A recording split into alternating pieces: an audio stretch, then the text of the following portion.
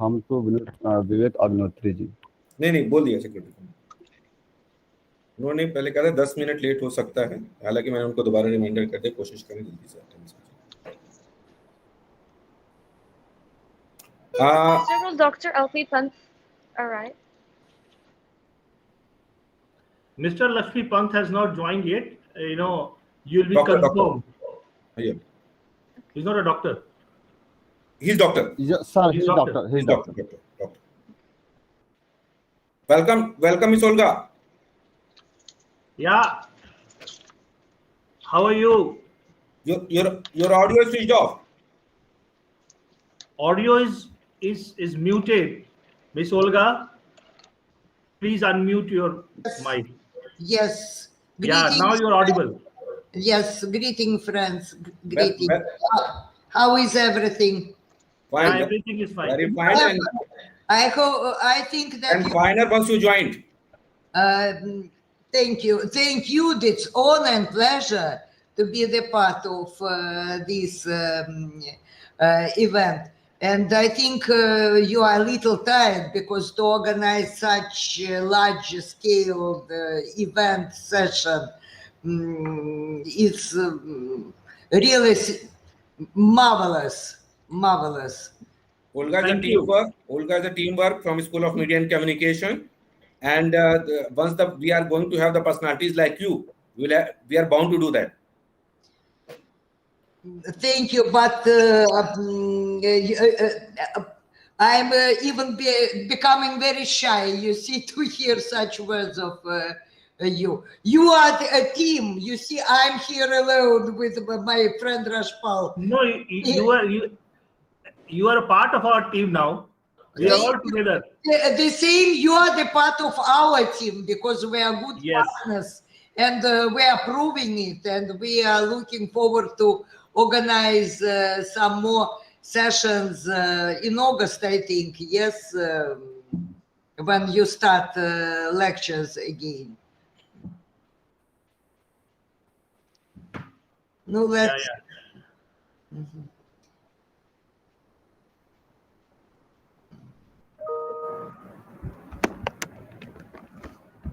Students would be attending or only speakers? What is your aim?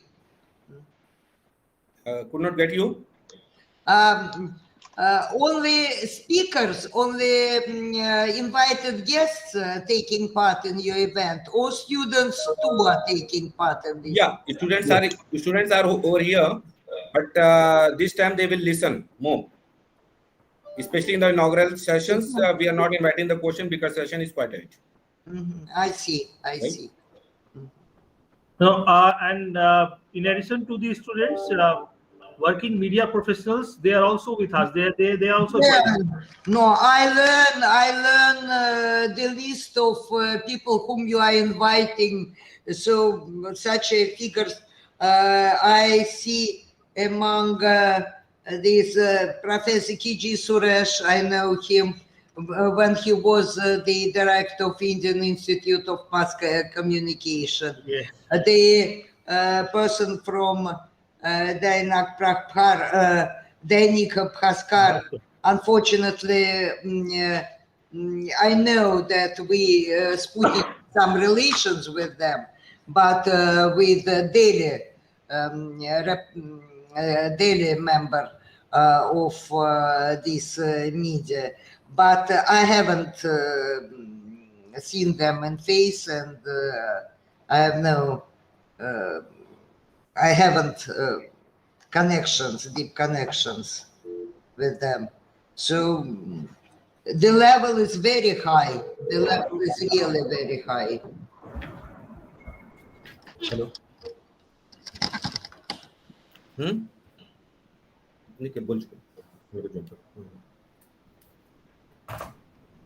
Sir, there is information from IT department that we are going live. Okay. That's great. Take away sanitizer from the site, because sanitizer is now the part of our life. Masks, sanitizers, but yes, what's to do?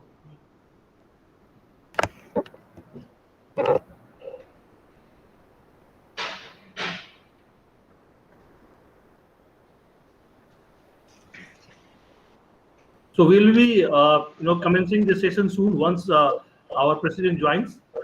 So we are just waiting for him, and it's a pleasure. Meanwhile, we get some time to interact with each other. We are, seeing all of us after a long time. And it's pleasant to see that after a long time, all of you like Rashpal or Miss Olga, they look fresh. So in spite of all the challenges, the people look so fresh. So it's been great to see all of you and the participants whosoever have joined. It's nice to see them. Yes, thank you very much. Very kind words. We must be fresh because in front of these challenges, we must pull ourselves together and continue working for future. You see, this is the sense of the life, just to overcome all the difficulties which are on our way. Otherwise, the life loses its sense, you see.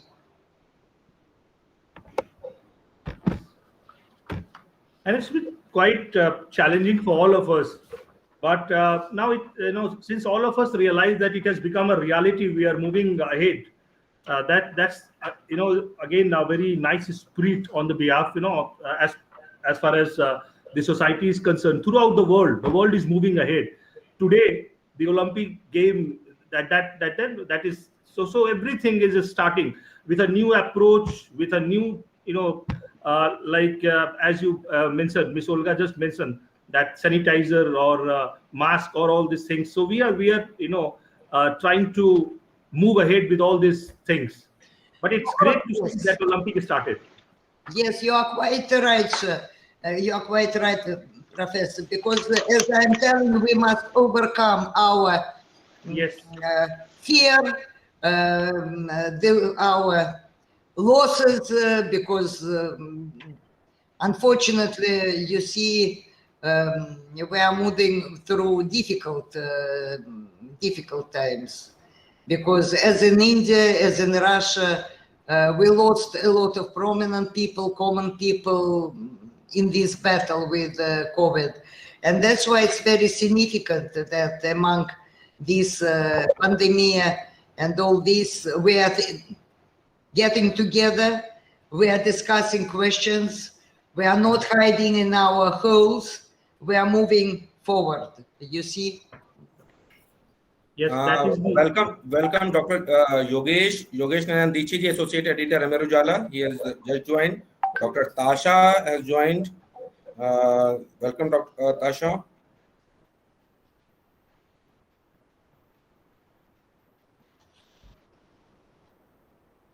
Welcome to all.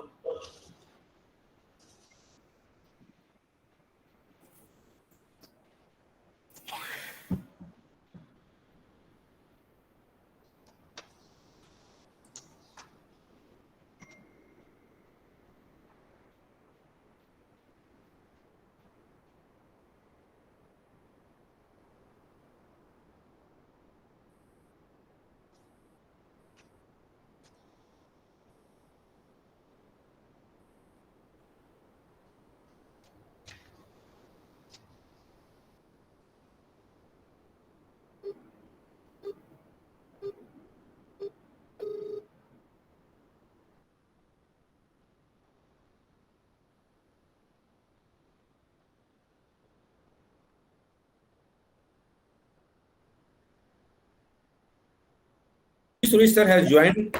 Cordial welcome, sir. Hello. Hello. Amit ji, KG sir ने join कर लिया, देखिए जरा. Yes, sir, I'm checking. Now he joined. Yes, now he's joined. Welcome, Good morning, sir. Namaskar, good to see you. Sir, your blessings are always with us, and again, we cordially welcome you, sir. Amitabh ji, Subhash ji, and oh, I also see my good old friend Olga. Yes, Hey, Professor. how are you? Yes, She is Professor. remembering you, sir. Do you remember our meetings? Oh, Yes. yes, absolutely. How can I forget? Now I am in Bhopal. Oh, I see. Anyway, because you see, distance can't stop us for our future communication. Absolutely. Yes, and let's be in contact, Professor Suresh.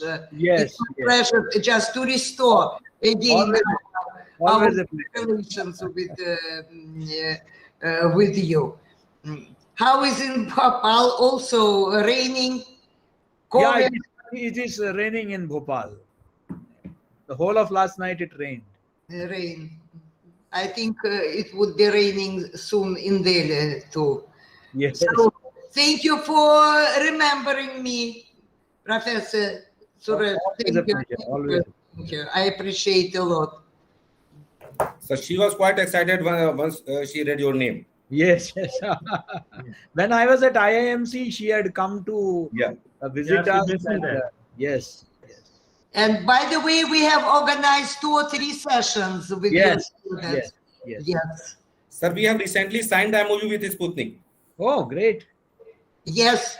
We have MOU with Manipal University. This is very significant because this is first university not in Delhi, you see, because these online and Zoom interactions, I can tell that every rainy cloud has its silver lining. You see, it gives us opportunity to establish contacts not only with universities, media in India, but because you see, like Moscow is not the whole Russia. Delhi is also not the whole India, you see, because we are such big countries that you see, it's very interesting to have good relations Absolutely. with the media, with universities all over India, not only in Delhi.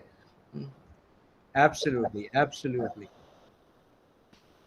And we have signed MOU with Manipal University, Sharda, James. We have good relations with Bharati Vidya Bhavan. Then you should come to Bhopal also. One day, sir, one day, you see, first, I haven't been to Moscow for 2 years, sir. This is my dream first. But, and after that, I'll start traveling if situation allows me all over India. Sorry to disturb you, ma'am. Actually, our president, Professor Kaju GK Prabhu sir, with us. Padel, welcome, sir. Good morning, sir.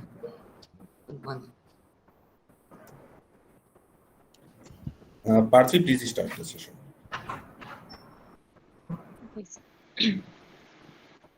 Now that we are up and running, I hope that we can go on and get started. Good morning and a very warm welcome to all those that have joined us today. Our audience, students of Manipal University Jaipur, and our journalism and mass communication department's wonderful faculty members. I am Parthavi Rathore, a student of Manipal University Jaipur's journalism and mass communication department, as well as today's moderator.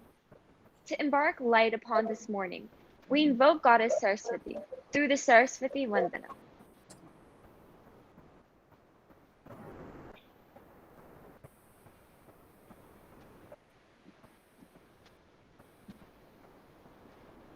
Avani sir. या कुन्देन्दु तुषारहारधवला या शुभ्रवस्त्रावृता या वीणावरदण्डमण्डितकरा या श्वेतपद्मासना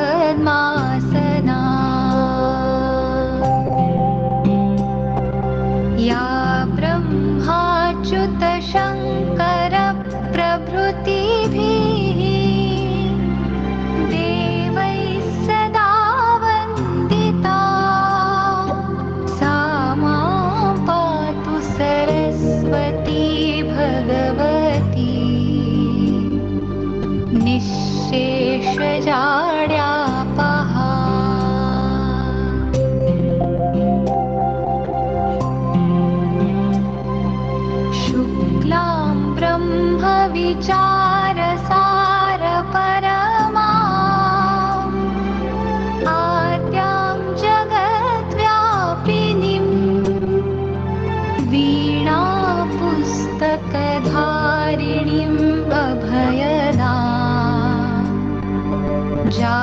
अज्ञानाञ्जनशून्यविद्यान्धकारापहा हस्ते स्फाटिकमालिकां विदधतीम्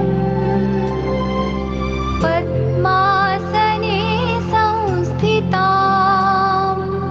वन्दे तां परमेश्वरीं भगवतीं बुद्धिप्रदां शारदाम्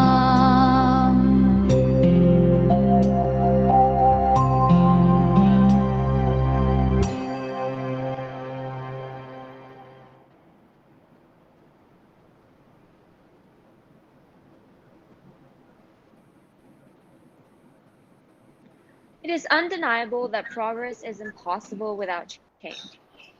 Luckily, a great deal of change has led to the opening of new avenues for the media and entertainment industry, paving way for the progression of the bright future in store for the newer generations.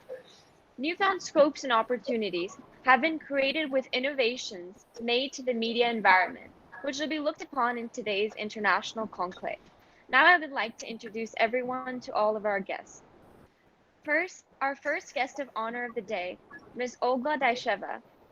She is the representative of Sputnik News Agency and Radio in India.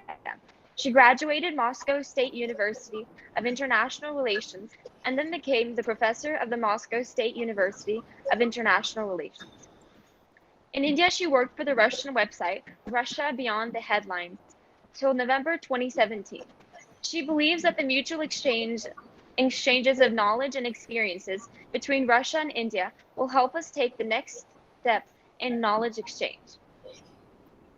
I would like to introduce everyone to our second guest of honor, Mr. Vivek Ranjan Agnihotri. He is a national award-winning filmmaker and best-selling author. He is a popular public speaker and speaks on social political issues in various institutions. He has directed films like Buddha and a Traffic Jam, dealing with the theme of urban nationalism, and the Tashkent Files, which is one of the most successful films in recent times. Also, his debut book, Urban Naxals, became the fastest-selling #1 bestseller. Additionally, he has served as chairman of International Jury of International Film Festival of India and on the jury of National Film Awards, and the list goes on with his marvelous achievements. Forthwith, I would like to introduce all of you to our keynote speaker, Dr. L.P. Pant. Dr. Pant is a national editor at Dainik Bhaskar newspaper. He has more than 24 years of experience in the media industry. He had worked with Amar Ujala and many other newspapers. He has written 2 books on journalism. Out of them, Himalaya Ka Kabristan and Newsman at Work are widely used for practice of journalism. Dr. Pant is mainly known for his ideation of news. He is not only a journalist, but he is a university for journalists at young age. Now I would like to introduce everyone to our chief guest, Professor K.G. Suresh. He is a New Delhi-based journalist, columnist, and communications specialist. He is the Vice Chancellor of Makhanlal Chaturvedi National University of Journalism and Communication, Bhopal. Earlier, he has served as the Director General of Indian Institute of Mass Communication in New Delhi. He was the Senior Consulting Editor with DD News, Editor Consultant with Asia Tech News Network, Chief Political Correspondent with Press Trust of India, and the Group Media Advisor to Dalmia Bharat Enterprises, and the list goes on. He is an exceptional personality. On that note, I would like to pass over the screen to Professor Amitabh Srivastava, Director, School of Media and Communication, to welcome our guest speakers. So it's a proud moment for us. Sir, Honorable President, sir, who is our mentor, who is the motivating force for all the creativity which we do in our university. Honorable K.G. Suresh, sir, who is our mentor in this entire field. He is Vice Chancellor, Makhanlal Chaturvedi University of Journalism, the oldest university of the journalism in Asia. And he is the guiding force for all the creative works in the journalism and academia which we are having. Vivek ji, a name in the meaningful cinema, who is the director and the scriptwriter of the films like Tashkent Files, Buddha and Traffic Jam. Our old friend, Ms. Olga, with whom we have signed the MOU recently, and the creativity, and right now she has become the symbol of our close relation between the India and Russia. Namaskar, Vivek ji. All the dignitaries, our respected Dean sir and the Pro President sir, who could not join this particular session since he had to take the vaccine and all that. So his blessings are with us. Our respected registrar sir, all the guests, our own HOD, dear friend Dr. Subhash, all the faculty members, guests, and dearest students. We are celebrating this year the decennial year of Manipal University Jaipur. And you know that 10 years in the journey of any academic institution is very less. But even then, with the guidance of our great leadership, we are having something to showcase as our achievements. All our faculty members are PhDs, and with a very rich experience of industry, media industry, and as you know that matters.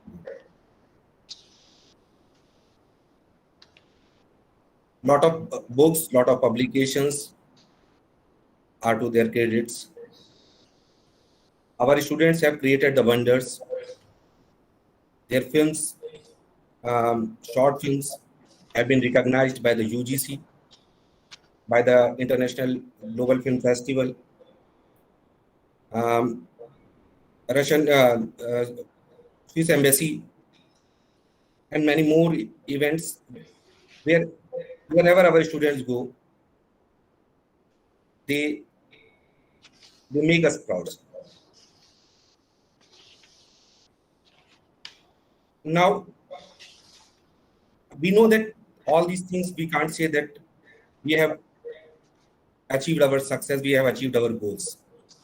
We know that destination is long, goals are too high, and that motivates us. But while achieving that particular goal, we want to remember, we want to bring that particular thing in the mind of our students, that never forget your social concern, never forget the commitment towards the cause. So our students have made the wonderful movies on our Indian culture. They have made the short films which has recently been awarded in the Global Film Festival like this Natak. They made the films under the guidance of Dr. Reyes on ragging, which was awarded by the UGC. Problems on the social psyche and all. It was guided by our own studio in charge, Mr. Apur. So all these things are being done. But what next to be done? We know that the challenges are quite big. The social concern matter a lot right now. The global concerns are quite high. So to meet all these challenges, we need the sessions like that. We need the conclave like this. Sir, in these 2 days international conclave, we would like to ponder on the issues related to the media and entertainment industries, on the emerging fields of the communication, like health communication, strategic communication, and all that. various luminaries, many VCs going to join this particular session. Media and icons of the media industry will pave our path. Again, from the core of my heart, I welcome you all. Thank you. Thank you, sir. Now I would like everyone to watch the video that Manipal University Jaipur's Journalism and Mass Communication Department has put for all of you.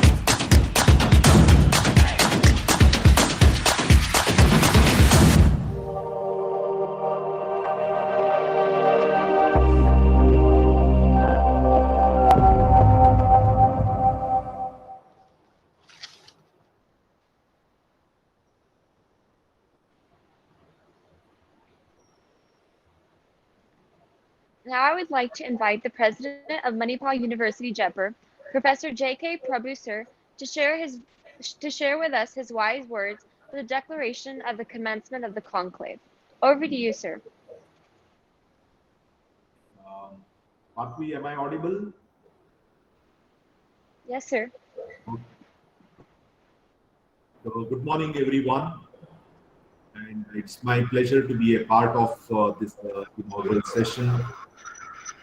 The guest of today is Olga Shiva, Mr. Vivek Ranjan Agnihotri, Dr. L.P. Pantha, so Professor K.G. Suresh Ji,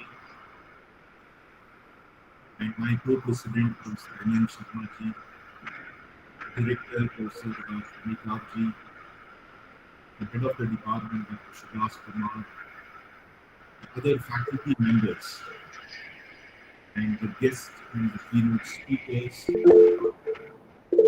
the student friends, invitees, ladies and gentlemen. So it is my pleasure to be a part of this session, and especially on the topic, an online international conclave on changing face of media and entertainment industry and emerging trends in communication sector, which is organized by the School of Media and Communication of our university, Manipal University Jaipur. First of all, I congratulate the organizers and also send my warm welcome to all the guests.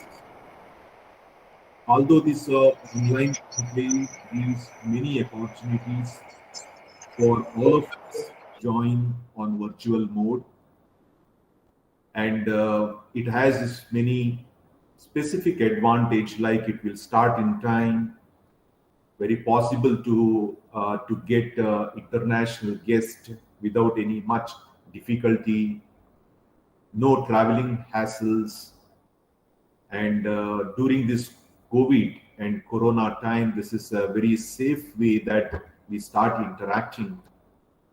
Everything looks fine, but however, as a Vice Chancellor of this university, I missed this opportunity to host all of you in this one of the beautiful university campuses in India.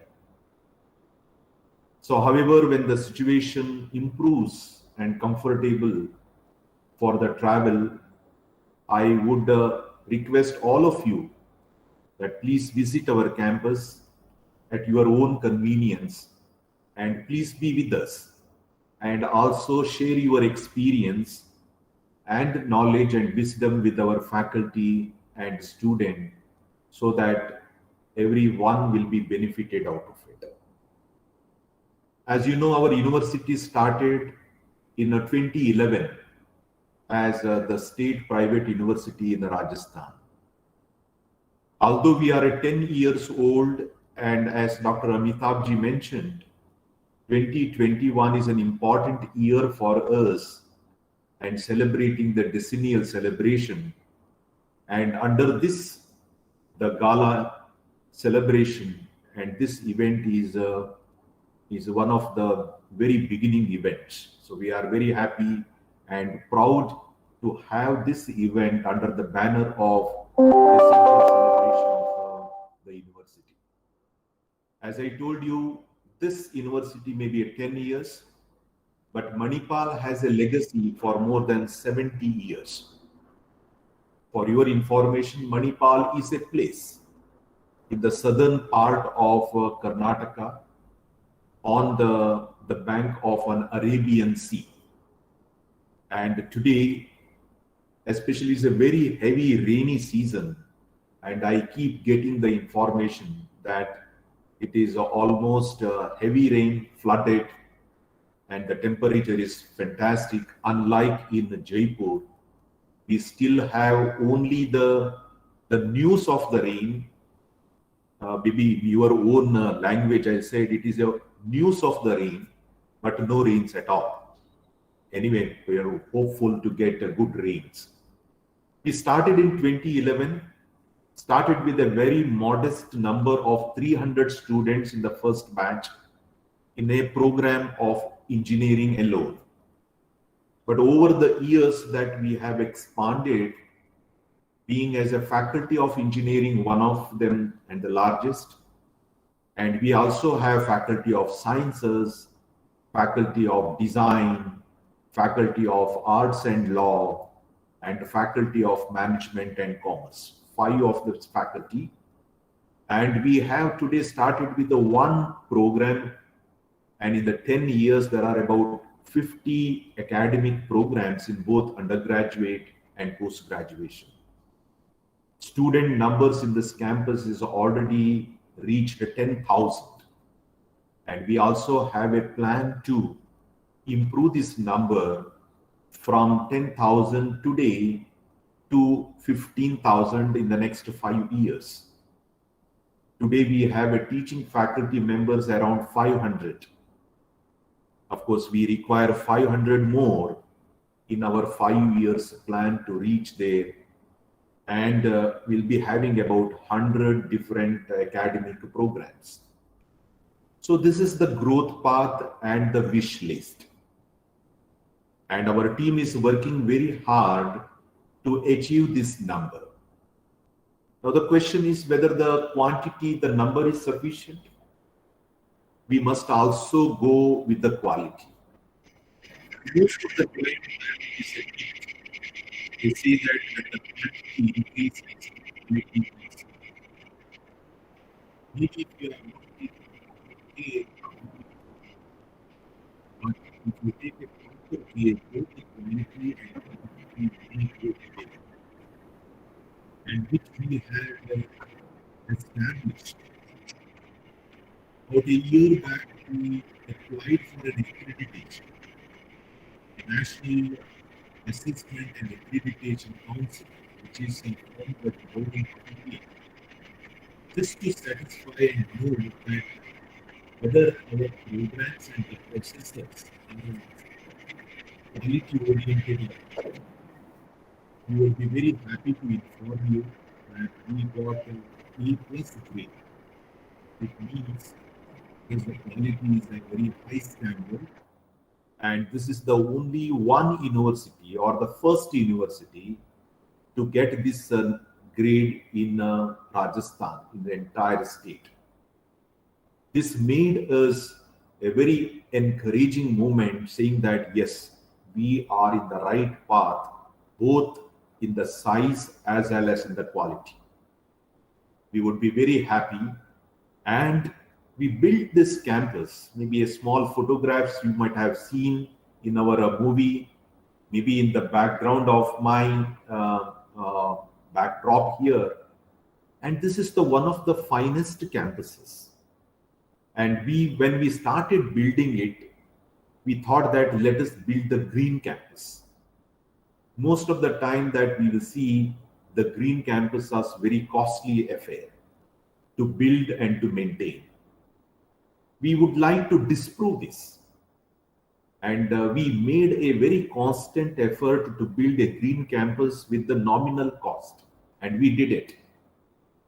And this is one of the very few green campuses, and that too in the educational sector. In the corporate, there are many. What we mean, it is an energy conservation, water conservation, and many other green concepts that we have. And just to highlight few of them, nearly about 2 megawatts of electricity is being generated by the solar power. All the top of the buildings are being given by the solar panel. And this is the zero discharge campus. Although the rains are very less, but if it rains, we will not allow a single drop of water outside the campus. So we will put a lot of effort in the water conservation, rainwater harvesting, building a lot of greenery around, multiple time usage of the water, STP plants, sewage treatment, and we would like to keep this whole campus as a laboratory. And it is an opportunity for my faculty and students to learn about this green campus and feel happy and proud of it. We have also developed a certificate course so that the student can also learn about the green concept and become an auditor for the green campuses along with the program what they have it. because moving forward, majority of the buildings are becoming green, and there is a need for a large number of auditors, and for which we have started the resources in the form of a certificate course. And as far as the media and communication is concerned, this is one of the very premier programs of our university. We are very happy to see that the faculties are very committed, and it is not only their degree it matters. Majority of them, they have worked in some media houses, whether it is a television, whether it is a radio, or whether it is some print media, new media, social media. They have worked with that, and they are coming here with a lot of experiential knowledge. We are very happy to have a very vibrant student community. Today you might have seen my Master of Ceremony, Dr. Parthivi Rathore, how beautifully she speaks, and such kind of a communicators that we require. Of course, they have this kind of a raw knowledge, but what is required here is a polishing. It is not that we are creating only the good people over here. We bring that fineness, and when they go out from this portal, they would be a very fine graduate, which leads into their own profession. I will not talk too much on the media, because sometimes it may be an out of syllabus for me. You are all the experts. But what I keep observing is I'm a good observer. And when I see this media, when I see this any kind of a news, so I find, yes, there is a need for some improvement. And these are these kind of a concepts and online conclave that we have it, by inviting the experts from many, whether it is an Indian level or in overseas, the media houses, the print houses, and the social media, the new media people, all of them, and the experts, the students, the faculty, everybody come together in the form of in the conclave and deliberate on different themes and what is good for the new media and moving forward. Whatever we have learned and heard at my generation may not be very appropriate to the next generation. So how this media has to evolve and make this impact on the new generation people who basically have a very less attention span.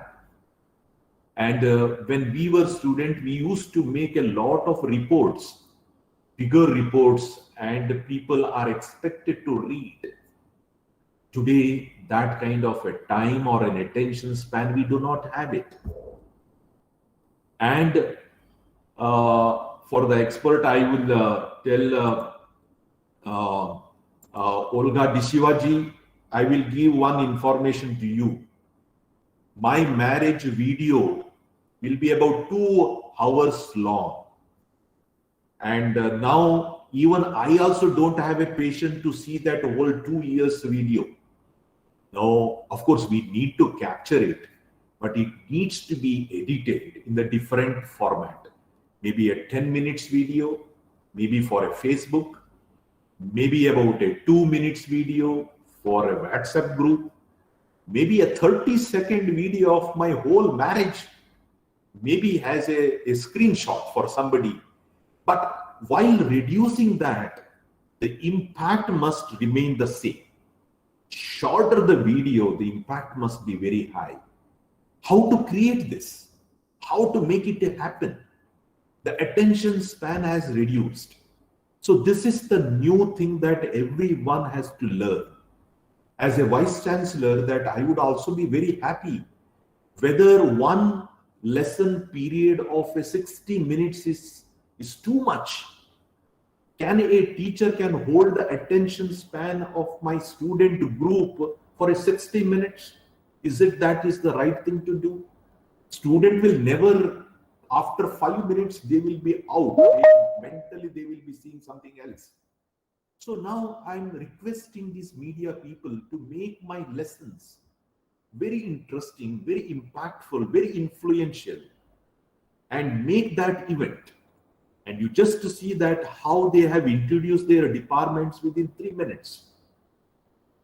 So this is the impactful, these things that it is being expected. And if you ask me how, I don't know, because it is not my domain. But if you ask me, it is required, I would say yes. Make it is a shorter, impactful. Whether it is a news channel or a video or whatever it is. And this is the one of the biggest challenges, so that everyone has it. And to reach the larger crowd and impactful, influential, but a shorter time. And this becomes a very challenging me. And I would expect that there would be some kind of a deliberation which happens, and for which there is a lot of creativity is required, and lot of preparation. As the old saying it says, for the Churchill, he used to say that if you want me to speak for hours together, you tell me now, I'm ready. But if you wanted to make me to speak for 5 minutes, give me 1 week, because I need that preparation. So the shorter my speeches, so longer the time that I require for a preparation and to make it happen. And today, your work may look very small for the visuals or for the viewers, but the kind of the preparation that you require is large. And I'm very happy, and this is one of the topics which I feel as an outsider, but there would be many of such topics, including the ethical part of it. And most of the time today, it is very easy to copy and paste or a cut and paste.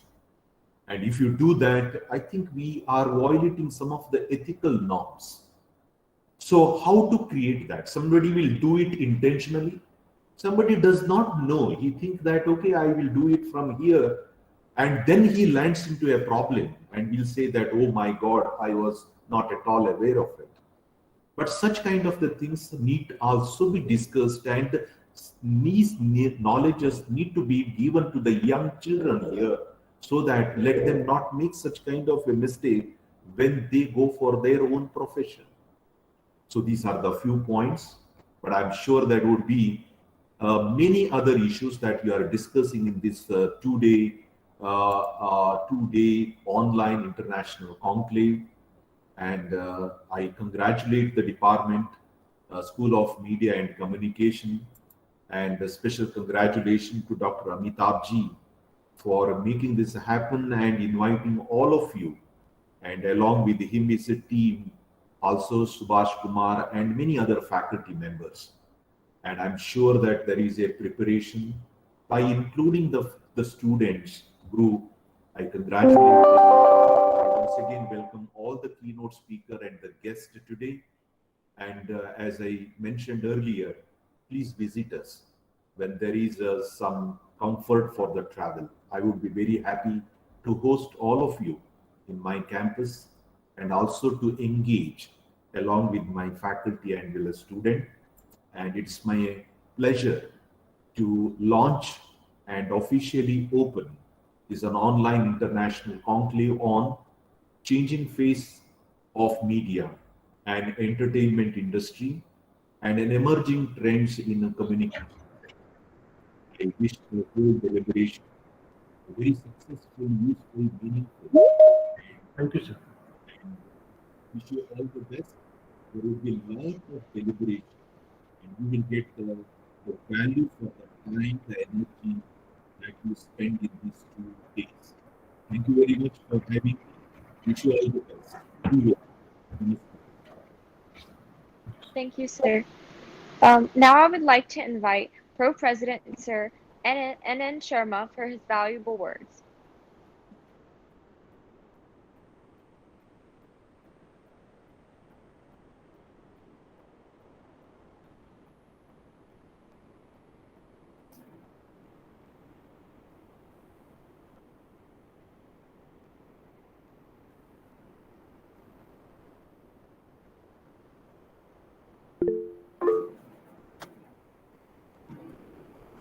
I think there is a technical error. You may continue for the next.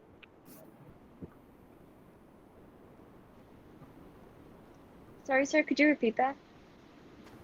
I think there is just some technical error. He is not with us. You may continue. Okay, sir. Thank you, sir. So without further ado, I would like to pass the screen to Ms. Olga Daicheva to elaborate on her thoughts of the changes that are present in the innovative media industry. Over to you, ma'am.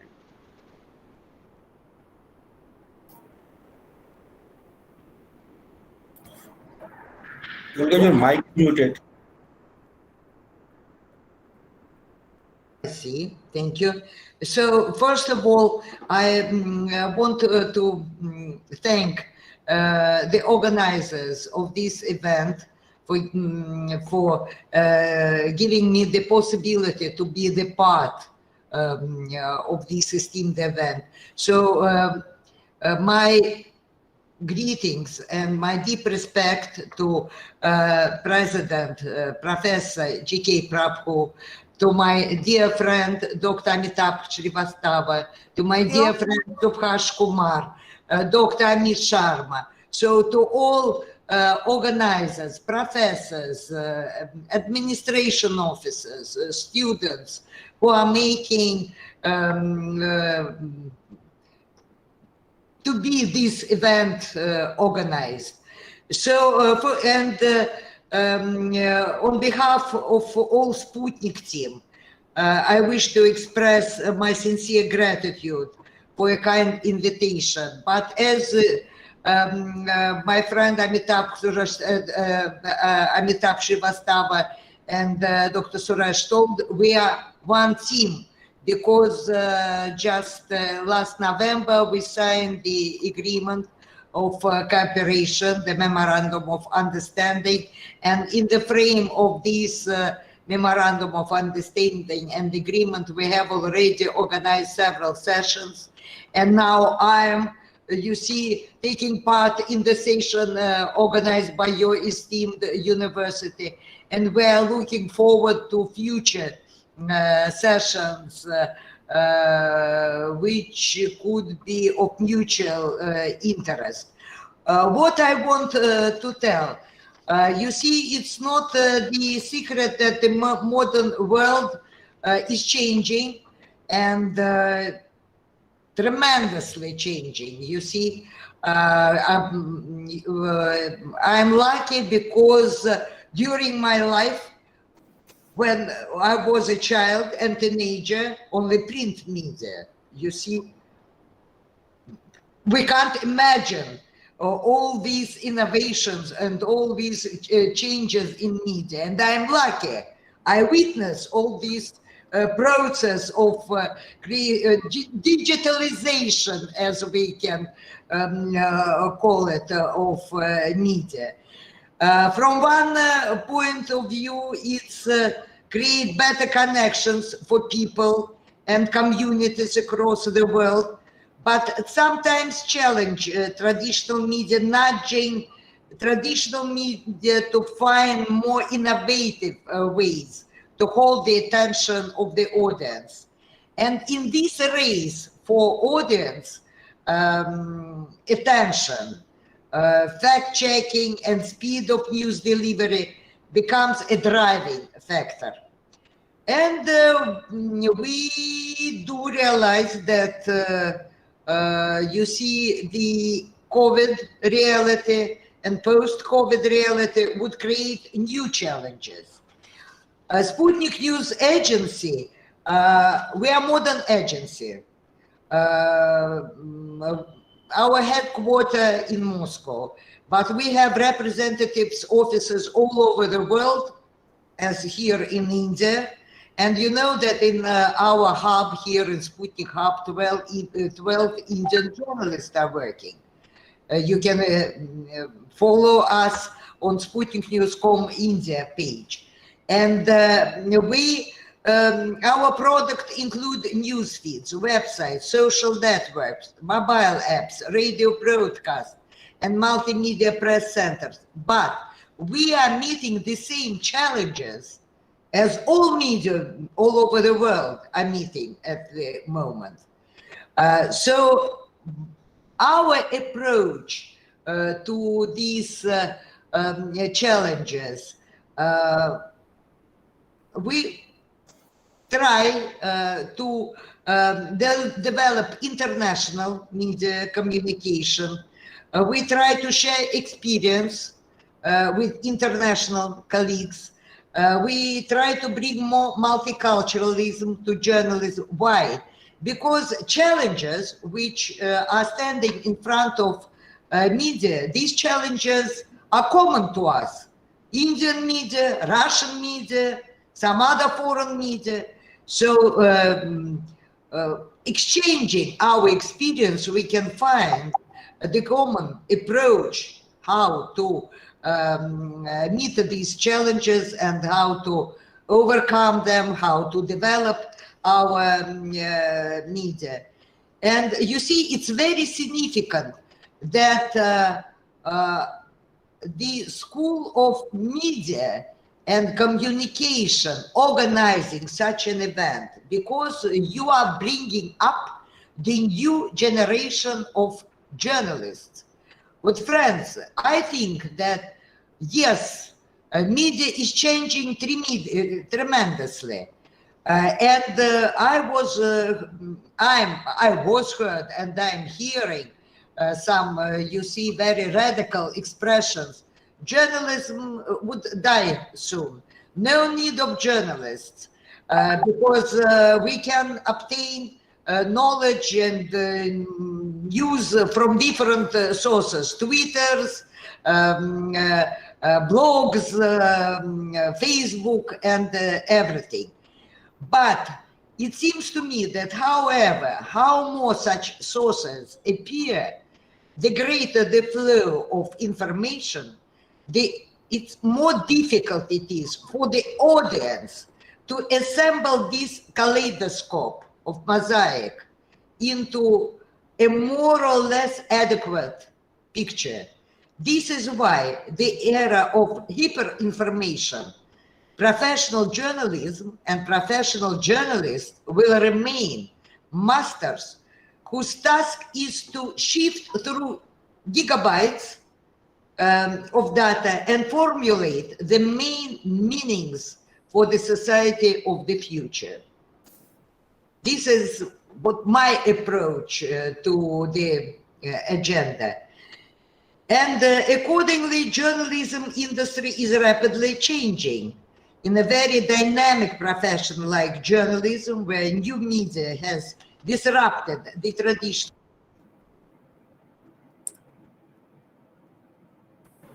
Respected ma'am, your microphone is muted.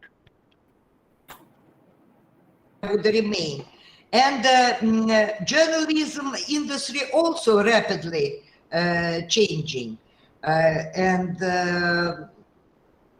Journalism must be on alert and must be ready to new developments in the profession, and otherwise journalism can become the relic, you see. And in these circumstances, why, what you can ask us, why Sputnik News Agency, what news agency, why we approach universities? Yes, yes, we establish very good relations with the Indian media. We have the agreements of cooperation with ANI agency, PTI agency, Bharat Khabar, Hindi website, and some others. We're exchanging content. I have very good relations, and I'm rather no good figure on the media field of India. But why universities? Because this is our future, you see. So these journalists, these students with whom you are working, they are meeting, and they will be meeting these challenges. These, you see, changes, they would meet the changing face of media. Sorry for my lack of English, but I think you understand what I mean by telling them.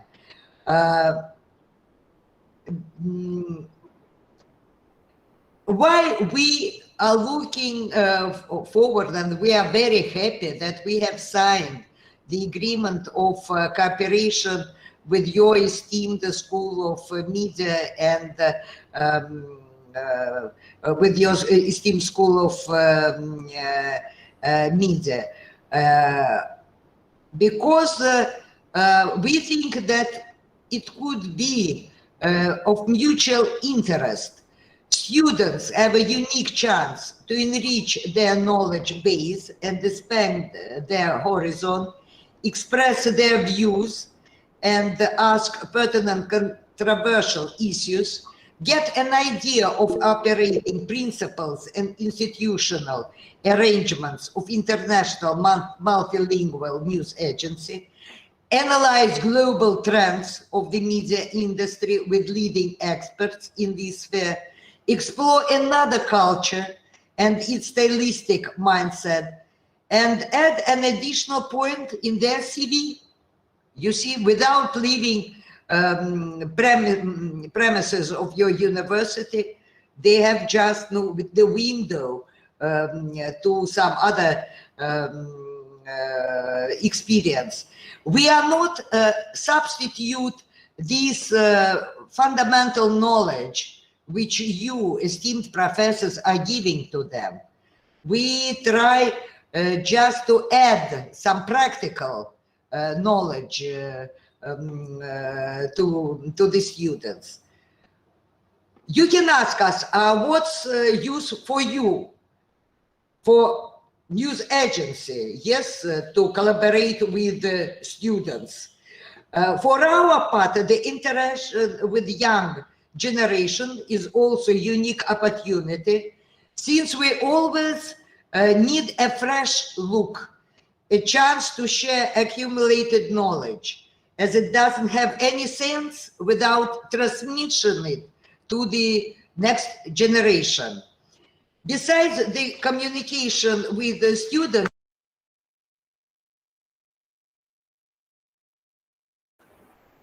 Hello, ma'am. Sorry to disturb, but your mic is muted.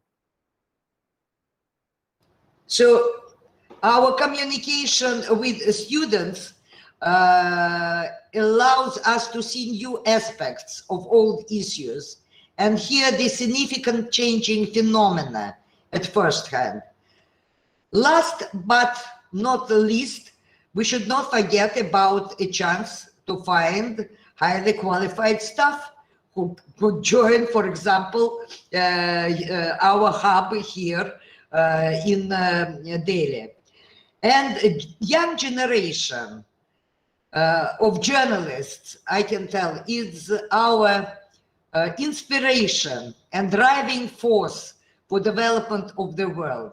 You see, I am professor myself, and you see what I envy you at the moment, dear professors, because every day you are looking in the eyes of your students, you see, and you feel these fluids, which are exchange of fluids between you and your students.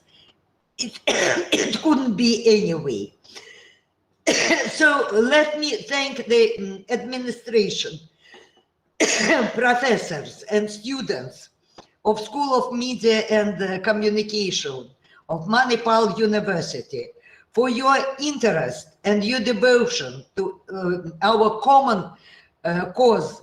And I believe that together we will be able to change this world for better, preserving the best. And by the way, all the time I'm repeating, have a look, Russia and India, India and Russia, we have a lot of agreements in diplomatic sphere, in defense sphere, in economic sphere. Name me some agreements in media sphere. No, practically no. You see, so that's why, but my activities here in India are, as you know, I'm living in India totally for 20 years. As I'm joking, I'm 1/3 Indian. You see? So what I think that my activity, the activity of my colleagues, with my dear friend Rashpal Gasgotra, with my 12 Indian journalists who are working here, with other staff, with Moscow team, you see, because we are very good tandem, that we are contributing, you see, in establishing good relations of mutual, you see, interest in media sphere. Just an example of these agreements of cooperation with your esteemed university. We are putting bricks, we are putting, you see, solid bases, and who knows, maybe in future our governments, our country could sign some very big agreement of cooperation of media.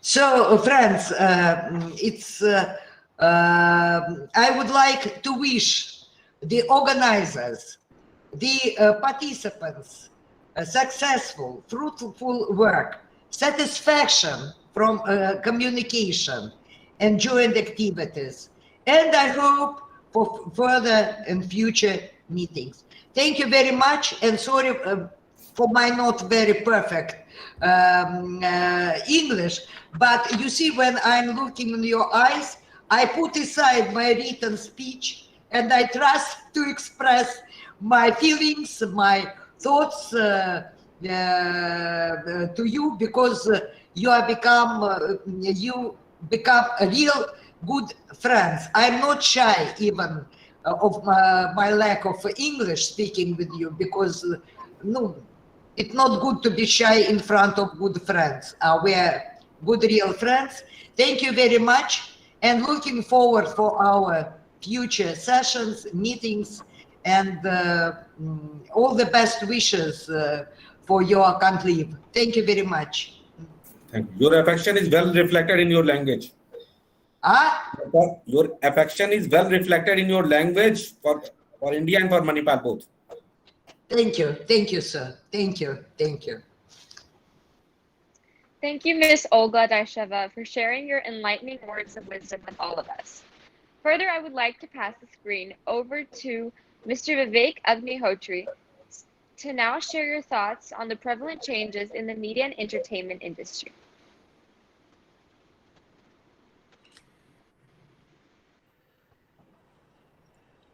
Good morning, everyone. Thank you for inviting me in such esteemed company. Thank you, Amitabh Srivastava ji, Vice Chancellor Saab, and my very good friend. In fact, I come from the same institute where Professor K.G. Suresh led that institute to glory. I come from IMC, senior batch. I'm very old batch, but so I am one of you. I am still, if there are lots of students who are watching this, they must know that I am also a student of media. Though I teach, I conduct workshops, I mentor a lot of young boys and girls, but never ever in my life for once I felt as if I know more than anyone else. I just share my experience, and I would like to just share that here. And I'm also learning all the times. I learned a lots of things with Madam Olga's wonderful, delightful speech. And I must thank you for sharing such wonderful thoughts with us. What I would like to highlight is that the role of media in the modern world is going to increase manifold. But it's going to transform. It's going to transform from the conventional, the traditional way we have looked at media to absolutely revolutionary way. Today, the maximum money is being invested in globalizing the world. Excuse me, I think some mics are open. Can people shut their mics, please? Microphones, can they mute it? Because there's a lot of disturbance and I'm not being able to focus. Yeah. No, sir, it is okay. Yeah, there are lots of people who have their microphones on. Yeah. Okay, so what we need to understand is that all the billions of dollars and efforts are going in researching how to globalize the world. Now, this globalization can work only when the masses, the consumers, behave in one uniform way. Though everybody talks about diversity a lot, but diversity is the biggest enemy of globalization. How will you sell one idea, one product, one brand, one news all across the globe? How will New York Times or Washington Post or the Times of India or Fox will connect the masses all across the world if they are diverse, which means diverse people will react in diverse ways. You need mass communication. You need masses. And therefore, the entire effort of globalization is to dumb down the audiences. And this dumbing down process, you will see everywhere, be it entertainment, be it literature, be it poetry, be it journalism, wherever there is a communication, everybody is, and it's very evident, people are not talking about ethics or morals. People are not talking about responsibility or answerability. The only thing corporations are discussing today are numbers.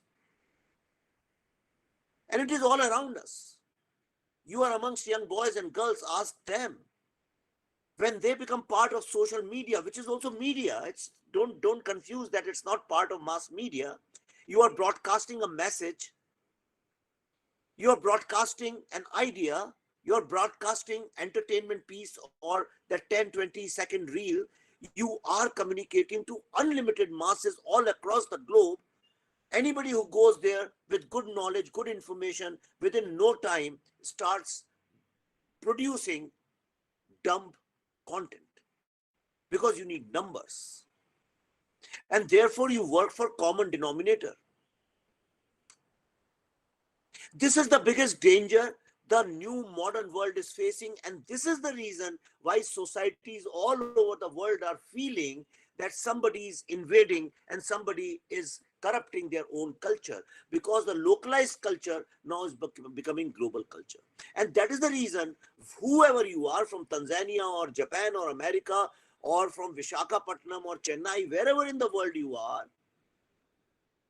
all across the globe, the minute you see Coca-Cola or you hear McDonald's, you have the same response.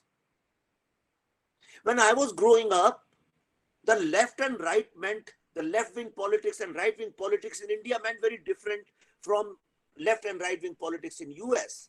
Now today, left and right means the same thing all across the world. And such is the power of dumbing down process that a young boy or girl in India very enthusiastically supports Black Lives Matter in US, which doesn't concern an ordinary life in India, but is totally unaware of the fact that in India, millions of girls cannot get married because of their dark skin, and he never ever does activism for that. Now, this kind of ideological, moral discrepancy in the world is causing re-emergence of what we call the right-wing politics, or what we call the conservative politics or the traditional politics. Why is it happening? It's happening because the corporatization of media and entertainment business has actually dumbed down societies, and therefore societies with their rich culture and their own intelligence, their own native intelligence, are feeling threatened. All of you have children. If you don't have children, you have youngsters around you. Who are their modern heroes? Who are the real gods today? These are Marvel comic books superheroes. All from Japan to US to Africa to Ethiopia, everywhere in the world you go, everybody thinks Superman is the modern God. And he will eventually come and save us. A small 4 or 5-year-old child starts learning these things. Today, Valentine's Day is celebrated all across, even in places like Meerut and Aligarh, who don't even know that Valentine was a saint, a Christian saint. They also celebrate it, and they are slowly forgetting how to celebrate Raksha Bandhan. This is the biggest threat globalization has created in front of us. Destroying local cultures, creating a uniform culture and value system all across the world so that consumers behave in the same way. One keyword can generate the same response all across the world, and that is what the idiot-proof economy is called. But it is also going to transform the way we have looked at media in a very revolutionary way. I'll tell you what is happening and what is going to happen. Now, this corporatized, template-based, organized media itself has become an establishment, especially after American politics. They have tasted blood and they realize that media can change governments, and that's what they are trying to do in India also, trying to influence the policy of India. You have seen the war between Twitter and Indian government. Just a couple of weeks ago, they said that this is just a sales office of Twitter. Yesterday, they have said that it has got nothing to do with Twitter. It's a local domestic production.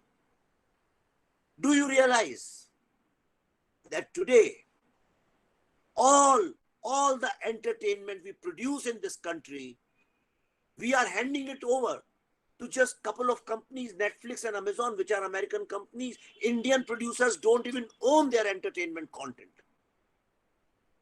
How will the new generations ever learn about Indian stories and Indian themes? And this is not just an Indian problem. People in France, Britain, Germany, they also feel this way. People in South Africa, people in Tanzania, people in Japan also feel this way. I was in Thailand, people there in Malaysia, they also feel the same way. They say our children know about Superman and Batman, but they don't know about our own stories, our own local heroes. They don't know about their own festivals, their own culture, their own value system, but they know everything which they learn from Instagram.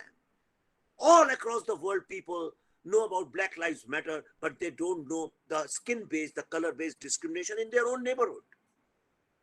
And this is the reason, in a very domestic, localized, very complex farmers' politics in India, the brand ambassadors were not Indian people. Brand ambassadors were Rihanna and Mia Khalifa, one a pop star and one a pornographic star. And they were outsourced. They became the brand ambassadors of Indian farmers' protest. This is the tragedy of the modern world.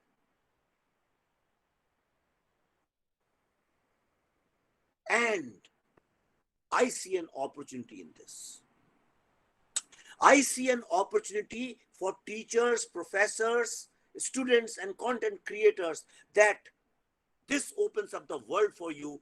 Please do not dream what Indian middle class has been teaching you to, जो हमारे यहाँ हिंदी में कहावत है कि पैदा हुए, graduation किया, LLB हुए, नौकरी की, रिटायर हुए, मर गए. Don't do that.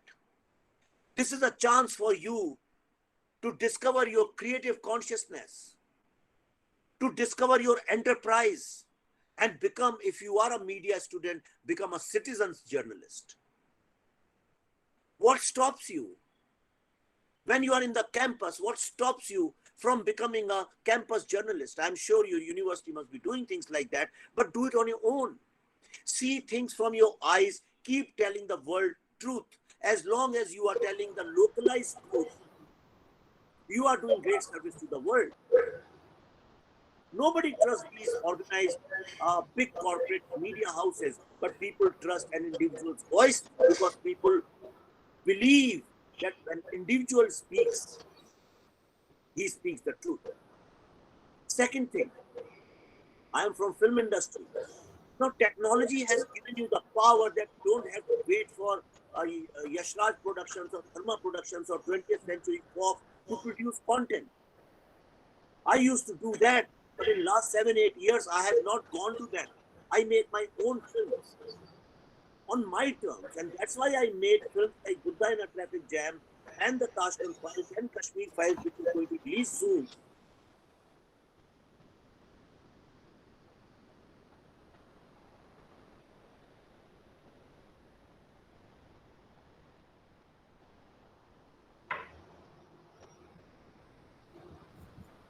Mr. Agnihotri, please unmute yourself. Sorry, when did I got muted? I'm sorry, I don't know. Okay, can you hear me now? Yes, sir. Just a few seconds ago. Yeah. कहाँ से miss कर दिया आप लोगों ने? Sir, just 1 second, 1 to 2 seconds. Just. Okay, I think somebody muted me. Okay, so what I'm saying is, in entertainment business, today you have a great opportunity to produce your own content. You have technology. You don't have to look at things from outside, which these big, huge cameras used to do. The big, complex, complicated technology used to do. Today, you have your phones in your hands, which shoot as very well. You have small cameras which shoot very well. Go inside the scene and shoot. Nothing should stop you from expressing yourself. The earlier world, the pre-globalization world, was all about impressing others.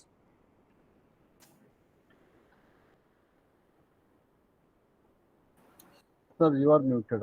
Okay, once again. No, I think somebody else is doing it. Somebody else is muting me. I'm not muting myself.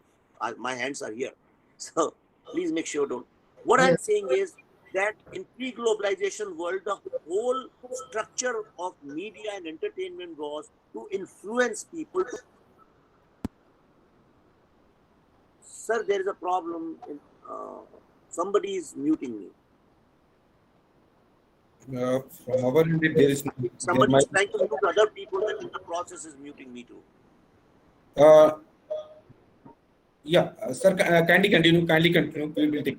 Yes, sir. I will take it. Kindly continue. Okay. So what I'm trying to say is that today you have the power of technology. Use the technology. What the big corporations and big studios and the media houses are using technology.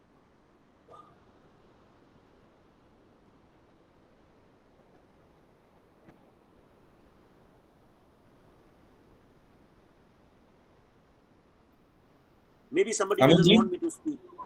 No, sir. Sir, all of us are willing. Sir, some mukhi, somebody has muted me. Anyway, so please use technology to your advantage. Okay.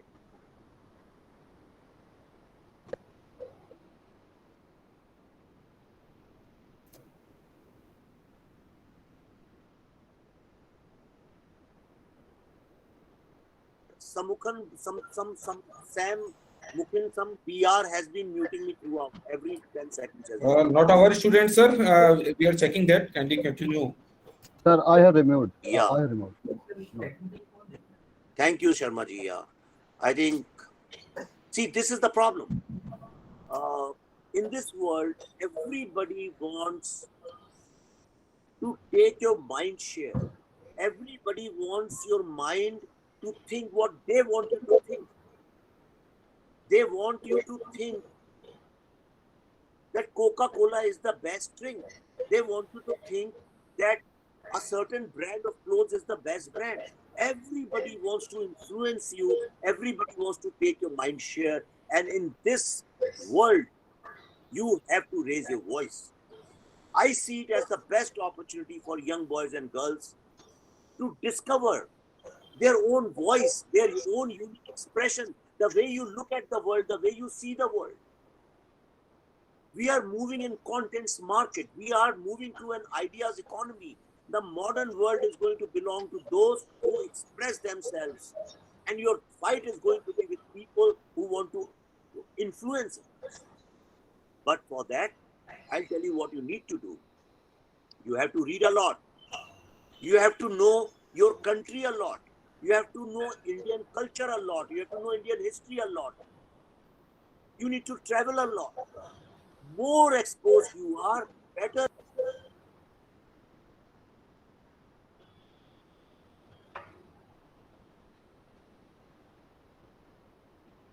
Sir, Shoyu Wasabi has muted. Shoyu Wasabi has muted me. I Yes. think these are some students or people who have joined. Yeah. Sir, Anyway. they might be outsiders. We are checking that. So, sir, kindly continue. We apologize for your inconvenience, sir. We apologize. Okay. See, this is the problem with the modern world. You have seen just now that a lot of people were trying to mute me. I understand why. Because they don't want my voice to be heard. It is true. Mr. Shoyu Wasabi doesn't want my voice to be heard because when I say you have to read Indian culture, you have to read Indian history, you have to celebrate your own culture.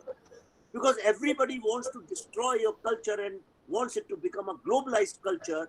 In that, if you are a smart person, you will have to understand how to fight these modern ideological politics.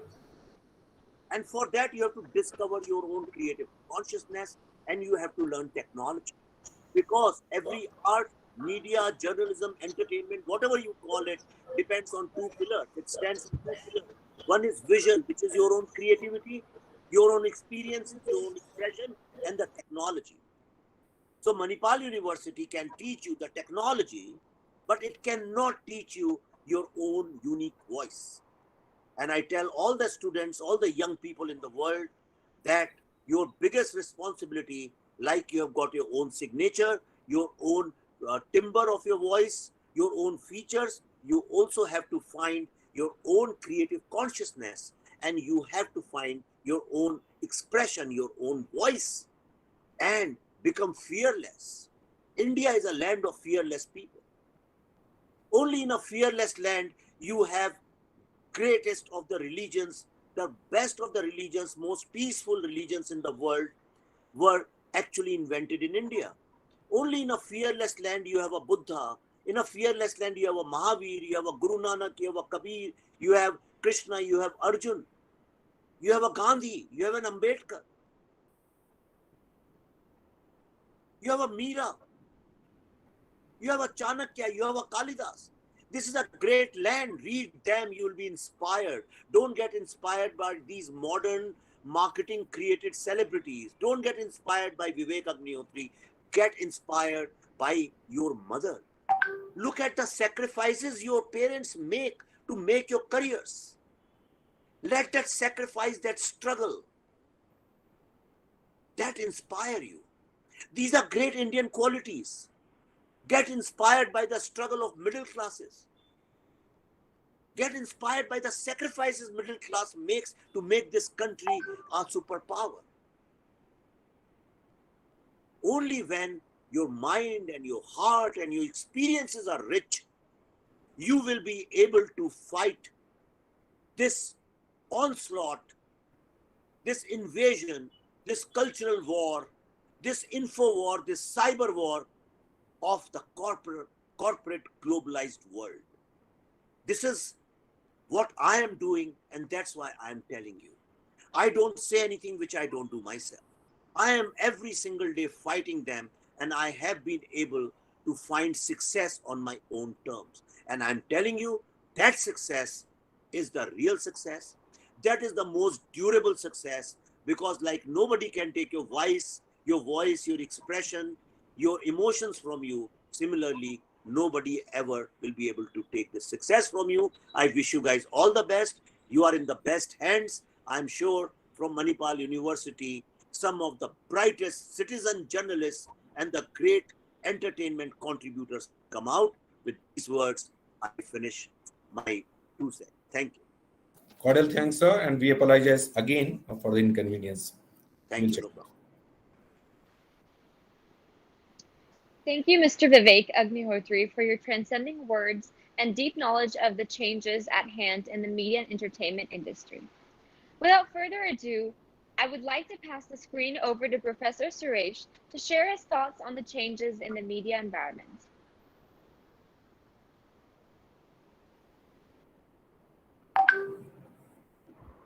Thank you, Parthavi.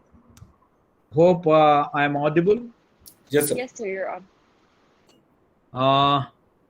Respected Professor G.K. Prabhu, Honorable President of the Manipal University Jaipur, the Pro Vice Chancellor, the Pro President, Professor N.N. Sharma, my friend, the eminent panelists who are here, and I think this is one of the rare platforms where I see all the panelists are my friends.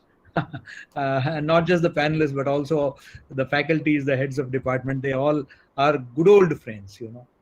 And I see a very dear friend, Vivek Agnihotri, one of the most brilliant filmmakers of our times and an alumnus of Indian Institute of Mass Communication. I mean, it was a very thought-provoking address that he made. Great to see my friend Olga. You know, we have worked together when I was in IMC, and great to connect with her.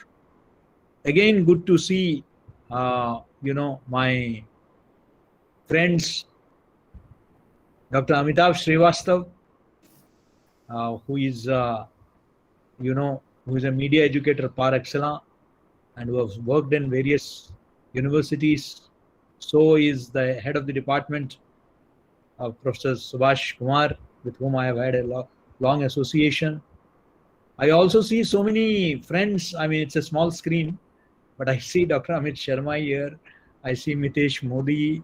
I see some other friends from other Rajasthan universities also. I was seeing Sunil Mishra, I think. Great to see all of you. I mean, thank you, Manipal, for reconnecting me to my good old friends. And congratulations for holding such an important, you know, conference, an international conference with perspectives from across the media and entertainment spectrum. I think my previous speakers have already, you know, addressed some core issues. So I would like to confine myself to the topic given to me because there is a time limit. You know, I've been given about 15 minutes. I think I've already exhausted 3 minutes. So this is the Take your time, sir. Take your time, sir. This is about the changing phase of media and entertainment industry and emerging trends in communication sector. And over the next couple of days, you are going to have the most eminent media persons and media educators who are going to address the delegates on this very important issue. You know, perhaps there is a reference. Often these such times are called when we say that we are at the crossroads or we are at an inflection point wherein we are not really sure about the future. But it's a it can be either a change maker, game changer, or, you know, it can be the end of many things. It can be the beginning of new things. So COVID, you know, in fact, I used to say that, you know, like history, you can divide into two parts, BC and AD, before Christ and Anno Domini. Similarly, media can be turned into or divided into two parts, BG and AG, before Google and after Google. Because we belong to the before Google generation. You know, we used to work manually, we used to work on typewriters. And today, everything is just a, you know, I would say fingertip away, all the information in the world. But I think now it's going to be a new definition. It is going to be BC and AC. So from BC and AD to BG and AG to BC and AC, before Corona and after Corona. The world was different before Corona and the world is different after Corona. And that is something that we as media persons and media educators have to realize. And That is, you know, that today we are fast moving into an online scenario. Gadgets are becoming cheaper. Internet is becoming cheaper. Recently, you saw in India, Mr. Ambani announcing a big 5G venture. You see, the mobile has become the aspirational symbol, not just for the middle class, but also the poorer sections of the society. And you see that today classes have shifted. Online classes are a reality. I have a friend who runs a village or a rural newspaper called Gaon Connection. So Mr. Nilesh Mishra. He tells me that a large number of his audience in the villages interact with him through the Twitter. Now, this is interesting, you know. So we thought that Twitter is something which is generally an urban-centric phenomena, more used by the so-called intellectual class. But Twitter is today being used by the common people like anything. And you see today, the big change that is happening is that when we talk about democratization of content, it is different from the revolution that has taken place in the marketplace. In the market, from a producer's market, the opening up of the economy post-liberalization, when we had the LPG, liberalization, privatization, globalization in the early 90s, what we saw was from a producer's market, we became a consumer's market where the consumer has choices. So he just did not have Indian Airlines and Air India, but he had a whole, bunch of airlines which he could choose. Same is the case with FMCG products, and you name it. So from a state-controlled socialist economy that we had, we started getting a lot of options. We just had remember, till few decades back, we just had the choice of Ambassador and Fiat. And now we have all the choices from all the world over. Now, what are going to be its environmental consequences? That's a different ballgame. But the fact is that in the same breath, media has also become democratized. But the biggest difference here is that it is not only that the consumer has choices, but the consumer is also the producer.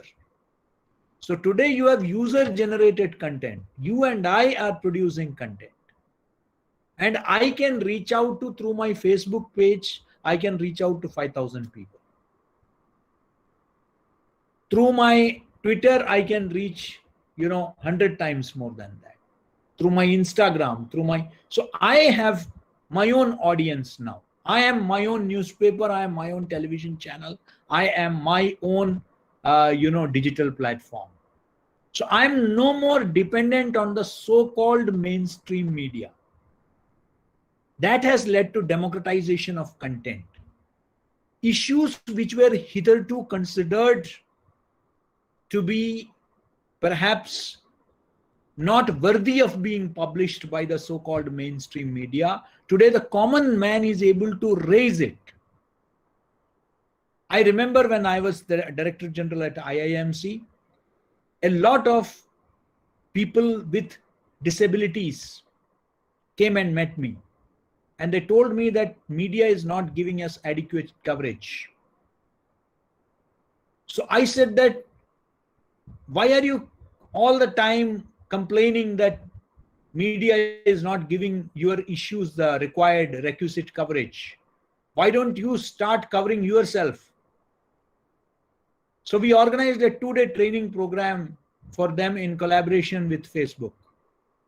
And the result is that all of them became communicators on disability issues. They started writing on disability. They started making films on disabilities. So today everybody is And thanks to this mobile revolution which has happened. That is a big change that has. Mojo, mobile journalism has come of age today. There was a time, because I was also the editor of India's leading television channel, the state-owned Doordarshan. And I can say that there was a time when we used to carry heavy tripods, heavy cameras. Today, leading television channels have replaced their big camera units with a mobile phone, with a smartphone. And that's what we give to the reporters and tell them, go and cover. And they're doing that. And you can not only report from there, you can write your blogs, you can do your social media, you can edit, you can transmit. So this has replaced a multi-story studio. That is a big change that has taken place. And who is helping? Technology, including artificial intelligence. AI is helping in facilitating customized content to the consumer, whether it is media or entertainment. So AI is able to track your choices, your preferences, and it is able to provide you customized content. So they know what is to be provided. You have global, institutions like Bloomberg, which are using AI-driven softwares like Cyborg to ensure that their subscribers get customized content. You have New York Times, which provides a weekly supplement to its readers based on AI inputs. Artificial intelligence is being utilized not only to provide customized content, but also to suggest to the reader options which he would have never considered earlier. This has been facilitated due to AI. Now, we need to understand that along with technology, content has also undergone a sea change. With the advent of the pandemic, today, more and more people are looking for trustworthy, reliable content on health due to this COVID pandemic. They want reliable information on health. Health and education has never got so much of coverage post-independence as much as it is getting today. So today the entire focus is on public health communication from page 1 to the last page. Every page talks about health facilities, vaccination resistance. You talk about it, and every issue of health, the condition of primary health centers in villages, rural areas, everything is being covered. Similarly, education. We always used to complain in this country that health and education are not getting the kind of priority that they should get. And today, education, online education, board examination, NEET examination, GE, everything is giving huge coverage. The state of how people are being left out, the huge dropout rate due to pandemic, the children of migrants, even the digital divide, people unable to get access to internet in the areas, rural areas, climbing on rooftop, climbing on treetop, climbing mountains to get the signals. These are making stories today. So there is interest, so much so that even at class 12 board examination, decision is taken by a meeting is chaired by none other than the Prime Minister, which was unthinkable. This is the importance of education today. The national education policy has come in between. So we have seen that kind of change. What else are the people looking for? People are looking for positive stories. People are looking for lifestyle related. They have realized that nothing is permanent. They have realized that life is so short. They have lost their near and dear ones. They want information about a lot of issues other than just politics and business. They are looking for content, quality content. Along with the pandemic, one of the major threats to global information order has been infodemic. The World Health Organization, UNESCO, UNICEF, everybody, the United Nations Secretary General, and even our own Prime Minister has flagged serious concerns over the disinformation campaign, over infodemic. In fact, if you remember in his last Mann Ki Baat, the Prime Minister spoke to some villagers in Betul district of Madhya Pradesh and told them, why are you afraid of vaccination? Because a lot of such content has led to vaccine hesitancy, vaccine resistance. And this is not just among the poor, semi-literate or illiterate people. I'm talking about affluent, rich people who are not taking vaccination because of a lot of disinformation.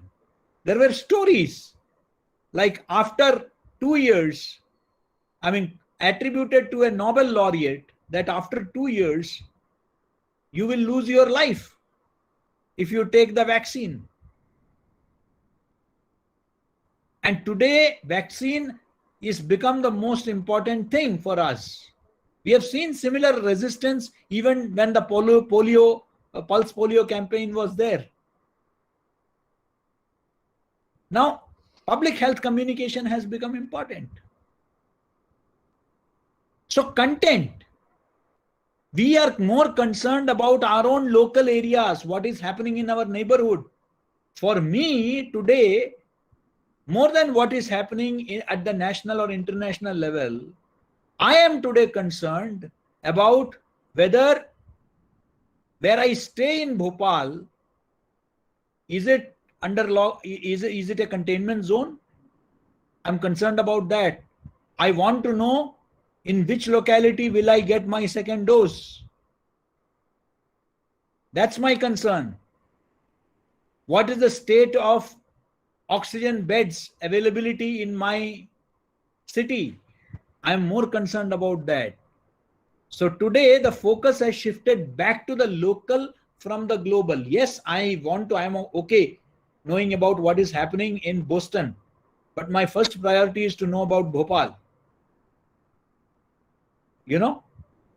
So a lot of local content. Now, obviously the so-called national media is not going to generate local content.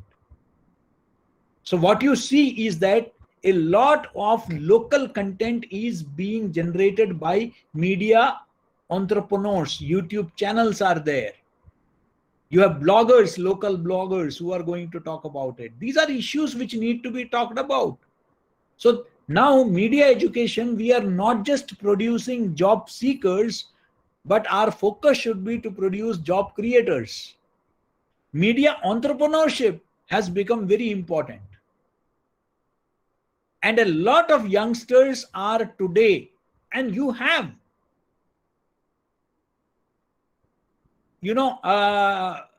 examples like Newj. It is N-E-W-J, Newj. You often pronounce it as Newj, but it is Newj. Newj, the way we talk in, say, UP or Bihar, we refer to news as Newj. So that is Newj, N-E-W-J. Now they come out with very small, brilliant videos, which are so effective. People go for these short videos. And these can be produced through the mobile phones. You don't need high-end cameras for that. People are sitting at home and producing content.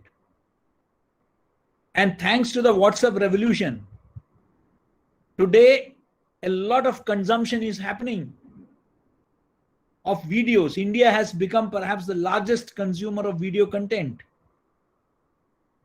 So there's a huge market for video, huge.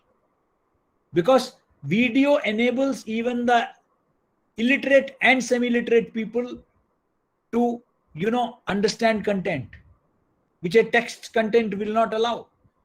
Visual storytelling has become the norm of the day. That is the big change that has come. It's no more storytelling.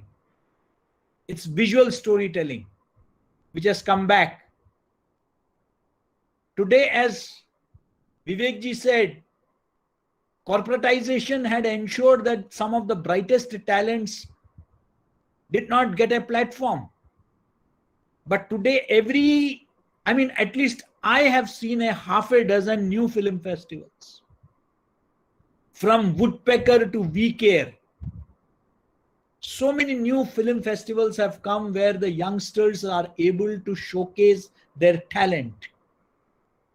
They are short video festivals, school films, media school films, film school films. They get an opportunity. Everybody is getting an opportunity to generate content and also gain acceptability. Youngsters, forget youngsters, I'm talking about senior journalists who are today launching their own YouTube channels. And they have huge following on those YouTube channels. So I think there has never been an opportunity in the past when independent journalism has flourished like anything. Because of the corporatization of media, we thought that many issues about the marginalized sections of the society, the poor, the downtrodden, they would never get highlighted. But technology has enabled that they are getting highlighted. That is the biggest change that I see.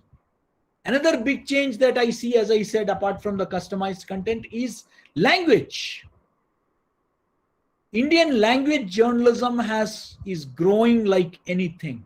More and more people want to read, watch, and hear content, listen to content in their respective languages. And when I say hear or listen, I'm not just referring to All India Radio or FM stations. Today, huge, big corporates, Indian conglomerates, media conglomerates like Times, HT Media Ventures, they are investing hugely into podcasts. And these podcasts are not just political. The podcasts are on mythology, the podcasts are on adventure, the podcasts are on music. Podcast has become hugely popular. OTT platforms again have democratized. Yes, most of them are still have foreign origins. But in India also there are, like those belonging to Z, they are here, which are offering a platform to the young filmmakers who don't have big budget films, who cannot afford the distributor costs, who cannot afford to, have films being screened in, A cities, in top multiplexes. They cannot. So these short film festivals, the OTT platform, I have seen in the last so many months of lockdown, so many beautiful films, low budget films on these OTT platforms. And they are being not shot in Ramoji Film City or Mumbai or abroad. They are being shot in small cities and towns like, Bhopal, Lucknow, Agra. These films are being shot. So I believe that, the media and entertainment sector, the last point I would like to make is that, because I think I have overshot the time given to me. The last point is that there's a huge market waiting to be tapped in the animation, gaming, visual effects, comics sector. That is where a lot of potential is. According to the FICCI KPMG figures few years back, an average of 16,000 jobs are being created in this sector every year, what you call the AVGC, animation, visual effects, gaming and comics, the AVGC sector. Now, obviously we have to create the manpower for that. I agree with Vivek ji when he said that, today you have Indian children who are hooked on to, anime series, the Japanese series, the Doraemons and the, all that, stuff that you get to see. Now, don't you think it's time that our own producers can come out with our own stories, which are in demand? When I went for the Korean Cooperation Council meeting in Seoul a couple of years back, it was a Korean communication summit, and I represented Doordarshan, and I found that in the conference, I found people from television producers from Thailand who told me that, we love Indian stories because the family values that you promote, we have similar family values in Southeast Asia also. We belong to the same cultural traditions. We would like to have more. There is a huge demand for Indian television serials in Thailand. People love to watch it. We get it dubbed in Thai language. We are not realizing this. Rajinikanth is hugely popular in Japan. We only talk about, the Bollywood heroes being popular in Central Asia, in Russia. Olga is smiling. Raj Kapoor, Raj Papa with his Mera Juta Hai Japani. Yes, absolutely. She's singing that song. So, so this is there, and we have enough people. Our youngsters are bright, brilliant. They have the potential to produce content for the whole world. Can we provide them the right kind of platforms? Can we give them the right kind of skills? I think this is the big challenge before Indian media houses and Indian media educational institutions. We need to ponder over this. We have the talent, we have the abilities, we have the technologies. What is required is to harness them in the right direction. Thank you so much for inviting me. Always a pleasure being with my friends, Amitabh and Subhash, and all other friends. And it would be a pleasure to, after seeing your beautiful campus and the description given by the Honorable President, the enthusiasm to visit the campus has increased manifold. I look forward. Cordially welcome, sir. Whenever you spare the time, please for us. Thanks a lot. Thank you so much. Indeed, all that you, Professor Suresh, had shared with us today is greatly appreciated. I am deeply thankful for your presence today. Now I would like to pass the screen over to our head of the department, Dr. Subhash Kumar, to propose the vote of thanks. Thank you, Parthvi. It's been an enlightening, session. And, first of all, I thank the management of Manipal University Jaipur, our Honorable President, sir, who always inspire us for such, gatherings, such activity, creative involvement, engagement. And Pro-President, sir, always extends his support for such things. So without their support and motivation, it's very difficult to have such programs. So thanks to the Manipal Management Group.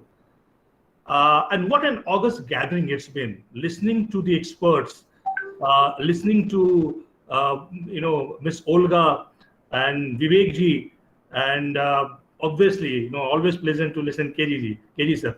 So I mean will the experience or the ideas, the thoughts that they share, like when Miss Olga talked about Indo-Russia relations, and also the she stress upon why this journalism or journalists will remain relevant. So all those things were very, very thought-provoking. And Vivek ji talked about the corporatization of media and entertainment industry. And on the behalf of our department and university, we apologize for all those technical hustle that came to Vivek ji. And KG sir, I mean, always pleasant listening you touched upon so many important things which are actually relevant to this 2 days conclave. You started with the basic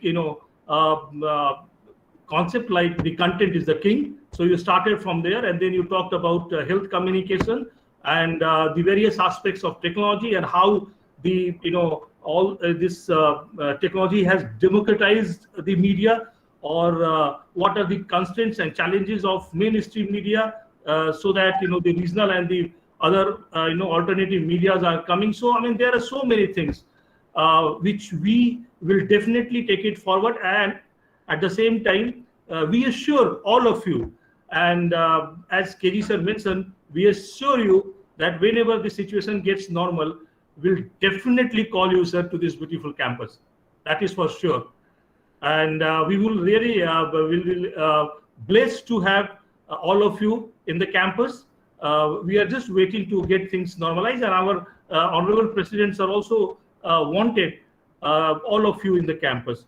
And with such a session, with such an enlightening thought by all of you, we think that in coming sessions, in this 2 days media conclave, we'll have some output that will definitely ponder over the issues that you raised. We'll ponder over this, and we'll come out with some sort of we can say ideas which we can share with the larger world. I thank all the faculty members, the director, Professor Amitabh Srivastava ji, all the faculty members for continuously working, Dr. Amit and the other faculty. So I really thank my students, dear students. Parthvi is there. Along with Parthvi, there are other students, all the students who have been very active and participating to this event. I really am thankful to the technical team. There were some technical, problems, but due to their effort, we could manage to come out. Last but not the least, I thank all the participants to be a very, patient, and they participated due to time constraint. My dear friends, we couldn't take your questions the way we wanted, but we have the other session. You can have your questions in that session. So I thank everyone to be a part of it. Thank you so much. Thank you. Thank you, sir. Thank you, everyone, for joining the opening session of the International Conclave. I hope everyone enjoyed and learned a lot from this enlightening session. Stay tuned for the next session with a sub-theme, Radio Tool for Development, at 1:15 p.m. today. Thank you and goodbye. Thank you. Thank you. Thank you all of you, sir, ma'am. Thank you. See you. See you, sir.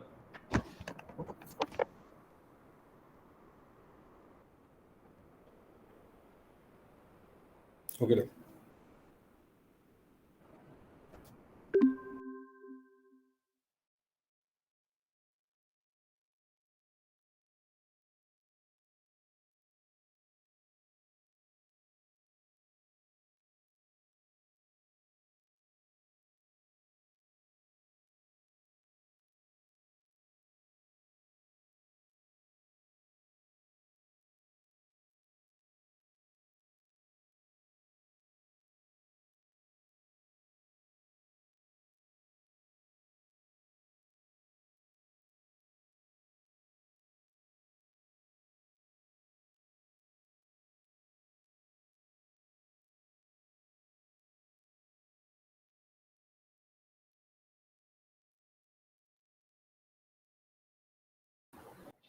Dear participants, our next session will start at 1:15 p.m. Thank you.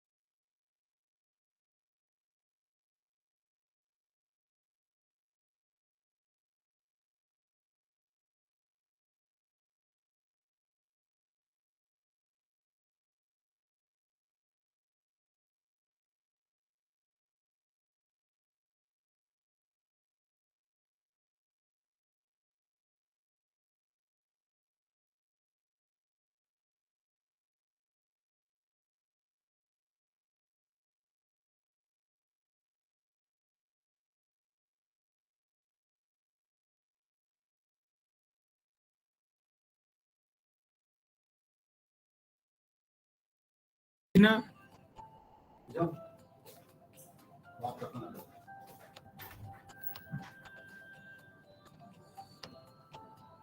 बहुत ही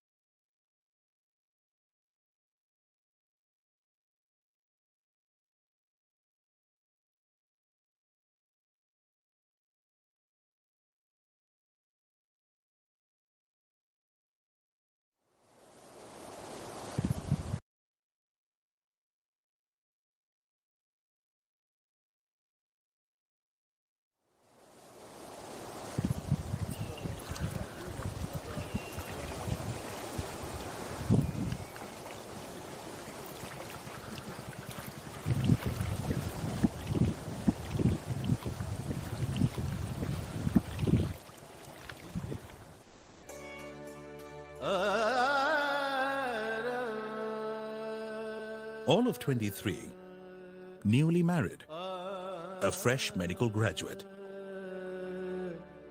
and looking forward to a new life. Young Madhava Pai had just sold some of his wife's jewelry to buy surgical instruments from Germany. He was all geared up to leave India and practice surgery in Hong Kong. He had debts to repay his uncles, who financed his medical education, and a large family, including his aged mother, to support. But that was not to be.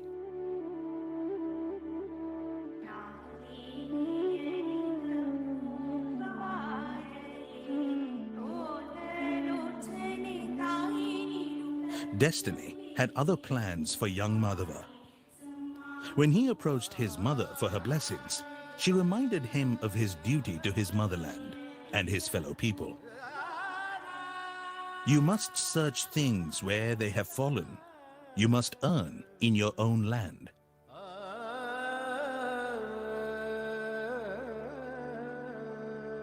With these words as his war cry, Tonse Madhava Anant Pai set out to achieve what many will call impossible.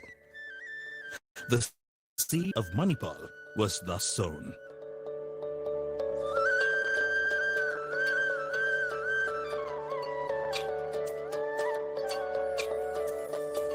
A journey of 1,000 miles begins with a single step.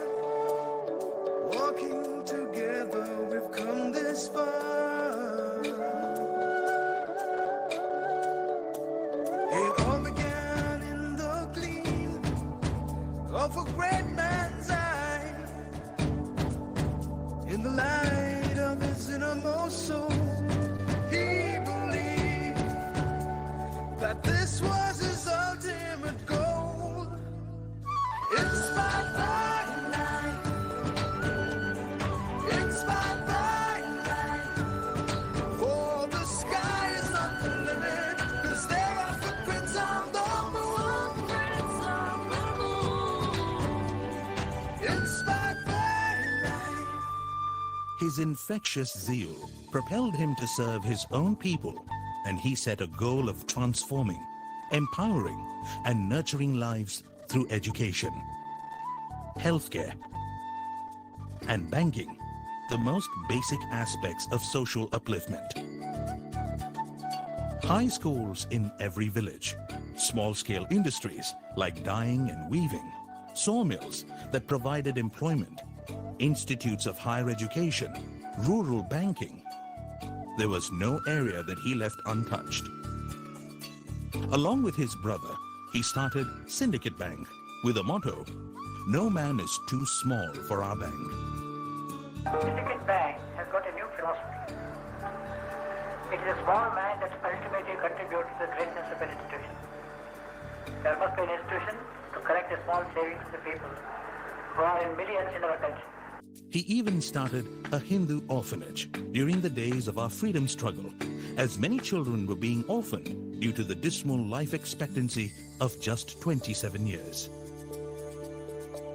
He brought sheer joy to the lives of the underprivileged. His relentless efforts transformed the barren land of Mannupala to the exciting Manipal University Township. Dr. TMA Pai was passionately driven. He even said all that he was doing was not work, but fulfilling the vision of the Almighty to serve the needy. His sense of social responsibility was complete.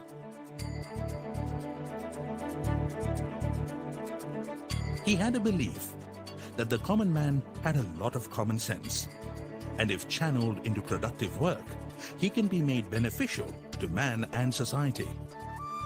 His idea of vocational training leading to employment was a far-fetched idea. But Dr. Pai was thinking out of the box, ahead of his times.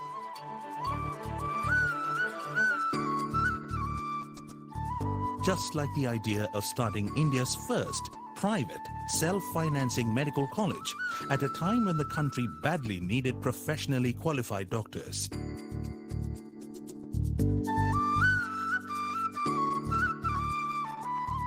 Kasturba Medical College, established in 1953, provided equal opportunities for all to study medicine. The Manipal Institute of Technology took birth in 1957, followed by a string of other institutions.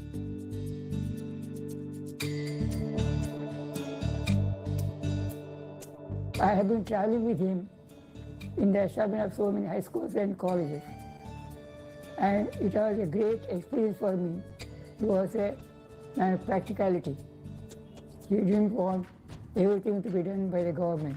And he used to go forward, taking around with him his followers and friends.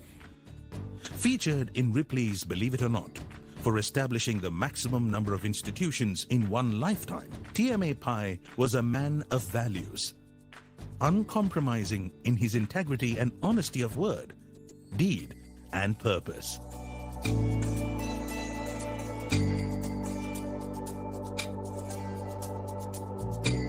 One of the biggest reasons for his success was his availability to all. His simplicity, friendliness, and sympathy for those in distress. He has set the path of social responsibility on which we are continuing our journey. To me, it's the most beautiful thing he had done. He never thought that there was a failure. The word failure did not occur in his dictionary. Here was a man that God had perfected. And I always keep saying, the moment he told his mother, Zayat ko ama, which means, okay mother, Manipal was born. Today, as we carry forward the mantle of his vision and values, we remind ourselves that life itself was his continued inspiration. Inspired by legend, driven by his vision that the sky is no limit, cause there are footprints on the moon. Learning from life and giving back to it, we serve millions and touch the lives of many more. We transform, empower, nurture, and care. As we spread our wings wider, and we grow even bigger, inspired by his legend, driven by his vision. We can proudly say we will soldier on forever, shine ever bright.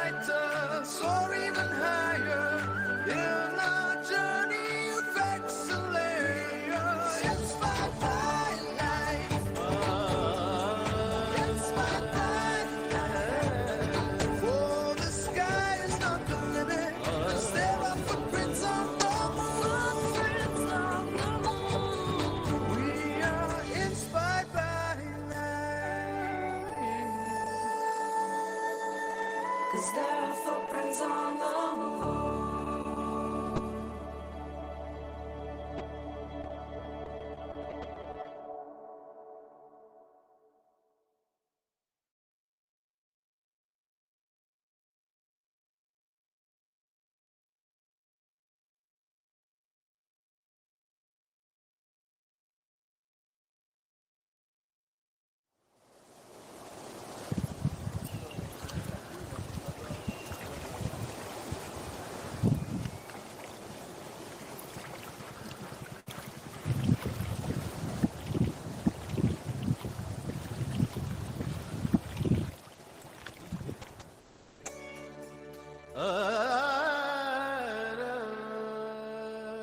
All of 23, newly married, a fresh medical graduate, and looking forward to a new life. Young Madhava Pai had just sold some of his wife's jewelry to buy surgical instruments from Germany. He was all geared up to leave India and practice surgery in Hong Kong. He had debts to repay his uncles, who financed his medical education, and a large family, including his aged mother, to support. But that was not to be.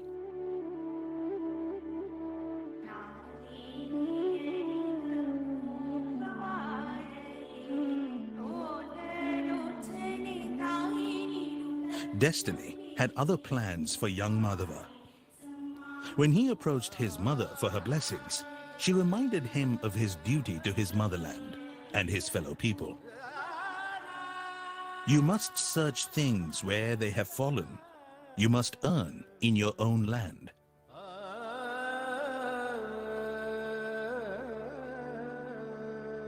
With these words as his war cry, Tonse Madhava Anant Pai set out to achieve what many will call impossible.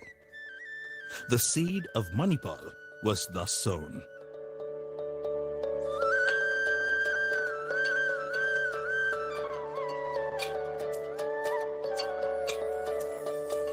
A journey of 1,000 miles begins with a single step.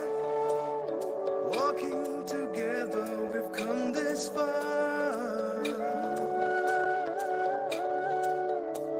It all began in the gleam of a great man's eye, in the light of his innermost soul. He believed that this was his ultimate goal. Inspired by light, inspired by light. For the sky is not the limit, 'cause there are footprints on the moon. Inspired by light.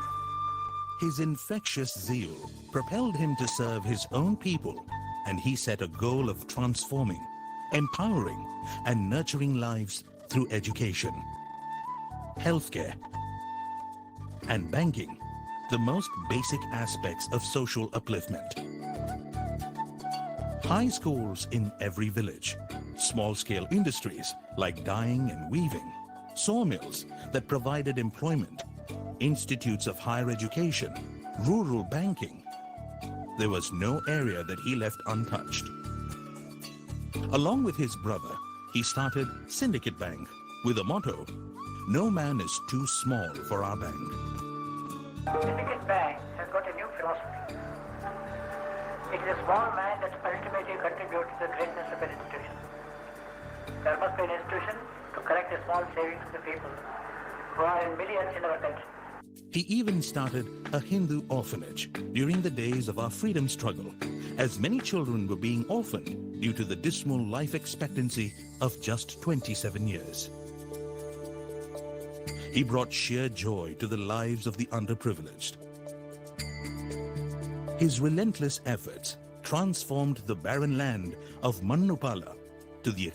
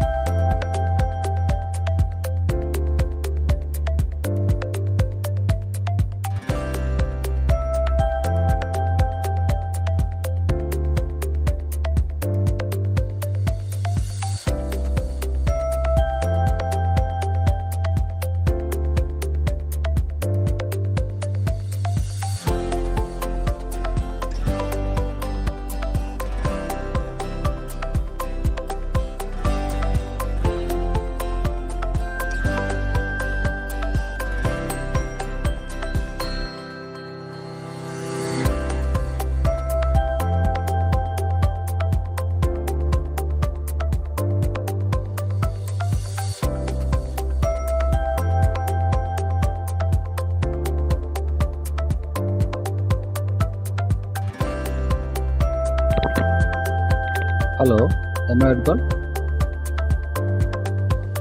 Yes, sir, you are. You are audible. Yes, you are. Our guest of honor, Subin Narula sir, has joined. Okay, he has joined.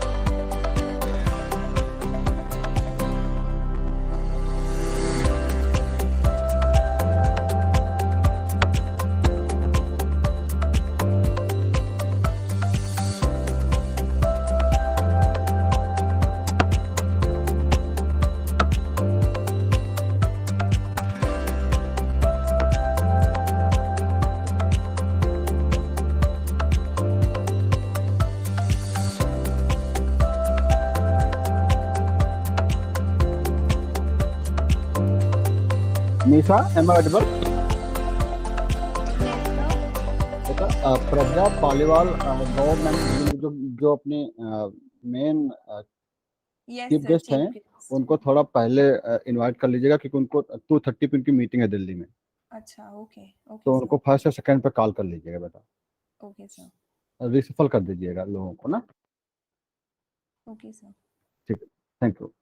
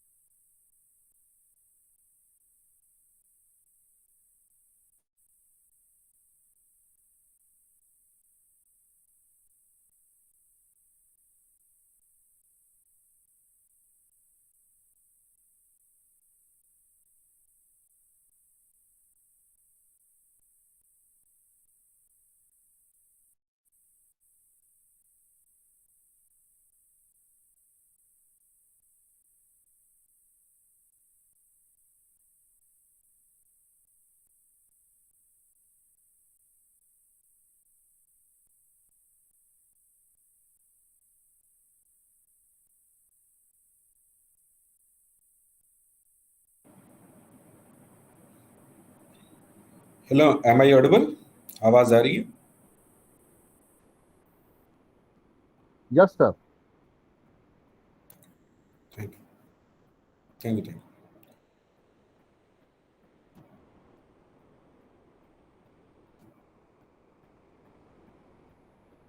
Amit ji, all well? Yes, sir. Everything is. आपकी आवाज नहीं आ रही Amit ji. Our chief guest, Dr. Pragya Paliwal, ma'am, has I joined. think Pragya ji has joined. Yes, most welcome, ma'am. Hello. Ma'am नमस्कार ma'am, आवाज आ रही है आपको? Amit ji. Yes, sir. Sumit ji has joined. Yes, yes. Most welcome. Am I audible, Sumit ji? Yeah, I have Dr. joined. Good morning, good afternoon, everyone. Rather. Pragya ji, namaskar. Good afternoon, ma'am. Mic is. Namaskar. Namaskar. Good afternoon, sir. Pragya ji, your mic is muted, I think. No, Can no, you hear sir, me no. now? Yes, yes, ma'am. Your voice is clear. Sir, kindly Okay. rejoin. Kindly rejoin.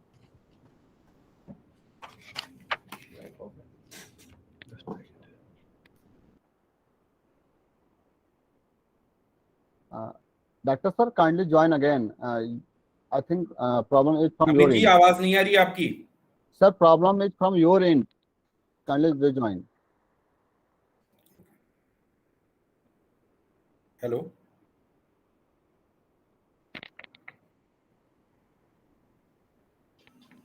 It is okay, I think. अब आवाज आ रही है? Hello. नहीं, आ गई आप दोबारा बोलो. हेलो.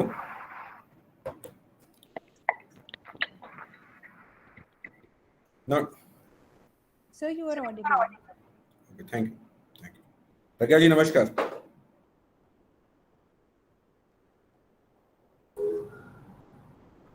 नमस्कार जी. जी नमस्कार नमस्कार. Cordial thanks that you accepted our invite. Yeah.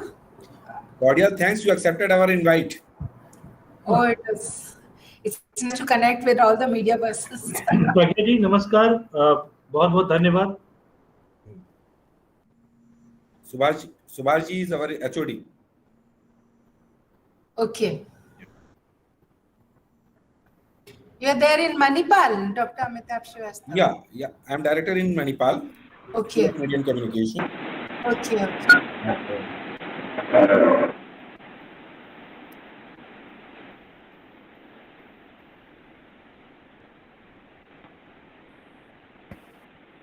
Technology has its advantages and disadvantages also. Both, ma'am, and for last 2 years, students are just having this sort of experience again and again.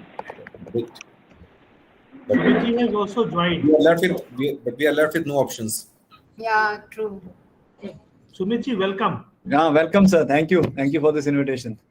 Thank you. Pleasure. Our pleasure. Sumit ji, punah swagat. Thank you, sir. Thank you. Nice to be with you. Hello. Hello.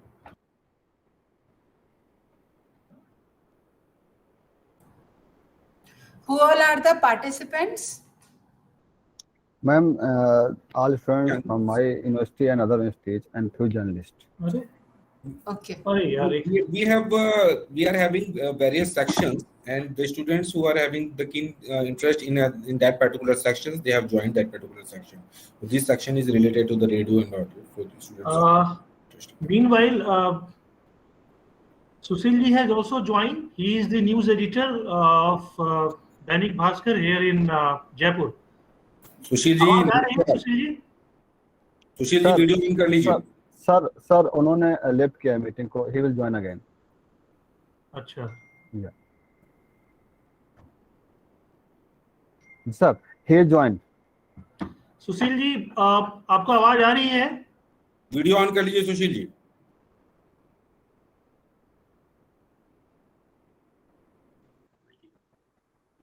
Good afternoon everyone. Good afternoon. कैसे हैं आप? बढ़िया. Video on कर लीजिए. आपका video off है. Okay. So welcome to the panel, and औपचारिक शुरुआत करेंगे। तो सुशील जी आ गए हैं, दैनिक भास्कर के न्यूज एडिटर हैं यहाँ।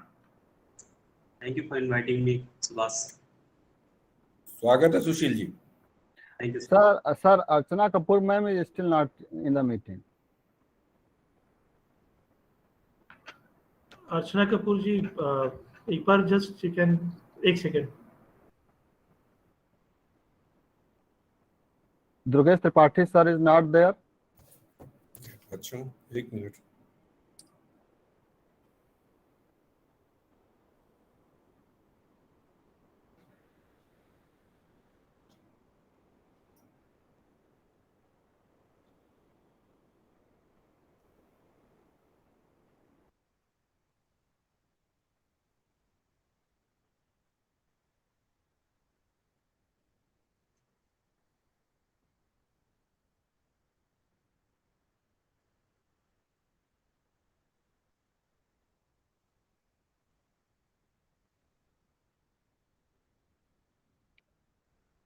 Most welcome, Sumit sir. Most welcome. How are you, sir? Sir, you are muted. I think. Thank you, Amit sir. Thank you. How are you, sir?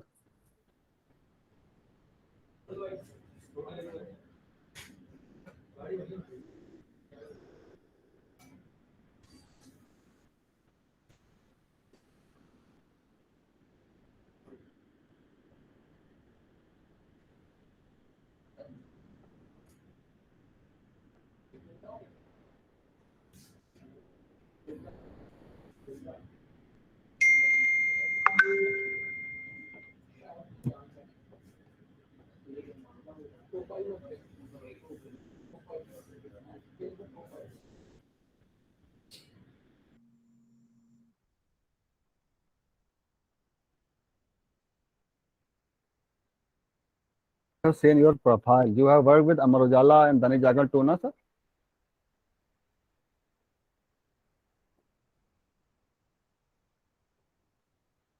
Sushil sir, am I audible? हाँ, ये yeah, Sushil has worked with Dainik Jagran. Both of us work together. Yes, sir. In the same organization, in the different. In the same organization. Yes. Just a second.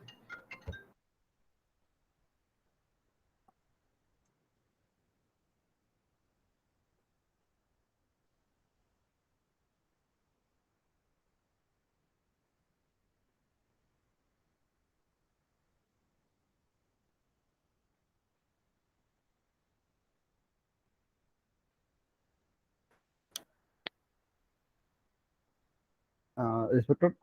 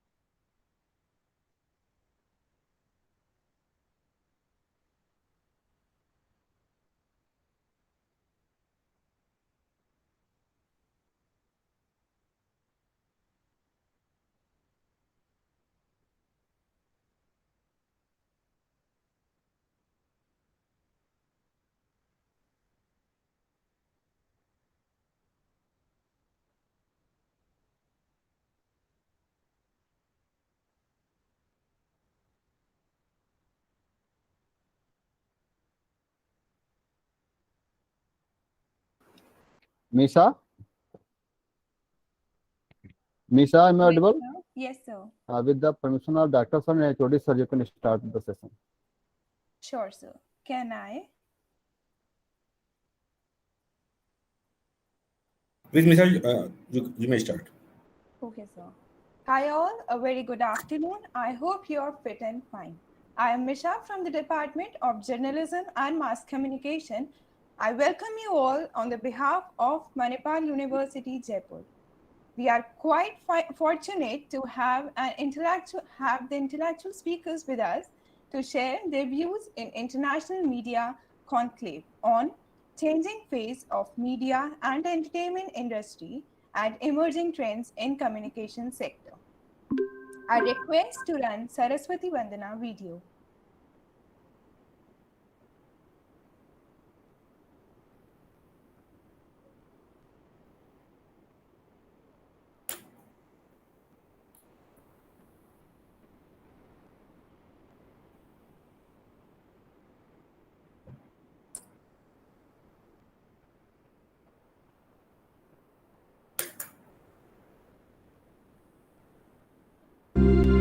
या कुन्देन्दुतुषारहारधवला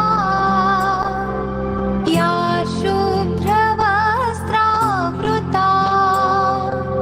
या वीणावरदण्डमण्डितकरा या श्वेतपद्मासना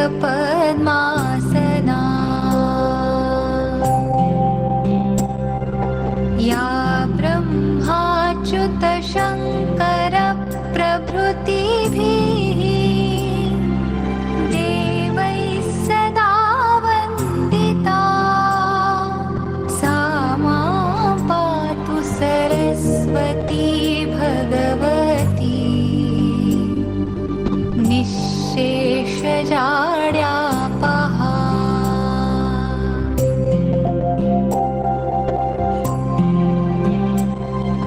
शुक्लां ब्रह्मविचारसारपरमाम् आद्यां जगद्व्यापिनीं वीणापुस्तकधारिणीम् अभयदाम् जाड्यान्धकारापहाम्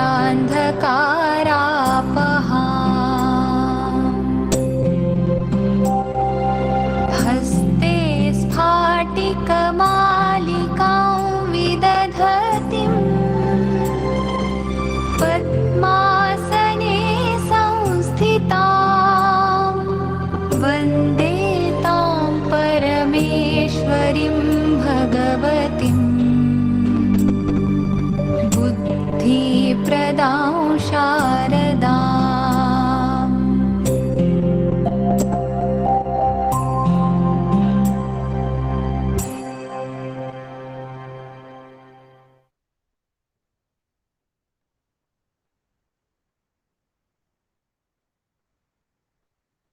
Now, I request to run our department video.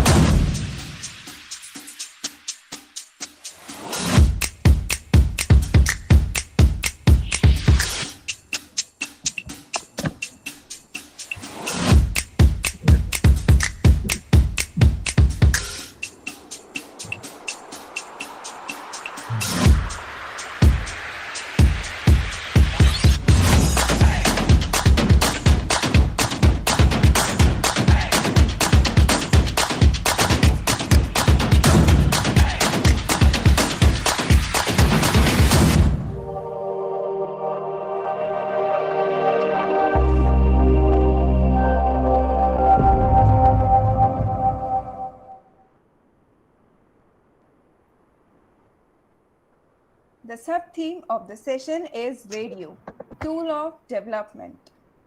Today we have Archana Kapoor, who is the founder of the national award-winning community radio initiative Radio Mewat. With her team, she has been working hard for the livelihood and education in over 100 villages in Haryana. Her work has been featured in national and as well as international media. Dr. Sumit Narula, Director, Amity School of Communication, Amity University, Gwalior, Madhya Pradesh. He is the founder, editor-in-chief of the Scopus and UGC Care List, indexed by annual journal named Journal of Content Communication. To date, he has also published 15 national and international papers and attended and chaired many national and international conferences. Dr. Durgesh Tripathi is National Coordinator at Swayam Moods Society and Media, India. He works at the Guru Gobind Singh Indraprasth University, New Delhi. He is the former postdoctoral fellow at Indian Council of Social Science Research, New Delhi. He studied international organizations management at University de Genève and digital identity for the undeserved UK Telecom Academy at GSMA. Mr. Sushil Singh is currently working as news editor in the Dainik Bhaskar as central desk head. He has invested 6 years in the Hindustan as a front page in charge. The Dainik Jagran and the Amar Ujala were also part of his professional journey. Dr. Pragya Paliwal is working as Additional Director General, MNC, Region Press Information Bureau, Government of India, Jaipur. She is the former director and news editor in Doordarshan Kendra, Jaipur, Chief Media, Ministry of Health and Family Welfare, Government of India, Joint Director, Directorate of Publicity, Jaipur, Information Officer, Press Information Bureau, New Delhi. She has traveled globally accompanying our respected former presidents and prime minister to the countries like Russia, Germany, Tanzania, etc. Now, I would like to invite Dr. Subhash Kumar, HOD, Department of Journalism and Mass Communication, to welcome our honorable guest. Over to you, sir. Thank you. Thank you, Misa. It's an honor to welcome this eminent speakers in this 2 days international media conclave. On behalf of Manipal University Jaipur and our department, I welcome all of you. It's a perfect blend of industry and academics for this conclave. And I take this opportunity to welcome Pragya ji, Sunil Narula ji, Durgesh ji, Sushil ji. These people will definitely enlighten us on the theme of this session, that is the radio and its role. As we know that radio is an intimate medium of communication, and there are various aspects of radio, especially since it has been revolutionized after FM, and community radio is also playing its role in the area where mainstream media cannot reach. So we have the eminent speakers to elaborate upon this theme, and I welcome the director of the school, Professor Amitabh Srivastava. I welcome all the faculty members, the students, the participants, and with the all those thought-provoking inputs we'll have during the session. The students, I'll request them to participate by asking meaningful questions if they have. So I welcome you all for this session. My best wishes for this. Thank you so much.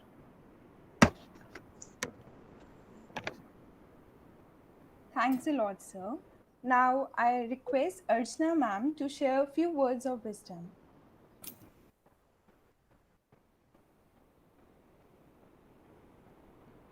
Misha, Archana ji is facing some technical glitches, I think. Archana ji has not joined yet. Yeah. Please request Pragya ma'am. Yeah. She has to. She has to attend an important meeting. No, sir. She is with us till 2:30. I have another meeting at 2:30. I hope you bring me by that time. Nisha, I request you to call the next speaker. Actually, Pragya ma'am would like to listen us first. Yeah. Sure, sir. I would request Sushil sir to share a few words. Hello everyone. Actually, topic है radio, tool for development. हम radio क्या समझते हैं? Radio हमारे thank you. Radio क्या है? मतलब जैसे रेडियो का नाम आता है हमारे जहन में कॉमर्शियल रेडियो ही घूमता है, क्योंकि कम्युनिटी रेडियो की क्या है कि अभी पहुंच नहीं है बहुत ज़्यादा। कम्युनिटी रेडियो ही वो टूल है जो डेवलपमेंट में एक मेजर रोल निभा सकता है, ऐसा मैं समझता हूँ। Community radio is people radio. Why? Because it is for the people, by the people and of the people. It serves a community which uses common resources for livelihood and has common development issues and concerns. It is confined to a small area of approx 5 to 10 kilometer. Community radio और commercial radio में जो सबसे बड़ा मतलब जमीन आसमान का फर्क है दोनों के बीच। कॉमर्शियल रेडियो का पर्पस क्या है? मतलब पैसे कमाना, और कम्युनिटी रेडियो का पर्पस क्या है? लोगों को एजुकेट करना, इन्फॉर्म करना, एनरिच करना, उनकी वैल्यूज को बढ़ाना। तो कम्युनिटी रेडियो ही वो टूल है जो डेवलपमेंट में एक बड़ा रोल निभा सकता है। कैसे निभा सकता है? कम्युनिटी रेडियो की एक बहुत मतलब अगर रेडियो हमारा 121 साल का है तो कम्युनिटी रेडियो अभी किशोरावस्था में है। मतलब 16-17 साल ही होंगे इसको स्टार्ट हुए। 1995 के डिसीजन के बाद, सुप्रीम कोर्ट के डिसीजन के बाद इसकी शुरुआत हुई कम्युनिटी रेडियो की, और इसकी एज अभी मात्र 17 साल है। 17 साल मतलब बिल्कुल एक किशोर एज में है। इसे अगर थोड़ा सा सपोर्ट मिले, इसे थोड़ा सा इंकरेजमेंट मिले तो ये एक बड़ी भूमिका में आ सकता है डेवलपमेंट करने में एक्चुअली। तो कम्युनिटी रेडियो बेसिकली है क्या? कम्युनिटी रेडियो हम समझते हैं कि कम्युनिटी रेडियो लोगों के द्वारा बनाया हुआ, लोगों के लिए और लोगों के लोकल इश्यूज उठाने के लिए है। जैसे मेन स्ट्रीम मीडिया में इतनी जगह नहीं है कि आप बहुत हाइपर लोकल इश्यूज को जैसे न्यूज़पेपर का ही ले लें तो न्यूज़पेपर में क्या स्पेस का इशू है, आप बहुत लोकल इश्यूज को हाईलाइट नहीं कर सकते, उनकी बातें आप कह नहीं सकते। तो ये क्या है, मतलब उन लोगों की वॉइस है जो वॉइसलेस है, उनको कोई, जिनका कोई सुनने वाला नहीं है, जिनको कोई कंसीडर करने वाला नहीं है, उनकी आवाज है कम्युनिटी रेडियो। कम्युनिटी रेडियो क्या है? अभी बहुत सीमित जगहों पे, अगर हमारे देश में मान लीजिए 776 जिले हैं और आज की डेट में टोटल शायद 289 कम्युनिटी रेडियोज हैं। ऐसे में रीच अभी बहुत कम है। इसे इंकरेज करेंगे तो ये डेवलपमेंट भी बड़ी भूमिका निभा सकता है, ऐसा मैं समझता हूँ।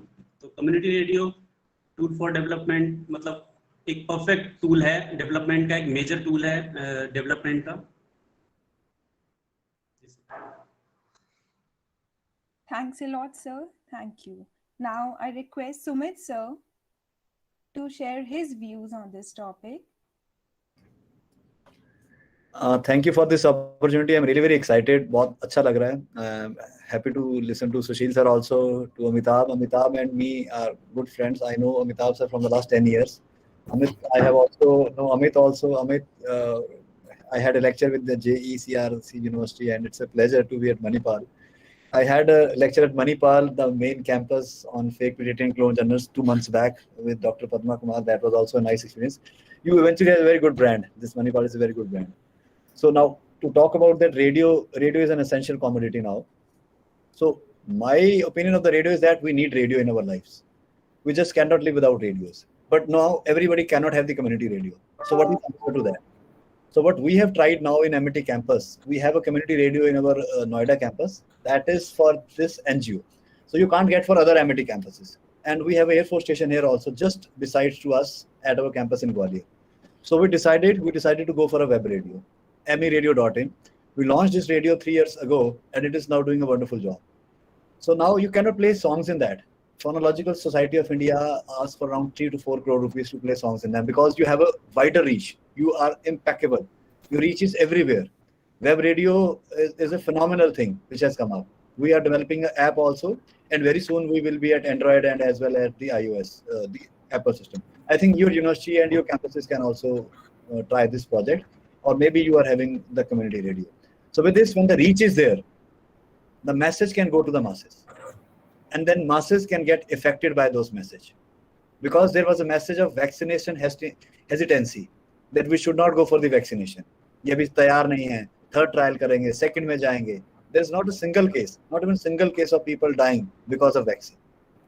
And vaccine is very, very important. And this message can only be spread through the radio stations, because with the maximum reach, which Kuldeep has just said, maximum reach and acceptance is becoming.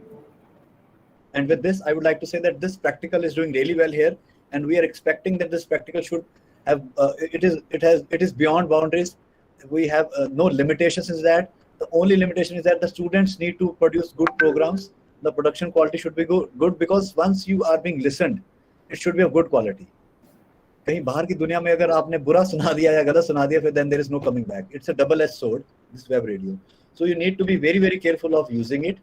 And powerful medium of communication is web radio, and it is a tool for development. The topic for mine was tool for development. Yes, it is a tool for development, because once you're speaking about your own country, you're showing the science of your own country. You're showing that we are one of the limited countries which has made the vaccination. I'm proud of the fact that India is one of the countries which has its own vaccination. बहुत कम देशों में बना है. I think 7, 8 या 10 देशों में बनी है दवाइयाँ, and we are one of them. So now how to tell this to the world? This is a development story. Radio, web radio will do that. We just cannot have the channels which can reach to US, because they might not watch it, but we can reach through the Google Play Store and through the Android, through the iOS systems with the app of the radios, which will be the next level after the web radio to everybody. And then we can produce shows, and we can produce the India's growth story after the independence till now, that from where we have started and from where we have reached. Like ISRO, we have a success story of ISRO. वो एक picture आती है, वो knock कर रहा होता दरवाजे पर, और आज हम लोग सैटेलाइट सबसे ज्यादा लॉन्च करते हैं. So these are the things that we have to tell, and radio is the medium, and radio will be the medium in the times to come. Thank you. Any question if you have right now, or we can wait for after the workshop? At the end, sir. Right. Thank you, sir. It was very informative. Now I request Dr. Durgesh, sir. Nisha, there is a problem in connectivity Durgesh is facing. Yeah, got the message. Let's wait. In the meantime, you invite another speaker. I request Pragya ma'am. Okay, thank you, Misha. First of all, it was indeed a very nice feeling to see the Manipal campus and be associated with all of you again. As a parent, I've been there for 4 years. My daughter did a graduation from Manipal University. So it's nice to be associated again with all of you. And then secondly, accept my greetings on National Broadcasting Day. Today is the National Broadcasting Day. In 1927, the first ever broadcast had taken place. It was from Indian Broadcasting Company, which is now known as All India Radio. It was from their Bombay station that this broadcast had taken place, and on June, then its name was later on changed to All India Radio. So now when we talk of radio as a tool of development, the first figure or the image that comes to our mind whenever we think of radio is that image of any farmer or carrying on with his agriculture duties along with the radio set, or people, some villagers sitting around around a radio or a transistor and listening to the radio broadcast. Though now this image can be swapped easily by people listening to radio broadcast on a mobile phone. As we all know, most of the radio stations, all including All India Radio and many other private FM channels, they have their own apps also from where you can listen to the radio broadcast. So this is how we see how radio has developed as a tool of development. Now, when we think of it as a tool of development, the main challenge or the main advantage of radio lies in the fact that it reaches to those people who are yet untouched. Leave aside the FMs, of course, untouched by other means of communication. Maybe television doesn't reach there. Newspapers, people are illiterate, they are not able to read the newspapers. So, in this perspective, if we see, radio has done a yeoman service in being a tool of development. And here, since I represent Ministry of Information and Broadcasting, I would like to highlight the role of All India Radio. As we all know, there are such many specialized programs related to different subjects like health, then youth affairs, women development, agriculture, industrial development. So all these programs cater to different segments of the society where people can know about what all is taking place and how they can benefit from these schemes. There are so many schemes of Government of India. How do we send the message across of the schemes to the people? We have to give them firstly basic information about the scheme, how to take benefit from the scheme, and how to motivate others from the scheme. I'll come to this Corona example and come to the pandemic issue that we are facing for the last 2 years. How radio and All India Radio and in particular and other FM channels, private channels, have done a service to the mankind by providing factual information about the pandemic, how to prevent yourself from the pandemic, what is the COVID appropriate behavior, then also what all schemes like I would like to quote Pradhan Mantri Garib Kalyan Yojana. So many schemes are announced, but then how do we take the message to the people? So it is by giving them factual information about the schemes and then also taking their statements. I've seen how All India Radio has been broadcasting its bites of beneficiaries so that others get motivated. That is also very essential, because if you have a scheme and people don't come out, the scheme for a Pravasi laborers, so the employment schemes, all these schemes are being launched. They were launched during the pandemic and people have come out in huge numbers, and a lot of credit can go to media, different media, radio, television, social media. And also now technology has added to another aspect of radio, and that is whatever is being broadcast on radio, you can see it on social media handles of different radio stations. So that is also what has happened recently, and we can take benefit from these schemes by going through all the social media channels also. Similarly, during the pandemic, talks with health officials, talks with doctors, how to follow the COVID appropriate behavior, then bites of, and also government steps, because the main the main challenge during the pandemic was to restore the people's confidence in the government as well as in other institutions. So this was very necessary to give factual and right information, avoid fake information. So this was a fact check unit. You all know about the fact check unit of PIB where I work. All the fact check regional centers also have their own fact check units, and All India Radio is also broadcasting the same news about the fact check. So these were the few points that I wanted to share as to how radio has always, since its inception, has played. And the main aspect why radio is beneficial comes from the point that it is able to reach those sections of the society which are not yet covered by other media. We can leave the FM part alone out of this basic statement. But yes, radio has done a tremendous, radio has contributed immensely in the development process of the nation. That's it. Thank you. Thank you very much. Thank you, ma'am. The session was very knowledgeable. Now I request Archana ma'am to share a few words.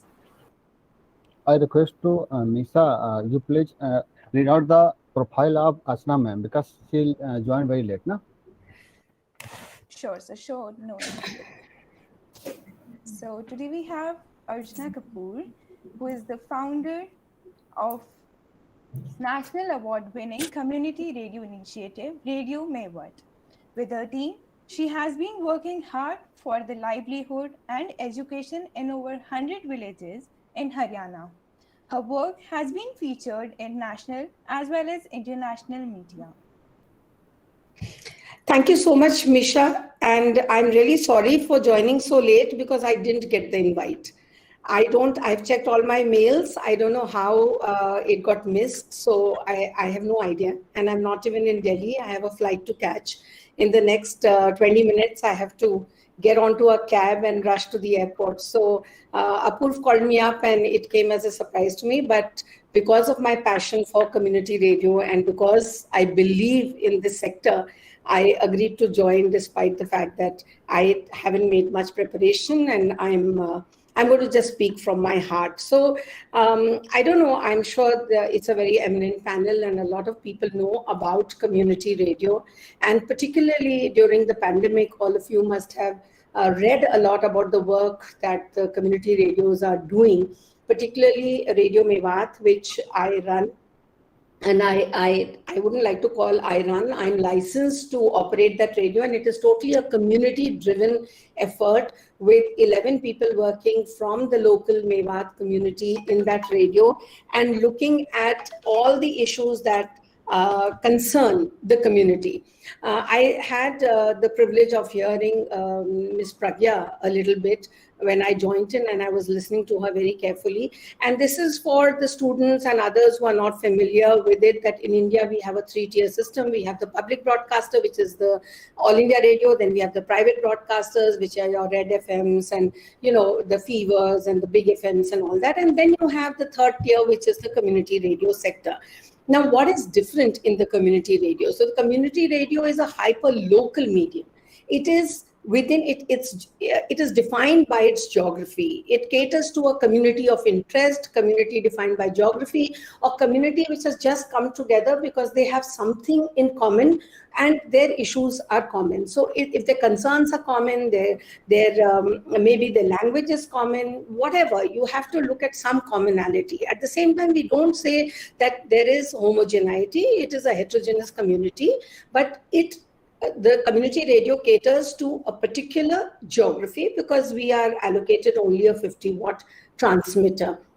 So it's a hyperlocal medium which communicates to the people in a language that they understand about the concerns that bother them or are related with them. So that is how we defined community radio. And there are 2 very important aspects of this because the whole effort is to create participation. So there are 2 pillars, according to me, which I think very important for community radio. One is participation and the other is access. You can only participate if you have access to the medium. So it is a platform which is providing access to its community by creating the opportunity for a 2-track communication.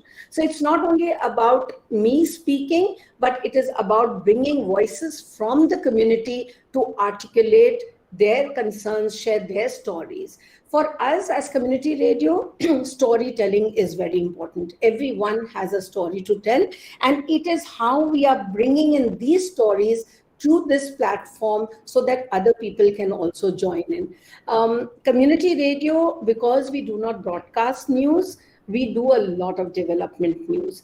We don't call it news, but we call it development work because I think that the communities that we cater to are most marginalized, are vulnerable, and do not have access to the government schemes, to the various things which are happening around them. So for us, it's very important to talk about development because I think community radio as a tool for development is what we are talking about here. So if you ask me about, how how does community radio become a tool for development? I have said a few things, but I just, be very precise and talk about it. Once again, is that, the people who listen to you, the consumers of your radio are the producers of content. That is the unique thing about a community radio, because it serves a community, it defends the interests of the citizens, it reflects the tastes of not only the majority, but the minority and the most marginalized, and most of all, it gives people hope. It truly informs, it helps resolve the 1,001 problems of daily life, from water to education, to development, to panchayats, to local governance, to everything. And it provides an opportunity to debate, dialogue, in a language that is most spoken. In that, we do not have any programs in English because our audience understands Mewati or Hindi. The community radio is a platform which is very inclusive. It respects all points of view. It stimulates cultural diversity and allows space for women to become key partners in the communication process. That is a community radio. So it attempts to build community life in a way that it strengthens democracy. It becomes a mirror of democracy because it is by the people, for the people, and of the people, and it represents the people's voices. So, the whole idea is that, to sum it up in a certain way, that after having said this, a community radio cannot be a true community radio if it does not have community ownership. So as I told you about Radio Mewat, from day one, our whole idea was that the community should own this platform. Today, we have 11 reporters. Just today, I'm told that CNN has done a big story on Radio Mewat and how it is helping in demystifying the myths and fake news around vaccination and encouraging its people to go in for vaccination. So if I look at my community radio, we talk about education, we talk, just like All India Radio, but how many people can enter All India Radio? You need to call from the reception, you need to make a pass, you need to, have an appointment. That's the only way that you can reach the person. And then also you have to go through so many of tests and audio tests and, all kinds of tests. Whereas in the community radio, you just need to have a story to tell. You just need to be somebody who can articulate your thoughts about development, about education, health, anything. So people who come to a community radio are those who recognize themselves as part of that radio, and the radio has become an identity of those people. So the only thing that I can say that a community radio becomes the eyes and ears of the community, whether it is disaster, whether it is COVID, whether it is panchayat elections, whether it is national elections. So it prepares the community to become active participants. In a certain way, it turns a subject into a citizen. So the radios are playing a very significant role in sustaining societies, in building sustainable societies. We all know today that data is information, and information is knowledge, and knowledge is power. And community radios have that power to transform the information into knowledge. And that is what community radios do, because they come from the same milieu. The reporters come from the same milieu. They speak a language which everyone understands. They are not somebody, they are not stars. They become stars, they become celebrities when they work with the communities, and they can only become celebrities if they are deeply engaged with their communities. So, I think that's what I want to say about community radio, because I think Manipal University also has a community radio. We work closely with them. One more thing which I want to just highlight here, that we focus on women issues because women are the ones who do not get access to either articulating their thoughts, or they do not have a platform where they can come freely and talk. And we all understand that mobility is a huge issue. So community radio is not only about broadcasting, but it is also, as I said, about engaging. So we engage with the community in various ways. We do narrowcasting, which all of you must be familiar, where we take this amplifier into communities, create a safe space, and broadcast the programs there. Actually, it's narrowcast the program. narrowcast the programs there, and then get feedback then and there and engage in conversations. We do outreach activities because our work doesn't end by just giving information. Information absorption and action on information absorbed is a process. So it's informed, it's absorbed, and it's act. And that is a process, and the community radio takes upon itself to walk through the community through this entire, to walk with the community through this entire process. So we inform, then we see how much of the information has been absorbed, and then we look at how behavior has changed or how action has been taken. So if we are talking about vaccination or we are talking about CAB, which is COVID appropriate behavior, our work doesn't end there. We also provide masks. We also engage with women to produce those masks. We also engage with the community so that they wear those masks. So our work is not only about mask pehno and safe raho, ya mask is the only way to say safe. Our job is to see that our community ultimately adopts this behavior and good practice of wearing a mask. Similarly, for vaccination, just telling them that go and get yourself vaccinated is not the end of our job. It's the beginning of our job, because then we hold small meetings, small interactions with men, women, and anybody who's eligible for vaccination, and talk to them about the pros and cons, talk to them, bring in testimonials, record their voices, record the voices of FLWs, and bring them to the station so that they can talk about how the vaccination is impacted. Okay, you had fever, then what happens after you have fever? So these are the things. So we are the ones who do a lot of hand holding. We talk about fake news, we talk about misinformation, we talk about myths, we talk about the local conditions. We celebrate with them, and we also mourn with them. That is what a community radio does. So I'm going to stop here. I think I've taken more time than what I should have. But thank you so much for this opportunity, and thank you for listening to me. And once again, I apologize for joining late. I'm happy to, if you have any Q&A, because I have to leave, I'm happy to take a question or two if your format permits at this stage. Certainly. So hectic right now, but I'm also looking at the time. Just sharing some questions students have asked through us. पूरे देश में अगर आप देखें तो community radio एक बहुत बड़े सपने के साथ शुरू हुआ था, लोगों की आवाज बनने का, लोगों के दिलों की बात कहने का। ऐसा आपको क्या लगता है आपके अनुभव से? निश्चित रूप से इसने बहुत बड़ा योगदान भी दिया है। पूरे देश में आपको ऐसा क्या लगता है कि किया जाना चाहिए कम्युनिटी रेडियो पुनः एक आंदोलन बन सके? मुझे सबसे पहले लगता है कि जो प्रोसेस है ऑफ लाइसेंसिंग, जो कि एक सरकारी मुद्दा है, उसको थोड़ा सा और ओपन अप करना चाहिए। हम लोग सालों से इसके लिए एडवोकेट कर रहे हैं। हम लोग सालों से एक सिंगल विंडो का कॉन्सेप्ट लाना चाह रहे हैं कि आपने एक एप्लीकेशन एक ही जगह दी। अभी हमारे पास अगर 16 प्रोसेसेस हैं, उसमें 11 प्रोसेस जो एप्लीकेंट है उसको करना पड़ता है, 7 फॉर्म भरने पड़ते हैं। और अभी तो और भी ज्यादा थोड़ा सा इसका माहौल ऐसा बन गया है कि आपके जितने भी बोर्ड मेंबर्स हैं सबकी वेटिंग होती है।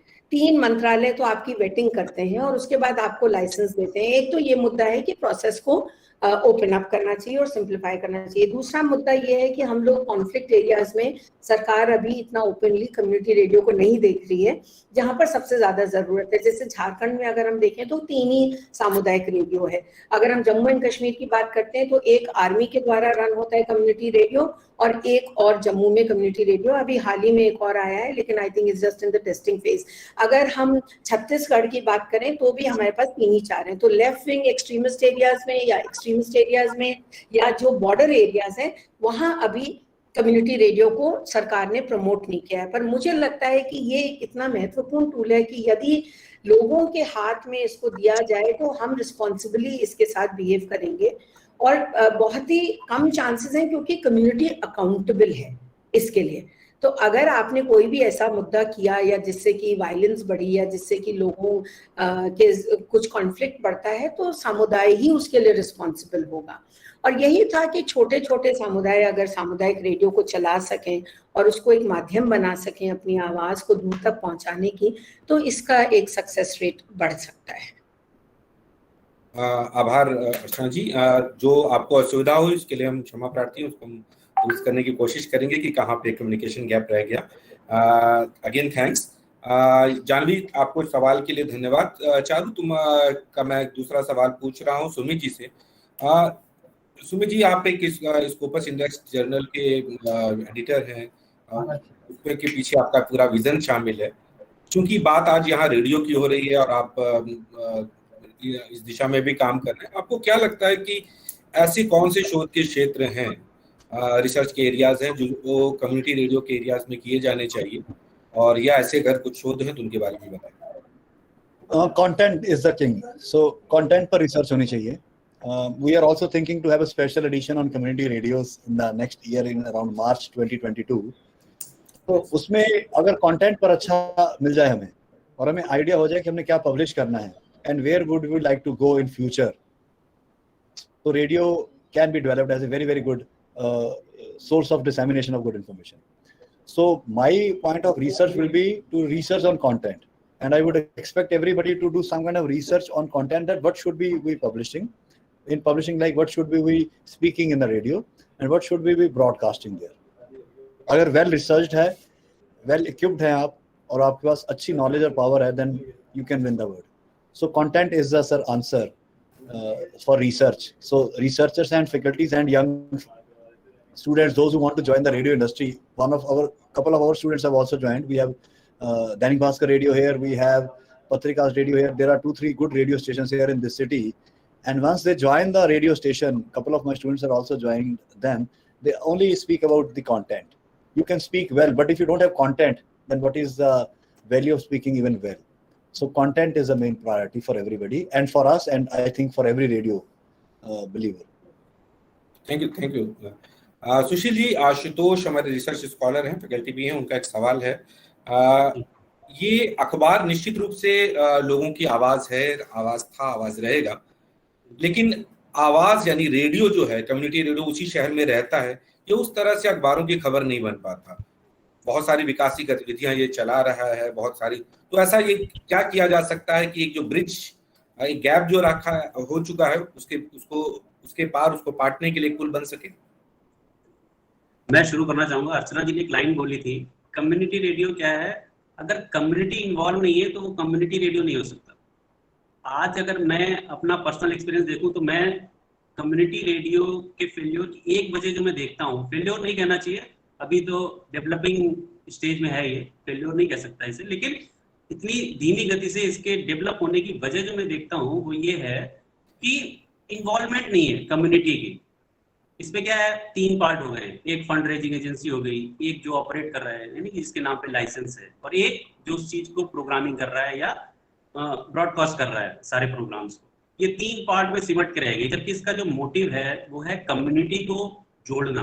कम्युनिटी क्या, जैसे मान लीजिए मैं किसी गांव में हूँ, मेरे गांव में एक बड़ा अच्छा डॉक्टर है, तो उस डॉक्टर को मैं कनेक्ट करूँ, वो कुछ हेल्थ इश्यूज पे डिस्कस करे। जैसे हमारी कम्युनिटी में एक टीचर है, बहुत अच्छा पढ़ाता है, उसके बहुत अच्छी टेक्निक्स हैं, उसे हम कनेक्ट करें अपने साथ, वो ऐसी टेक्निक्स, ऐसी चीजें डिस्कस करे कि जिससे उसकी कम्युनिटी को फायदा हो। जैसे मैं एक फार्मर ही हूँ, मेरे पास कुछ ऐसे ट्रिक्स हैं कि आप मतलब कैसे मैं अच्छी उपज कैसे, अच्छी फसल कैसे तैयार करता हूँ, वो कनेक्ट। ये जो कम्युनिटी में अलग अलग तरीके के लोग हैं ना, जब तक ये कनेक्ट नहीं होंगे ना, तब तक कम्युनिटी रेडियो उस तरीके से डेवलप नहीं कर सकता जिस तरीके से हम एक्सपेक्ट कर रहे हैं, सॉरी। तो कम्युनिटी रेडियो के लिए सबसे जरूरी है कम्युनिटी की इन्वॉल्वमेंट। कम्युनिटी की इन्वॉल्वमेंट जितनी बढ़ेगी, ये उतना ही एनरिच होता जाएगा। और कम्युनिटी की इन्वॉल्वमेंट बढ़ने के लिए सबसे जो इम्पोर्टेंट पार्ट है इसमें, वो है यूथ। अगर यूथ उसमें इंटरेस्ट दिखाएगा तो ये निश्चित तौर पे आगे बढ़ेगा, बहुत तेजी से आगे बढ़ेगा। रही बात न्यूज़पेपर में इसके स्पेस की, कम्युनिटी रेडियो को स्पेस नहीं मिलता है या उसकी चीजों को कवर नहीं करते, तो एक दायरा है, एक सीमा है न्यूज़पेपर की। न्यूज़पेपर में क्या है, एक लिमिटेड स्पेस है।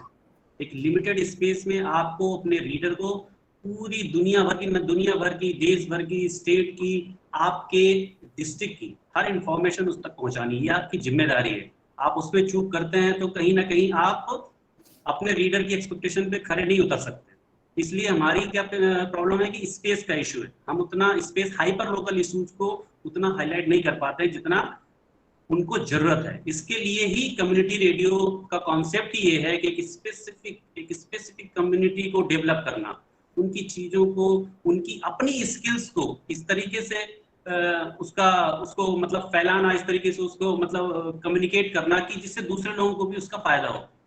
तो कम्युनिटी रेडियो का मेन कॉन्सेप्ट जो है वही थोड़ा सा पीछे छूट रहा है। जैसे मैंने कहा था कि अपने देश में अगर 776 जिले हैं और हमारे पास सिर्फ करीब 290 कम्युनिटी रेडियो हैं इस वक्त, तो इस मायने में देखें तो अपने 3 जिलों में भी एक नहीं है। मतलब अगर देखें तो रीच नहीं है वहां तक लोग, या लोग इंटरेस्टेड नहीं है उस चीज में। क्यों? क्योंकि नॉन प्रॉफिट है, नहीं है किसी को इसमें कोई प्रॉफिट। हर आदमी का सबसे पहला सवाल होता है यार मुझे मिलेगा क्या, फायदा क्या है इसमें, मैं इसमें बोलने जाऊंगा तो मुझे क्या मिलेगा। ये चीज कम्युनिटी रेडियो में नहीं है। इसमें वही लोग आ सकते हैं जिनके अंदर, जैसे सबसे ज्यादा देखा जाए तो इन 289 में जो है 141 एनजीओ ड्राइव कर रहे हैं उनको। तो एनजीओ का कॉन्सेप्ट ही है कि नॉन प्रॉफिट ही करना, उनका मकसद ही है सोसाइटी का वेलफेयर। सोसाइटी के वेलफेयर को ध्यान में रखते ही वो चीजें करते हैं। इसलिए 289 में से 141 तो आपके एनजीओ ही ड्राइव कर रहे हैं। उसके बाद दूसरा नंबर आता है आपके जो एग्रीकल्चर यूनिवर्सिटीज है। एग्रीकल्चर यूनिवर्सिटी, ये कृषि विज्ञान संस्थान जो भी हैं ये चलाते हैं, ये ड्राइव करते हैं उसको। 131 के करीब शायद ये है। और सबसे कम है अपने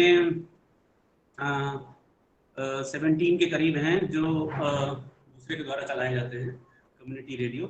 तो मेरा मतलब ये है कि कम्युनिटी रेडियो को कम्युनिटी ही स्ट्रॉन्ग कर सकती है। उसको कोई तीसरा आके नहीं उसको पुश या एक्सपेक्ट नहीं कर सकते कि कोई तीसरा आके उस चीज को करेगा। बस हमें क्या है, अवेयर करना है उनको, कि वो जब अवेयर हो जाएंगे तो ये कम्युनिटी रेडियो अपने आप फैलता चला जाएगा। ये जैसे सेंट्रल गवर्नमेंट हो या स्टेट गवर्नमेंट हो, हमेशा एक बात करते हैं कि हमें सोसाइटी के आखिरी आदमी तक पहुंचाना है डेवलपमेंट। कैसे पहुंचेगा आखिरी आदमी तक?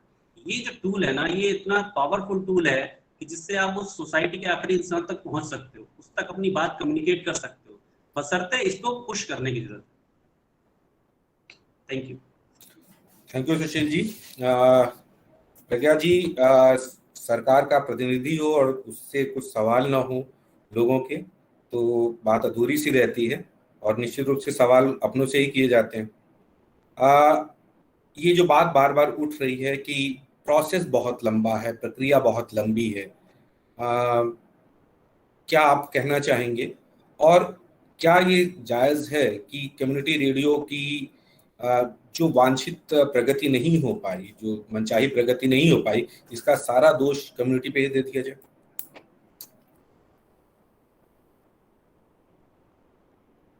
मैम शायद ऑडियो आपकी। सॉरी सबसे पहले तो ये कहना चाहूंगी, जो प्रोसेस है उसको सिंप्लीफाई तो किया ही जा सकता है, इसमें कोई दो राय नहीं है। यदि स्टेक होल्डर्स मिनिस्ट्री को लिखें, क्योंकि अभी यदि आपको ध्यान हो, अभी हाल ही में डिजिटल मीडिया एथिक्स कोड भी आए थे और बहुत ही पूरे प्रोसेस को सिंप्लीफाई भी किया गया है। इस प्रकार से यदि कोई बहुत ही प्रोसेस जनित, लेकिन इसमें क्या 2-3 मिनिस्ट्रीज शामिल हैं, तो जो हर मिनिस्ट्री से क्लियरेंस के जो भी प्रोसेस है वो तो क्लियर करना ही होगा। लेकिन हाँ, सिंप्लीफाई किया जा सकता है। यदि स्टेक होल्डर्स मंत्रालय को लिखेंगे तो निश्चित तौर पे इस पे मंत्रालय जरूर गौर करेगा। और इसका ये भी जो विकास हो रहा है वो, जैसा अभी सुशील जी ने कहा कि ये एनजीओज के द्वारा या यूनिवर्सिटीज के द्वारा जो अभी चल रहे हैं अधिकतर कम्युनिटी रेडियोज या एग्रीकल्चर यूनिवर्सिटीज से, जरूरत है इसको और छोटे छोटे स्तर तक ले जाने की। और इतना अभी मैन पावर भी नहीं है, जो हम लोग यदि ले जाना भी चाहें तो क्या हमारे पास इतना टेक्निकल नो हाउ है लोगों के पास कि वो ज्यादा लोगों तक इस तरह के और स्टेशन खोल सके। तो वो चीज पर भी विचार करना बहुत जरूरी है, कैसे हम लोग इसमें और टेक्निकल लोगों को तैयार करें जो कि इसको आगे ले जा सके। तो केवल किसी एक को दोष नहीं दिया जा सकता, ना समाज को दिया जा सकता। समाज तो आगे बढ़ के जरूर स्वीकार ही करेगा यदि इस तरह की पूरी सुविधाएं दे दी जाए। आप आम आदमी से यदि पूछें, यदि कोई सिवाय कि ऑर्गेनाइज्ड एनजीओज के यदि कोई खोलना चाहे कम्युनिटी रेडियो तो कैसे खोलेगा, ये सारी जानकारी भी लोगों तक पहुंचानी बहुत जरूरी है। तो मैं ये समझती हूँ कि सभी को यदि समस्याएं आ रही हैं तो if they write to the ministry, there will be a possible solution also. आभार प्रज्ञा जी। मीशा, अगर तुम्हारे पास कोई और सवाल है इस स्टूडेंट का तो please ask.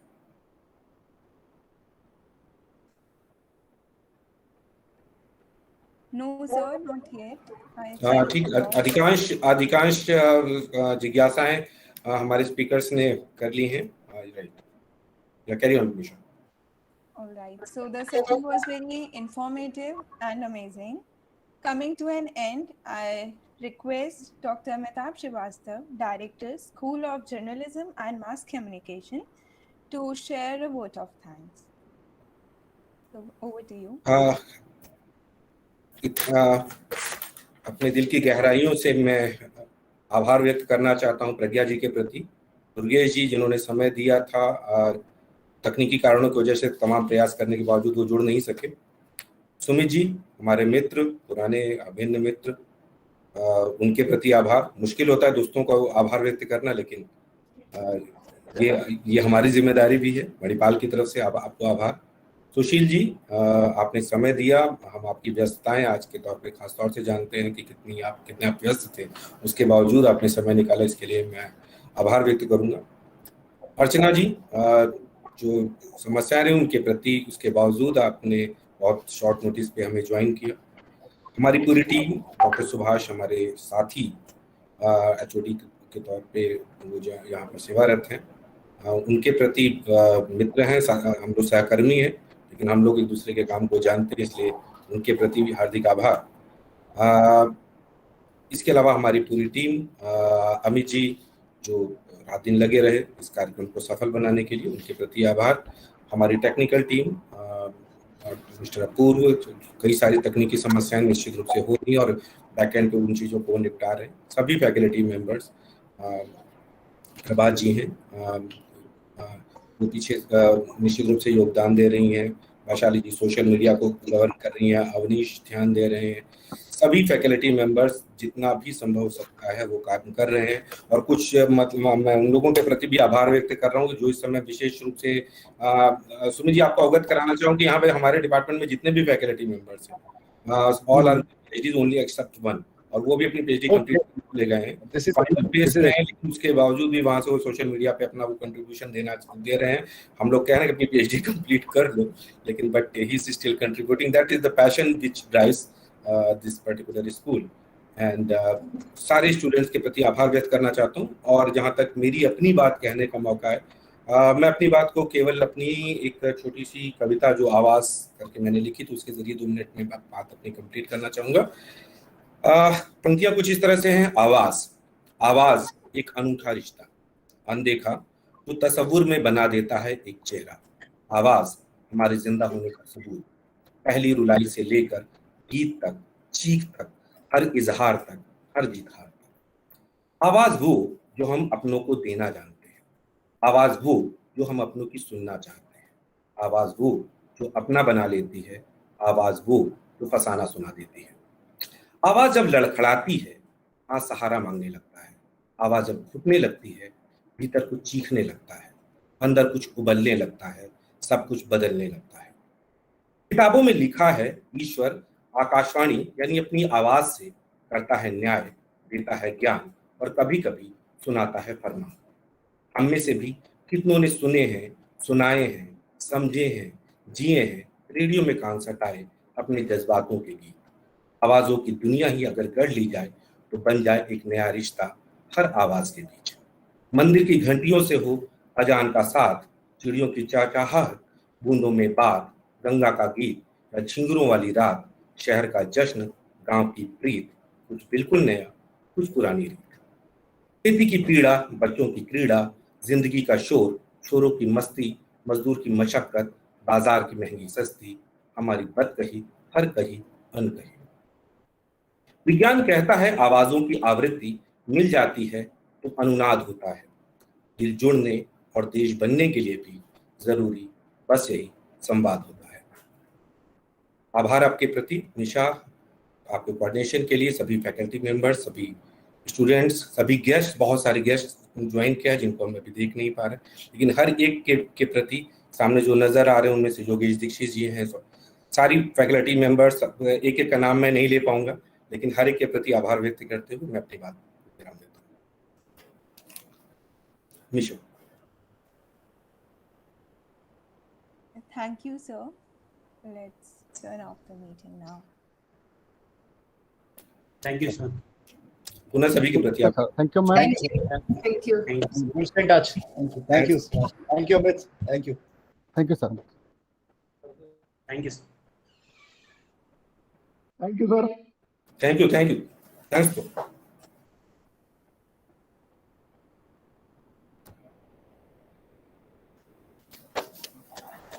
There is an important information. Our next session will start at 4 p.m. 4 Yes, 4 p.m. sir. Thank you.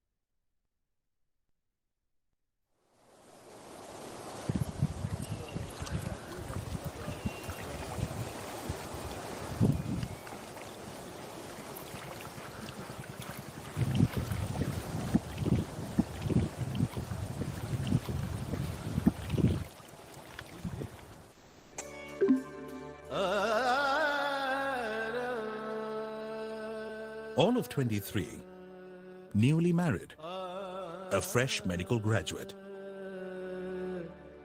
and looking forward to a new life. Young Madhava Pai had just sold some of his wife's jewelry to buy surgical instruments from Germany. He was all geared up to leave India and practice surgery in Hong Kong. He had debts to repay his uncles, who financed his medical education, and a large family, including his aged mother, to support. But that was not to be.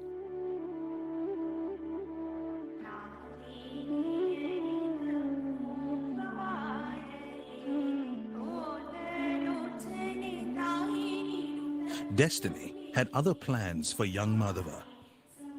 When he approached his mother for her blessings, she reminded him of his duty to his motherland and his fellow people. You must search things where they have fallen. You must earn in your own land.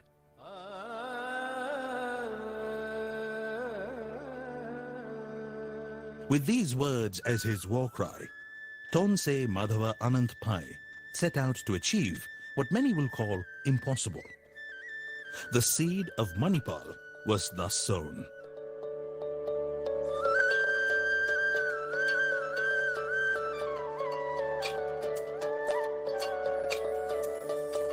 A journey of 1,000 miles begins with a single step. Walking together, we've come this far. It all began in the gleam of a great man's eye, in the light of his innermost soul. He believed that this was his ultimate goal. Inspired by the night, inspired by the night, for the sky is not the limit, 'cause there are footprints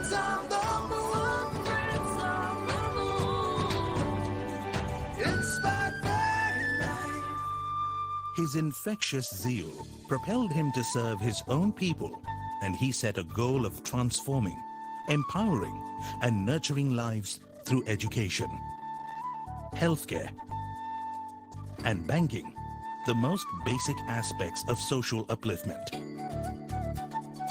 High schools in every village, small-scale industries like dyeing and weaving, sawmills that provided employment, institutes of higher education, rural banking. There was no area that he left untouched. Along with his brother, he started Syndicate Bank with a motto, "No man is too small for our bank." Syndicate Bank has got a new philosophy. It is a small man that ultimately contributes to the greatness of an institution. There must be an institution to collect the small savings of the people who are in millions in our country. He even started a Hindu orphanage during the days of our freedom struggle, as many children were being orphaned due to the dismal life expectancy of just 27 years. He brought sheer joy to the lives of the underprivileged. His relentless efforts transformed the barren land of Manipal to the exciting Manipal University Township. Dr. TMA Pai was passionately driven. He even said all that he was doing was not work, but fulfilling the vision of the Almighty to serve the needy. His sense of social responsibility was complete.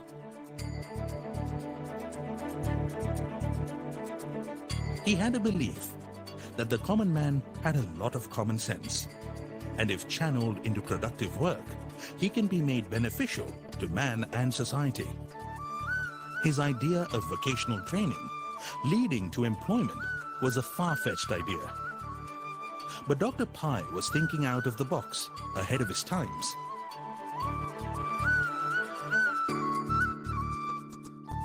Just like the idea of starting India's first private, self-financing medical college at a time when the country badly needed professionally qualified doctors.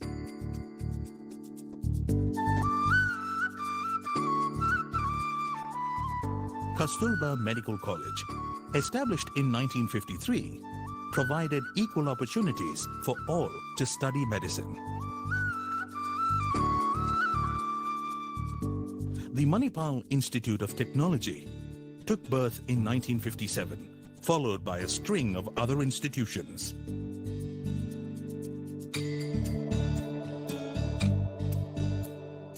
I have been traveling with him in the establishment of so many high schools and colleges. And it was a great experience for me. He was a man of practicality. He didn't want everything to be done by the government. And he used to go forward, taking around with him his followers and friends. Featured in Ripley's Believe It or Not, for establishing the maximum number of institutions in one lifetime, TMA Pai was a man of values, uncompromising in his integrity and honesty of word, deed, and purpose.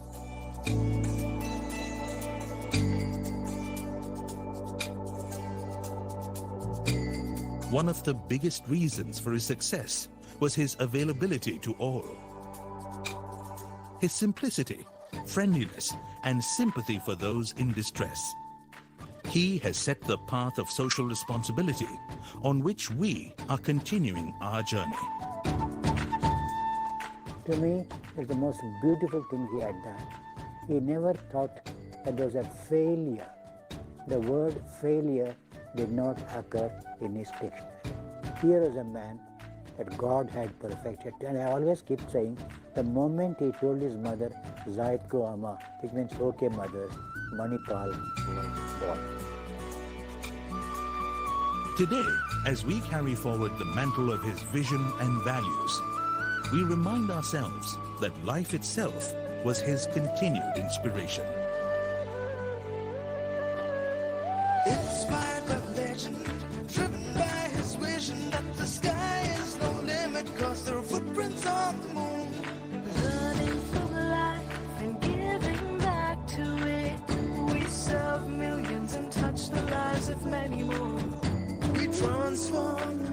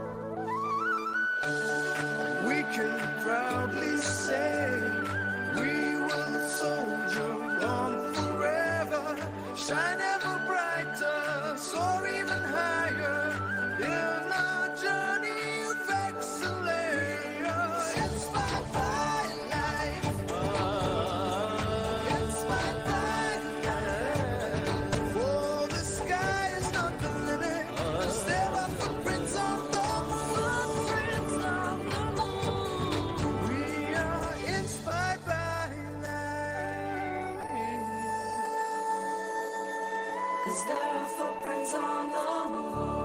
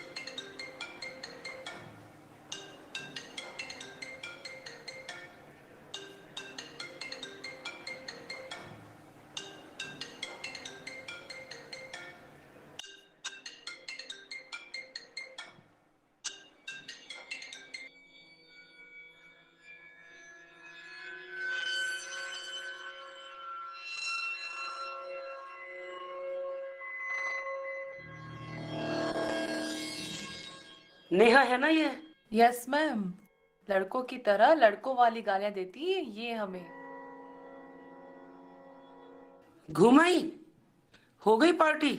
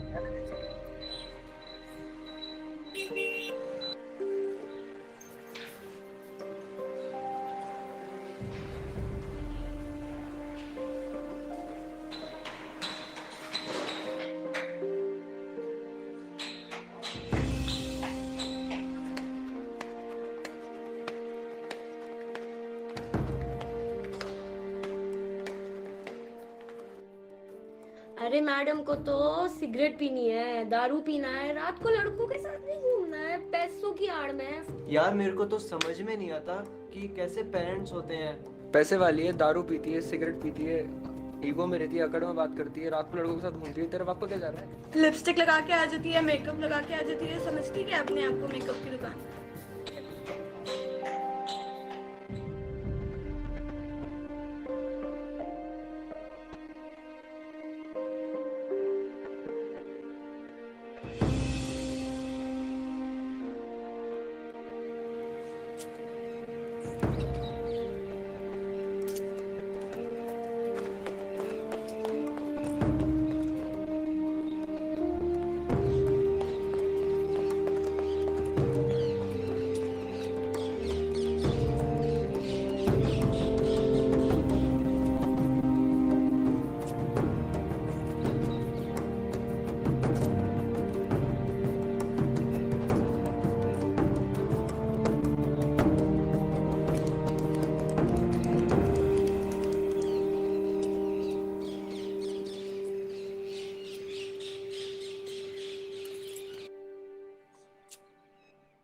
Class चलें, we are already late.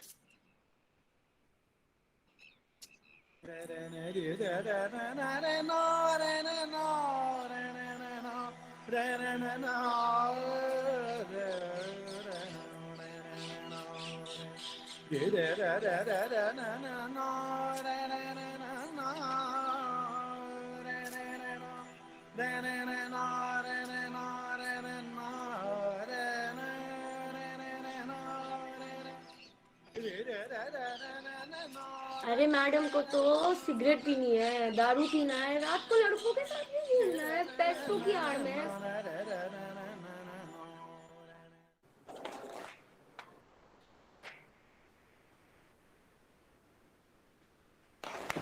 रुको नेहा, कब तक भागोगी? अब बात करना बहुत जरूरी हो गया है। चलो मेरे साथ।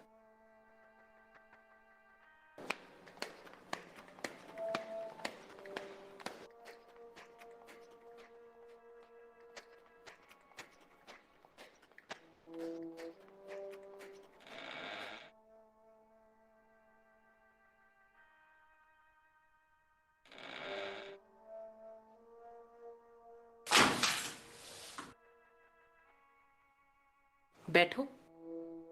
बोलिए ना, आप क्या बोलना चाहती हैं? ऐसी क्यों हो तुम? आखिर बात क्या है? ऐसी क्यों हूं मैं? इससे आपका मतलब क्या है? पहले चेयर लो और बैठो।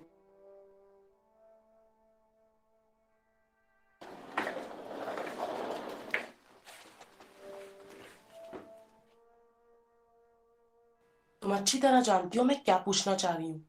ओह, आई एम सॉरी, मुझे नहीं पता था यहाँ बिहेवियर ओके चेक का भी टैग लेना पड़ेगा।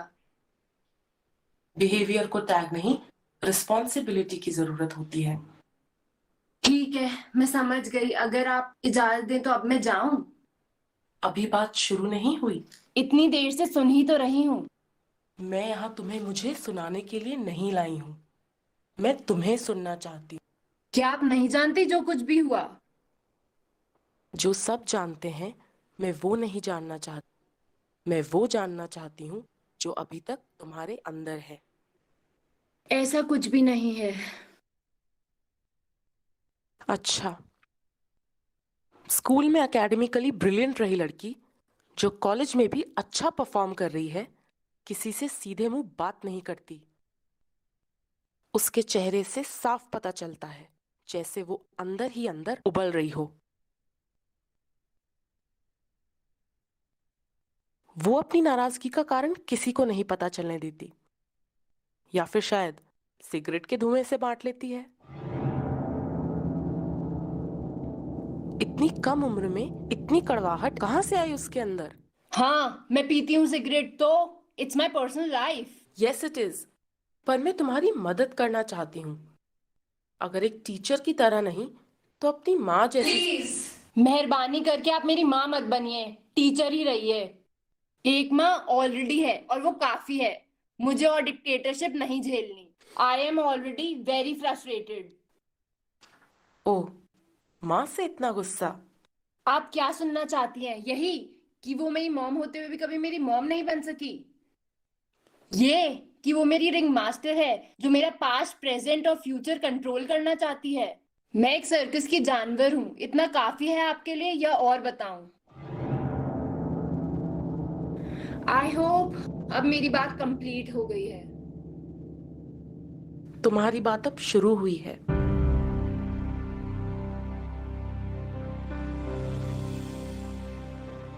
काश वो मेरी फ्रेंड होती। अगर वो सिर्फ तुम्हारी फ्रेंड होती तो तुम मॉम कहाँ से लाती? माँ में दोस्त ढूंढो, तुम्हें मिल जाएगा, लेकिन दोस्त में माँ मिलना मुमकिन नहीं है। दोस्त तुम्हें गलती पर डांटेगा, लेकिन माँ तुम्हें उस गलती को करने से ही रोक देगी। दोस्त शायद तुम्हें गलत रास्ते पर ले जाए, लेकिन माँ उस गलत रास्ते को तुम तक पहुंचने से ही रोक देगी।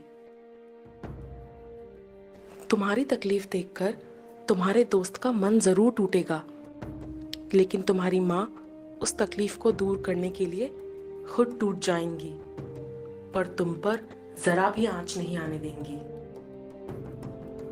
बुरे वक्त में दोस्त तुम्हारा साथ देगा, लेकिन माँ बुरा वक्त आने से पहले ही भाग जाएंगी और तुम्हारी खैरियत लेते हुए तुम्हें आगाह करेंगी।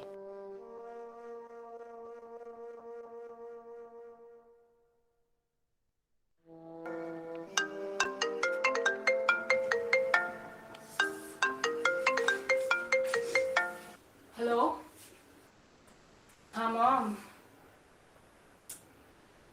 अरे तो कॉल क्यों किया? टेक्स्ट कर देते।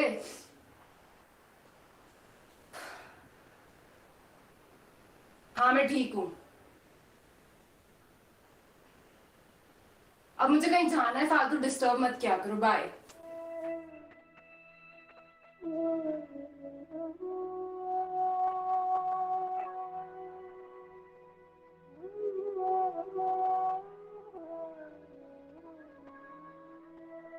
मॉम ने सिर्फ भाई को अपनाया है, वो बस उसकी माँ है। अच्छा, उसे अपनी मनमानी करने की पूरी आजादी है, और मैं तो इंसान भी नहीं हूँ। मेरी मॉम हमेशा से मेरी जेलर रही और मैं उनकी कैदी। Carry on. वो मुझे कभी समझ ही नहीं पाई। हर बात में रोक टोक, हर समय बंदिश, कभी कपड़ों की तो कभी वक्त की। किसके साथ जा रही हूँ, क्यों जा रही हूँ, ये क्या पहन रखा है। मेरी कोई पर्सनल लाइफ तो कभी थी ही नहीं, इसलिए मैंने यहाँ अपनी दुनिया खुद बनाई। यहाँ मैं अपनी मर्जी की मालिक हूँ। क्या तुम अपनी दुनिया में खुश हो?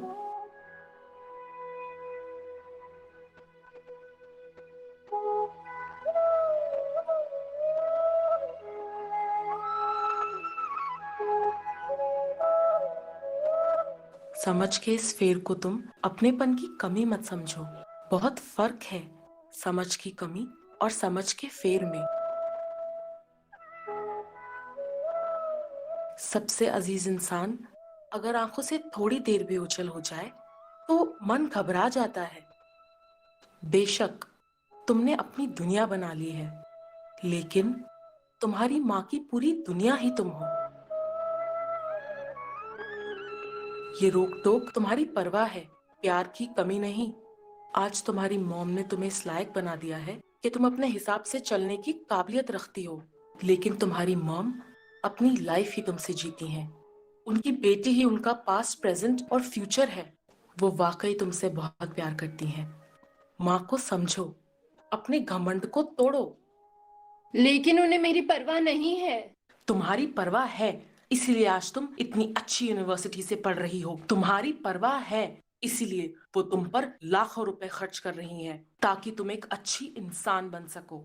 तुम्हारी परवाह है, इसीलिए उन्होंने तुम्हें किसी सरकारी स्कूल से न पढ़वाकर एक कॉन्वेंट से पढ़वाया। तुम्हारी परवाह है, इसीलिए आज तुम आजाद हो।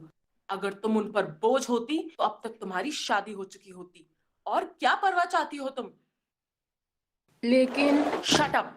न तुम्हारी अपनी कोई सोच है, न अपनों की फिक्र है, सिर्फ मतलब है। मैं सिर्फ अपना अपना अपना।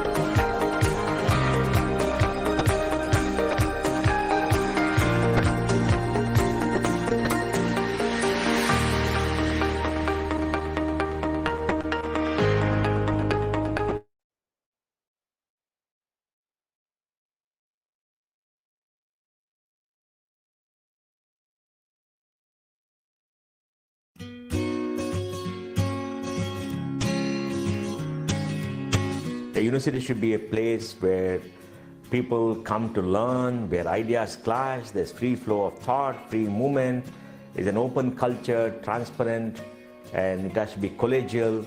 All facilities have to be together so students can mingle. We should create many areas where people can come together, discuss, chat, very comfortable workplaces for everybody, the faculty, the staff, the sub-staff and everybody else. So after we got the land and we started doing it, and we said we must have a residential university because we are a unitary university and it must have good residences. So we conceptualized it, we called our architects and asked them to design, and I think we see this beautiful design. We wanted a design which is very classical. Sadly, in our country, we don't have any idea about how our great universities were designed. Takshila, Nalanda, Vikramashila, we don't have any idea what they were. They're all been destroyed. So we looked at modern contemporary design and came with this kind of Greco-Roman design, which we thought is alien to our culture, but it has global recognition. So we asked them to come with this, and I think we got a beautiful design. It is the best energy efficiency for any university in India, and we are in a hot climate. So it goes to 45, 46 degrees. We have to make sure that heat ingress is very much less. We did all that with thick walls. We made sure there's proper shading. We made sure that the roofs have reflective lighting. We reduced the consumption of water by having better design. And we also made sure that the power consumption is the least. Entire water is recycled. It's a zero discharge campus. And we make sure that all of them have enough facilities and food courts, gyms, many eating places. Colors that we choose for this campus are bright colors in an area where there's very strong sunlight.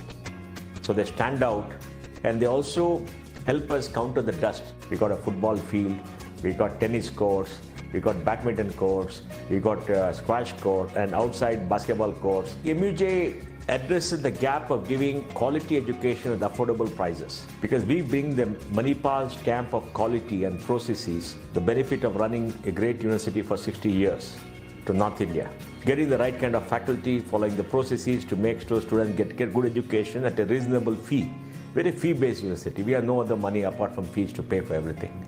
But we make sure that fees are very reasonable. Our costs are all kept low. We pay our faculty and everybody reasonably well. And I think we managed to bring about a great balance and also to ensure academic rigor. We don't allow any student to come. They have to go through a process of passing a test. They have to have minimum marks. A certain discipline is required for them to grow. We give them everything to realize their potential. And we created a very friendly, open atmosphere. So I think we brought the Manipal spirit, and I think it's working very well. Manipal brought something very special. That's why in a short period of time, it's become one of the best universities in North India. So we have to make sure that we are local to the great extent, but in areas like quality of education, processes, standards, we have to be global. And that's what we try to do. So the culture here is very different from the culture in Manipal, but the values are the same. We need high aspirations. Because once you have very high goals, you can push towards that.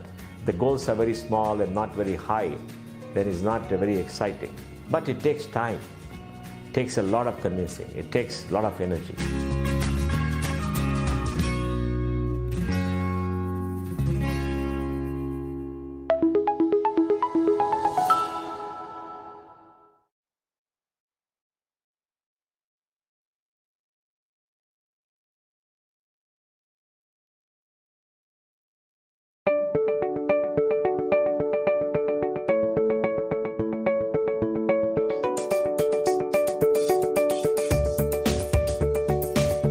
First advantage of Manipal is a multidisciplinary. The second advantage Manipal is something that which we are very keen is the multicultural. So students, when you see in any of the programs and all, they are the pan-India. Sometimes the programs are also attract the international students. So studying in such an environment, the student learn many things. Innovation is something that which we are doing slightly different, whether it is a launching of the new program and the adoption of the curriculum and getting this internship, industry connect and internationalization, like encouraging the student mobility or encouraging the student to participate in the outside curriculum, also thinking how to creditize those. Of course, there are something that which we have to do all those things within the boundary of the regulatory. I'm very happy to say that the students are a part of the curriculum design. They are the member of my board of studies, they are the member of my academic senate. So they will give a lot of input, and we also bring alumni also into the fold. My observation from the last 3 years, the best ever ideas are coming from a young brain, basically from the undergraduate students. So this is something which we are now encouraging the students to make some kind of an effort under the guidance of the faculty, collaborating within the faculty in the university, collaborating with our own Manipal group of institutes, collaborating with the industries, collaborating with some high-end research organization, even with the partner university, both within and outside. So, and we strongly feel and observed that a good researcher is also a good teacher.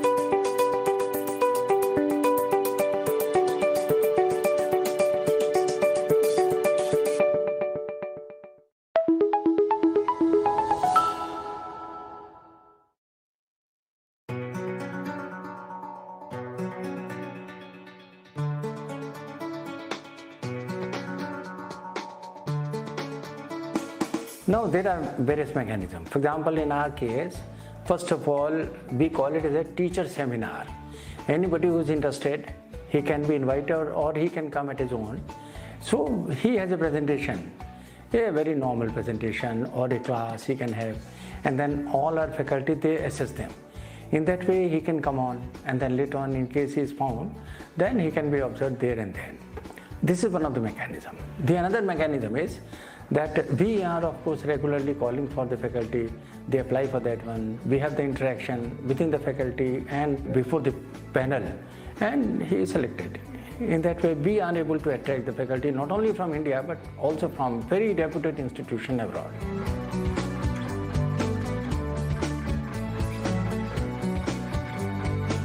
It's a very regular program.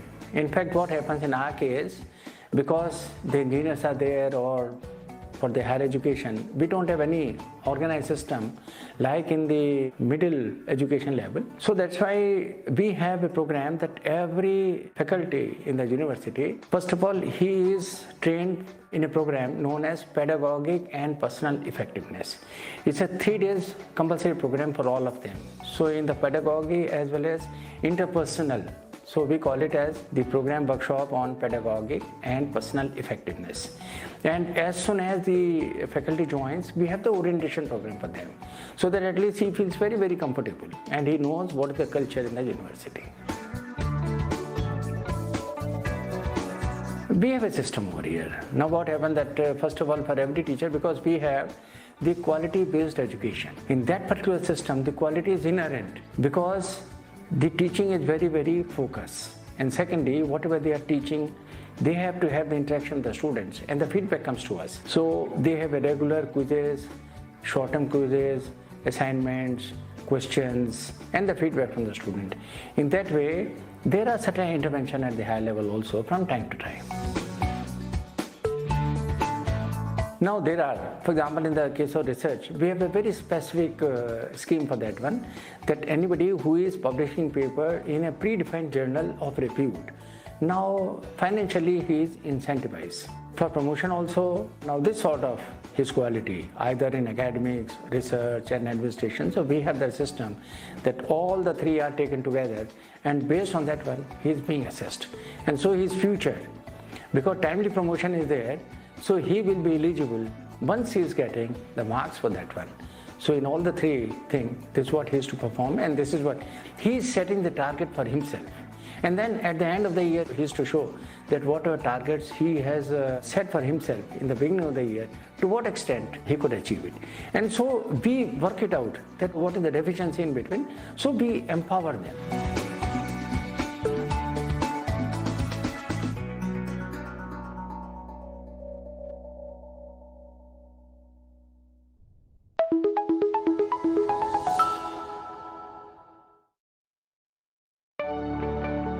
इस film में चुनौती जो है, चुनौती हमें नहीं चुनती, हम चुनौती को चुनते हैं. This is our field. It's a BFA, Bachelor of Fine Arts. The specialization is Applied Art. Duration is 4 years. Everybody asks, what is the future of this course? And what is the opportunities of this course? What is the placement of this course? Placement is 100 and plus. Because it's related to design. Design in nature. Design in yourself. In design, there is architecture, planning, fashion, jewelry, interior. ये design एक दूसरे को काफ़ी help करता है. ये किसी university में नहीं मिले. एक जगह पे होने की वजह से एक दूसरे का इंटरेक्शन हो सकता है और उनको उस तरीके से उनका नॉलेज बढ़ सकता है. पेरिस की एक यूनिवर्सिटी है, उसके साथ टाइप हुए हैं. वहाँ के स्टूडेंट हमारे यहाँ पे स्टूडेंट एक्सचेंज प्रोग्राम में यहाँ है और हमारे स्टूडेंट भी वो यहाँ से वहाँ गए हैं और हमारे स्टूडेंट जो है सेकेंड ईयर से अपना अपना काम करना चालू करते थे. इन फ्यूचर प्लान यही जो है टेक्निकली हम लोग इंडस्ट्री को ज़्यादा इन्वॉल्वमेंट ज़्यादा करेंगे. एक इमेज जो है मणिपाल यूनिवर्सिटी की, उस इमेज को वर्ल्ड में कहाँ तक लेके जा सकता है, इस तरीके से हम लोग उसको जितना भी चाहिए उतना हम स्टूडेंट को यहाँ पे देते हैं.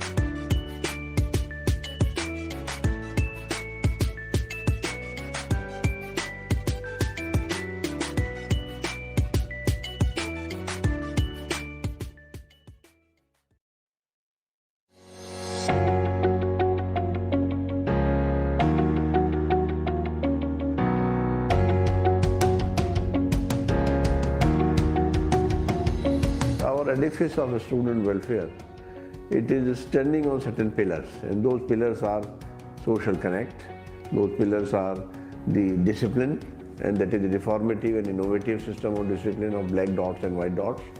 Then sports, then there are activities, then there are different clubs, we have 20 clubs, and then the teacher-guardian relationship, the student safety, etc., the student counseling. These are the areas on which this edifice is standing. So we continuously do the student engagement programs, activities, etc., so that the student welfare can be promoted. The example is like that we have teacher-guardian program. There are 20 mentees and the one mentor. Our mentor will connect with these 20 students, their parents, and whatever feedback they will give, the students and their parents, because he is continuously in touch with their parents also. We will have this meeting of the stakeholders also, and then we will take care of those problems. Then we continuously organize cultural activities. Recently there was Tech Idea, it has to happen. Joni Rose was there, Freshers Party was there, TEDx program was there. These are the examples by which we promote the student welfare. Inputs of the students are incorporated. We are constantly in touch with student counseling. They are members of our AC, they are members of our library also, they are members in our various academic bodies. In addition to that, whatever feedback our mentees give to our TG, on that basis, the pathway of the connecting with parent and student goes with TG program. That is the flagship program of this university. We have multiple streams as well and multiple cultural backgrounds also. It is a mini India. The number of students, more than 7,000 students and they come from diverse background and different regions and ethnicity and race. But we have zero discrimination about that, and we respect their diversity. Simultaneously, we do inclusive teaching also. We do all activities which are inclusive, and we try to make them inclusive so that there is uniqueness can be identified and benefit of that can be taken. Our psychology department creates mental health awareness programs frequently. Then we have art of living courses also, twice, thrice in a year, happiness programs and happiness lectures. the stress bursting lectures, they are also organized. Then there is clinic also to take care of, then meditation, yoga, gym. These are the areas by which we take care of the mental and the physical well-being of the students.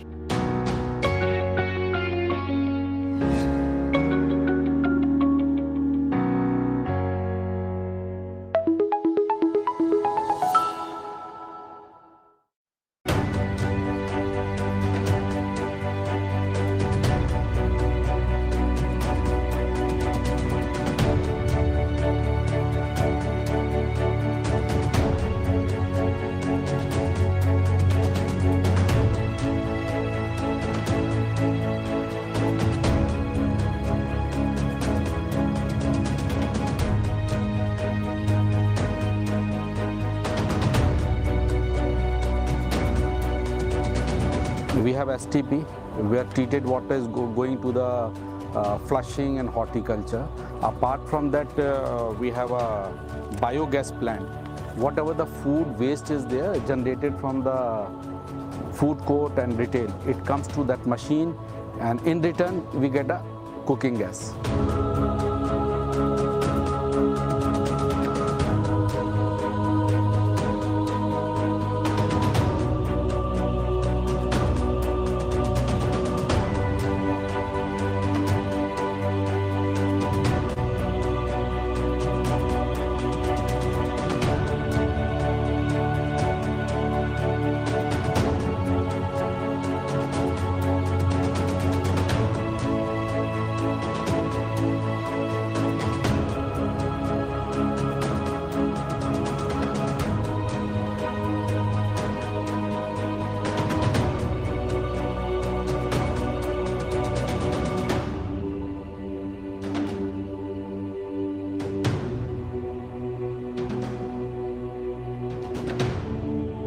The chef on wheels cater for a multiple amount of people, and we have varied cuisines, right from vegetarian, which is around accounting to around 60 to 70%.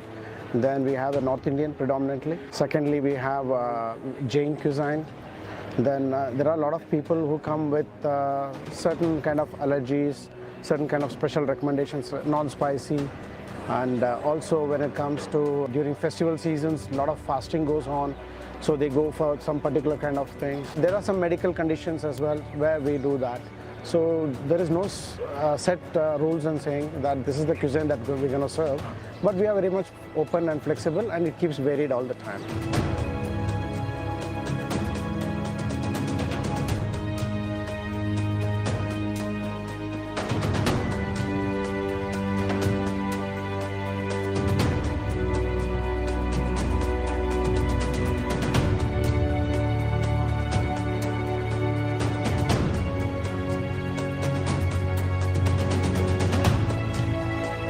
To cater for the medical emergencies, also we have a in-house medical center, and we have a dedicated ambulance available within the medical center which can take the patient in case required to our Manipal hospital, which is located in the Jaipur city. The hostel has 24/7 well-trained security personnel. There are CCTV cameras placed in the campus which covers the open areas, various corridors and lift.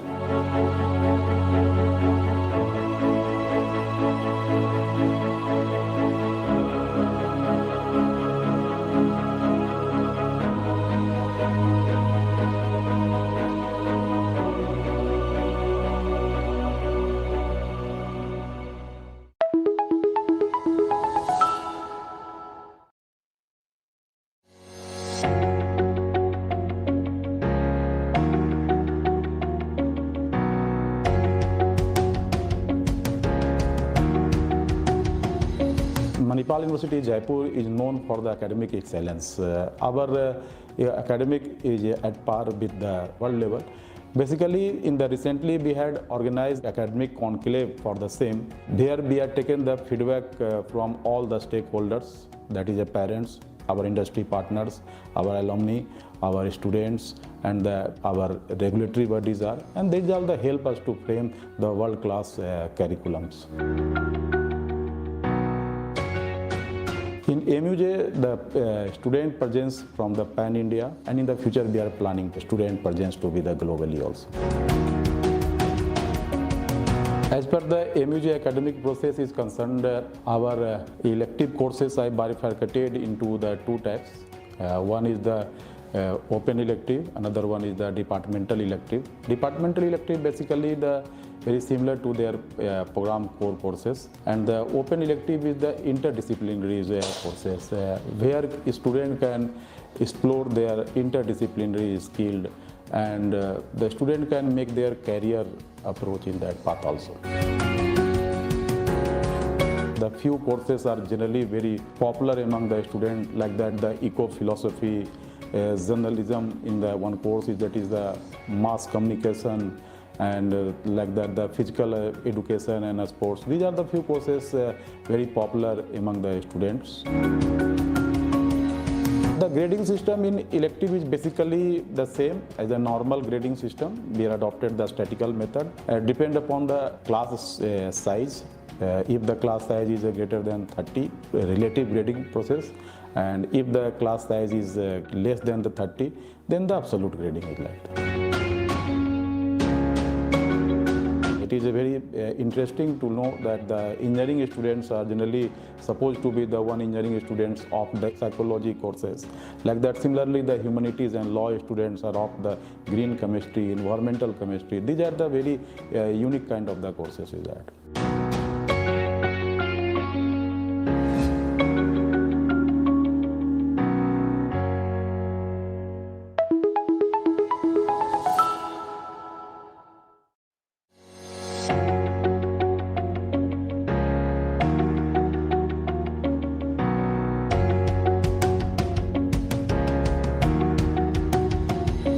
Manipal Group has a presence of over 60 years. Northern India, this is our first campus, and of course there was a requirement of world-class university in this region. It's a happening place and becoming a destination both for faculty as well as students. On the infrastructure, yes, of course, we have been many times have accolades obtained from MHRD, and it's a LEED Platinum 5-star Breha rated. This combination is not there with any other university. Manipal University Jaipur is a pan-India presence is the best thing which is happening on the campus, both in terms of the faculty as well as the student. Second is we are allowing best practices here in the academic space, and we have interdisciplinary focus both in teaching as well as research. So I think why one should get attracted to Manipal University Jaipur is they get the best what is available in the higher academy.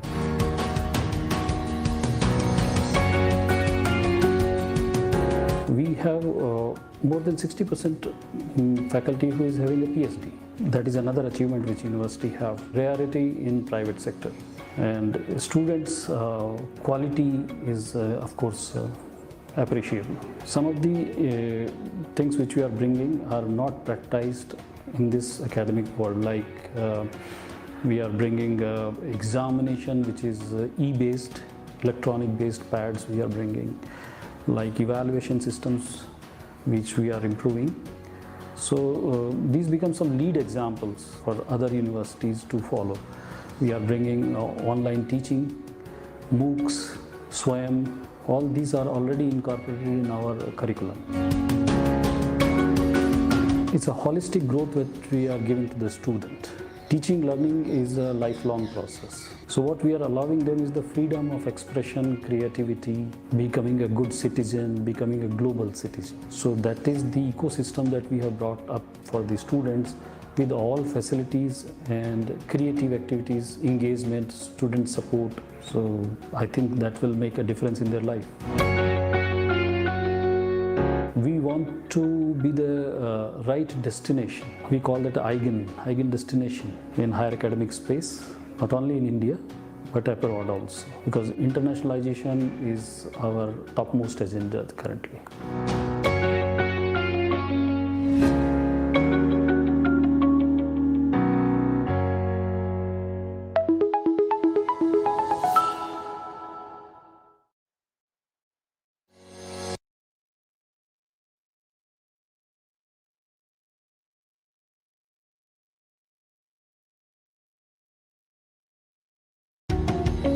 Manipal Group has a presence of over 60 years. Northern India, this is our first campus, and of course there was a requirement of world-class university in this region.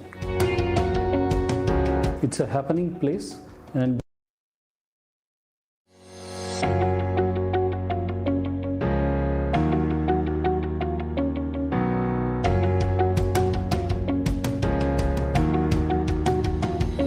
we receive more than 10,000 applications each year. Capacity is around 2,700. Applications comes pan-India, and we have NRI quota also, so applications come from abroad also. We offer more than 60 courses in 5 different faculties, that is Faculty of Engineering, Faculty of Design, Faculty of Arts and Law, Faculty of Management and Commerce, and Faculty of Science. We have 36 courses as bachelors and 24 courses masters, and days to come we are going to add few more courses in these streams.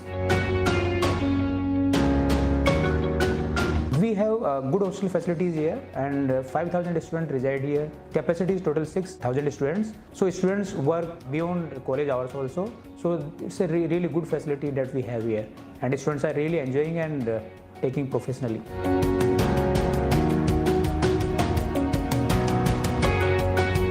We have our screening system here. We have PIs. We conduct tests to take students. So we focus on quality students, as well as we want to serve the society by providing good professionals.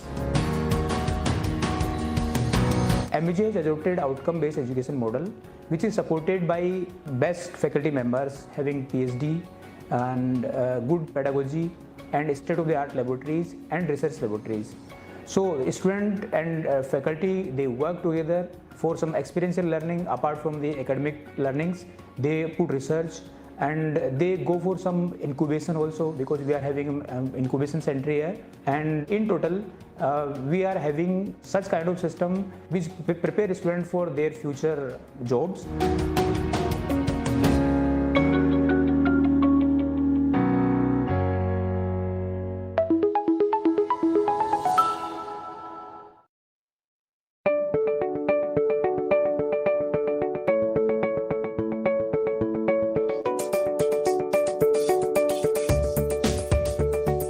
This is one of the fastest growing university, and to make this one of the most preferred educational institution in the northern part of India. We would like to bring more experiential learning in this particular campus, and to make this happen, yes, the curriculum must be very flexible. By seeing this campus itself is an inspiration. Building may look very huge, but it is a very cost effective, whether it is an energy saving or water conservation, the green campus. So these are the points that which you would like to have it. There are so many learnings which happens outside the classroom. As an academician, as a teacher, I always used to say that inside the classroom, at the most that I can cover the syllabus. But what is truly required is to uncover the subject. There are something which we cannot do it, implement as per the conventional educational system inside the classroom. We wanted to emphasize more on extracurricular activity. Whenever a student joins for a particular program, I really do not know that whether he is really interested in that program or not, because there is a multiple factor makes him to decide that. If I create the other opportunity in the other disciplines, whether it will be a technical clubs, a non-technical clubs, the dance, the music, or many other things. And we are also thinking about how to creditize those activities which they are doing slightly outside, so that in my opinion, if it is an engineer, I am not only creating an engineer, I will create a fine engineer. If it is a law expert, it is not only a law, it is a fine lawyer.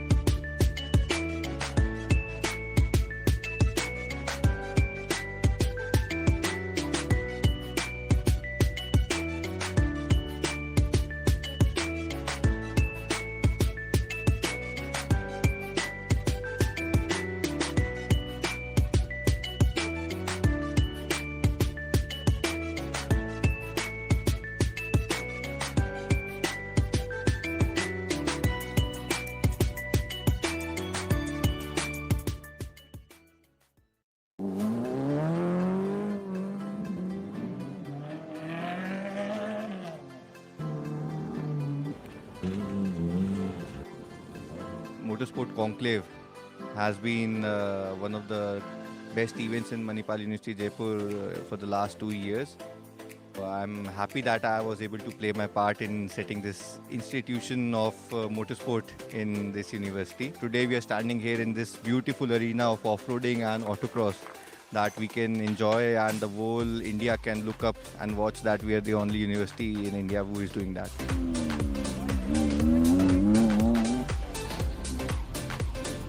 Once I joined Manipal University Jaipur, so I had this idea and I shared it with few people.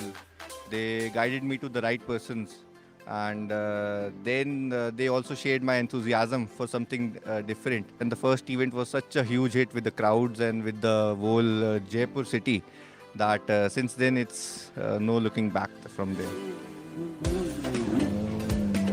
This event attracts drivers from all over India. We have Raid the Himalaya champions, we have Desert Storm Rally champions, we have Dakshin Day Rally champions, we have your INRC champions coming all across from India. This time we are having participants from Chandigarh, from Delhi, Gurgaon, Noida, and from even Bhopal, from Pune. We have accreditation for this event from Federation of Motorsport Clubs of India, which is the governing body of Indian motorsport. So it's a proper legit and properly organized safe event. It's a great event, different kind of a track.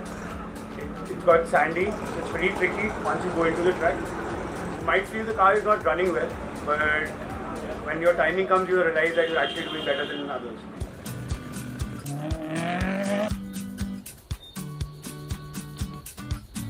The first event of a rally sprint happened in the university's cricket ground.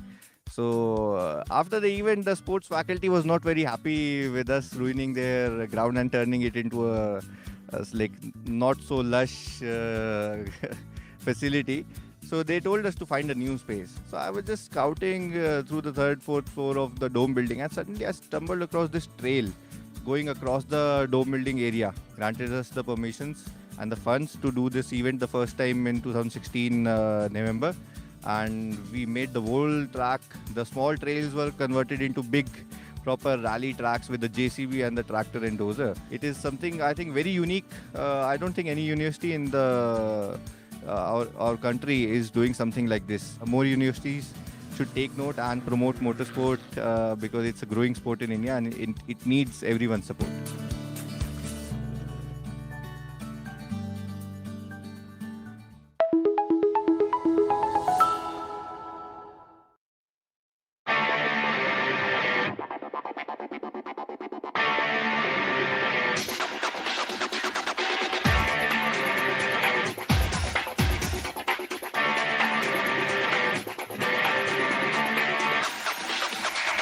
In 2011, I met with a rail accident where I lost my leg, and after that I got selected in Paralympics in 2013, and in 2014 I got my first international tour, Tunisia, where I got 2 medals, silver and bronze medal, and then I got selected for Asian Para Games, which was in Incheon, South Korea, where I got 4th and 5th position, and went back to Korea again, where I did a sports management course there.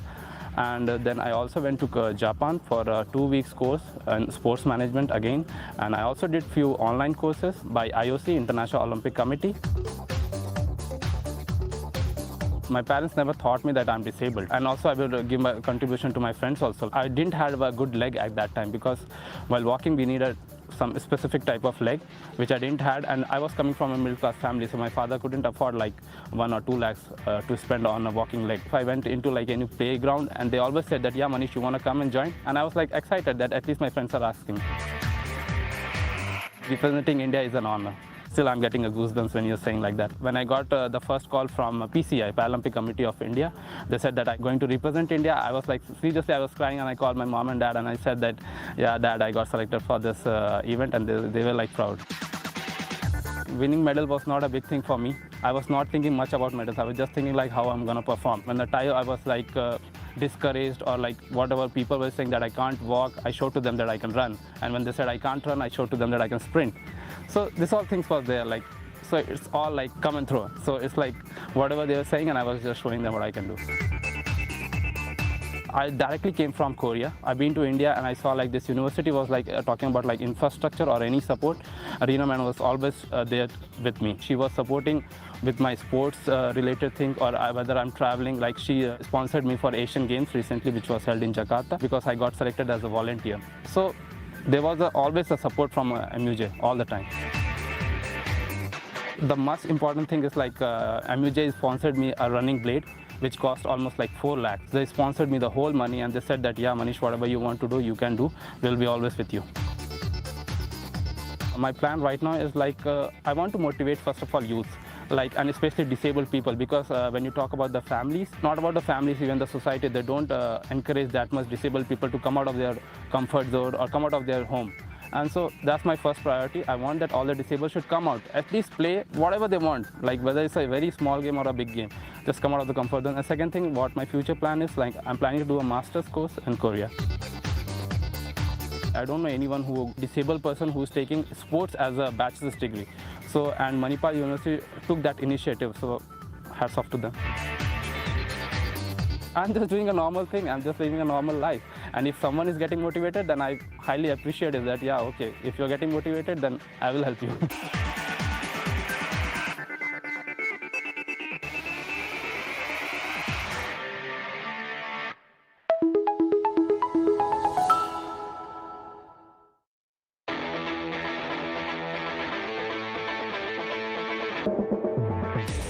I started with this hobby called aero modeling. Then I get into this and I find more people around doing the same hobby, making aero models, designing, analysis on different kind of models. I came up with this idea of starting a company and choosing this university as well. It's one of the prestigious university in Jaipur as well as in India. So it came up with this thought of getting into the startup as well as doing your studies so that you can manage both the things. The idea came up was to teach aero modeling to students in a way that the activity should be lucrative as well and should be decently informative to the students so that we can explore much and unveil the new dimensions of thinking. I have been into aero modeling for almost about 8 years, and these are the only guys in Jaipur who have a store who are actually doing aero modeling at another level. Zero Gravity as a company and the Wings Club of the college with a collaboration. The club is at another level in the college, is one of the most recognized club in the college. The company name is Zero Gravity Aerosports. We basically create the fusion of aerial filming with digital media and hand out the matchless products to our clients. And in Manipal University as well, we have been working from past 4 years in every event they do, like Oniros, Abhivarta, Tech ID8, even we sponsored TEDx. Yes, the university played an important role throughout the journey. I shot a video, they paid me accordingly for that, and it was the first amount I could get out of my startup, like I was running this company. So university was my first client, I can say.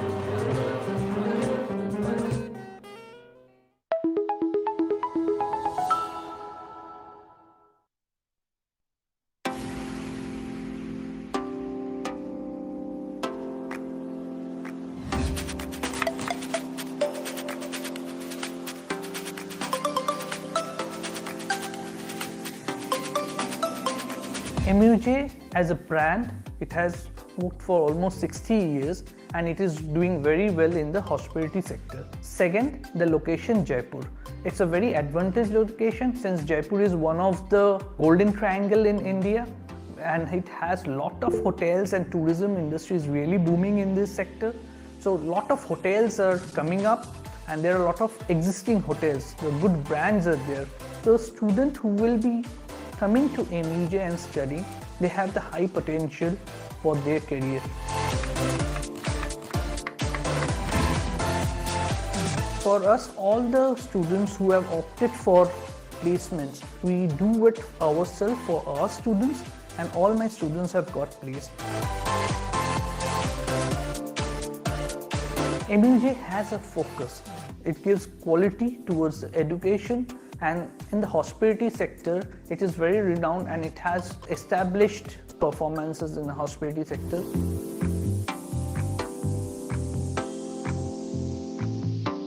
Being hotel manager and being a skill-based education, we have experts which belong to the industry and they're working in the industry in manager or up levels, and we call them to give the practical demonstration to the students so that they learn more well about the industry and they are always be acquainted with the industry trends. Our course is related with the industry. So training and academics goes side by side. So the students are very much linked with the industry and they have already established a good network with the industry personnel. And when we face them for interviews, it grew very well.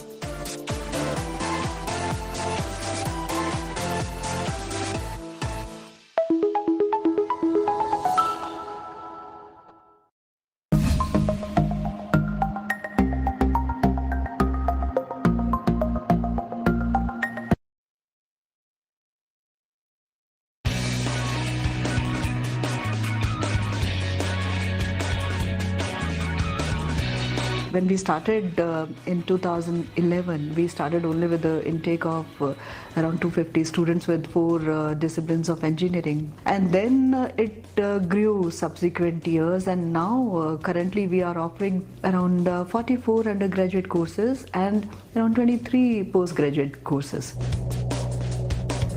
The growth of the institution was very gradual, very steady, and very efficiently and keeping the quality standards and basically meeting all the needs of this part of the country, because this was untouched as far as Manipal Group is concerned about the education field.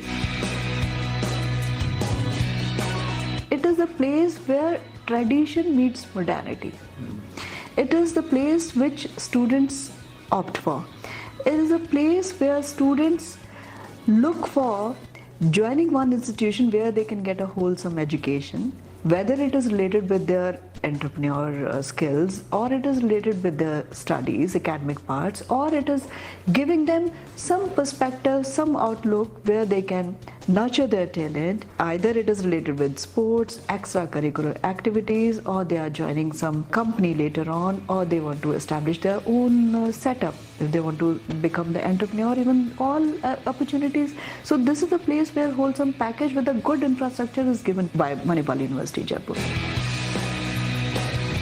If we talk about faculty development program, none of the university, in fact I have not seen any university where chancellor or the chairperson of the university himself is involved in faculty development programs. So we have set up a technical education, the tech is the center here, where faculty development programs are being conducted time to time. That is there as a regular feature.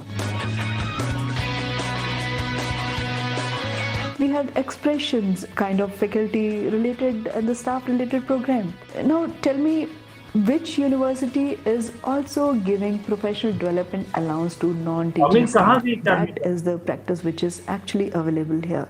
We give them the financial support. They can also register for online courses. Special kind of leave is given to them. All best practices.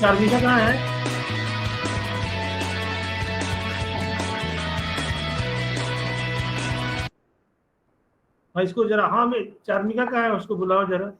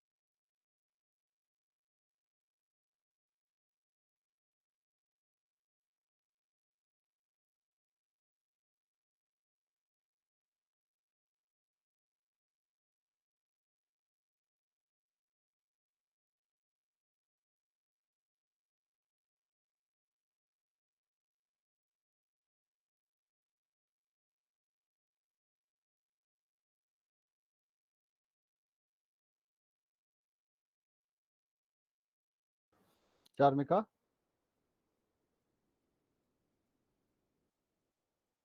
Charmika, am I audible?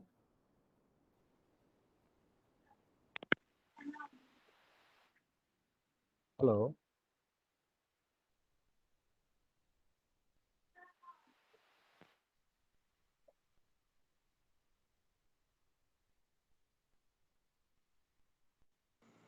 Hello? Yes, Charmika.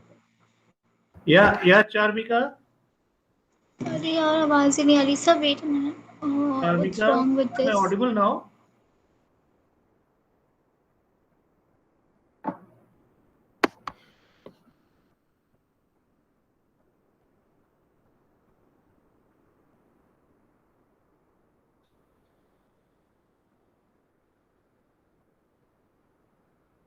Amit 15 minute रह गया, क्या problem है उसको चार्मिका को? जुड़ रही है. am I visible? Yeah, visible and audible. Yes.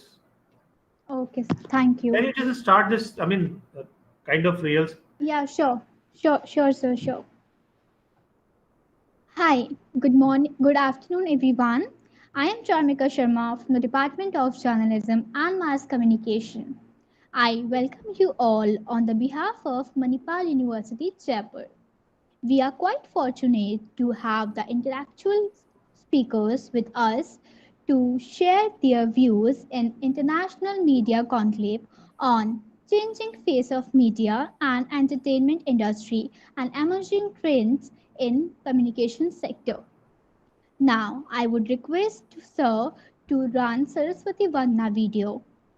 Then Sir Saraswati video, and then after, now I would request Sir to run video of the department.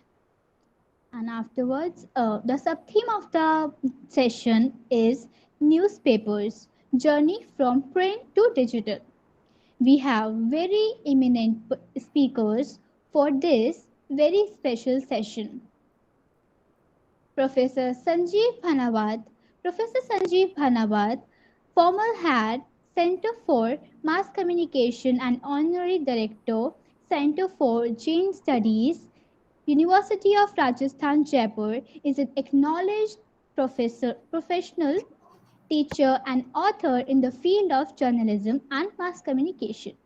He is a recipient of various awards like Radha Krishna Khetan Gold Medal, Somnesh Joshi Pratham Kriti Award, to name a few. Professor Bhanawat has participated in more than 200 national and international seminars, workshops, and conferences. Next, we have Professor Dilip Kumar.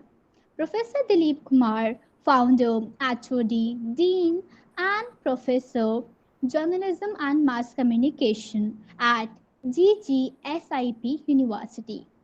He serves as a political expert. Charmika, just a sec. Yes, Hold on. Nandini ma'am has joined us. Ma'am, just a kind of rehearse before the moderator starts. But since you have joined, we welcome you, ma'am. We'll be starting soon in 10 minutes. Yes, yes, ma'am. Charmika, remove the post dean from the profile of. You are muted, ma'am. Just a sec, Amit. Just a sec, ma'am. Please unmute. You are muted. Yeah. Okay. Being in academics, I know all these trial runs, so I thought as much. Yeah. I thought as much, so it's okay. I also wanted to try, so I'll come back to you later. No, you please stay with us, ma'am. You ma'am, stay with us and kindly guide us. Let the trial run go. I'll come back at 4. Okay. Yes. Right. Yes, Charmika, Yes, carry on. Yes, sir. So I have to remove Dean, right? Okay. I'll start again. Amit, unmute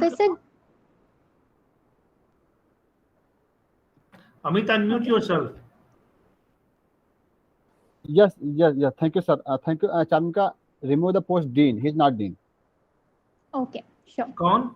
Professor Dilip Kumar. Professor Dilip Kumar. Professor Dilip Kumar, founder, HOD, and Professor Journalism and Mass Communication at GGSIP University. He serves as a political expert for national news agencies, including NDTV, India TV, and News 24, to name just a few. He is a chief editor of Janjatiya South International Half-Yearly Research Journal. Some of his awards and honors include Media Ratan and Best Editor Award by NAI News. Professor Kumar has organized more than 150 seminars and workshops and has also attended over 100 national and international seminars as a keynote speaker. Next, we have Professor Nandini Lakshmikantha. Professor Nandini Lakshmikantha is working as a professor at the Manipal Institute of Communication. Apart from guiding research scholars from their PhD, she has been sectioned projects under ICMR and Knowledge Commission of Karnataka. She is presently working with Road Safety Communications. She regularly conducts workshops on leadership communication for corporates and team building. I would also like to put to consideration that the fees earned out of such workshops are utilized to educate government school children on personality development in general, menstrual hygiene, and management for high school girls. Next, we have Dr. Prajush Datta. Dr. Prajush Datta is Associate Professor and Program Director, APJ Institute of Mass Communication. More than 12 years, Dr. Prajush Datta has been using his formidable knowledge for the integrated marketing, communication, and media entertainment industry to impart education and training to budding advertising professionals at APJ Institute of Mass Communication. Under APG Satya Group, Jagran Institute of Management and Mass Communications, Amity University, Mangla Latayan University, GGS, IP University, Miranda College, Delhi University, EP, EMPI Business School, Mass Media, and others.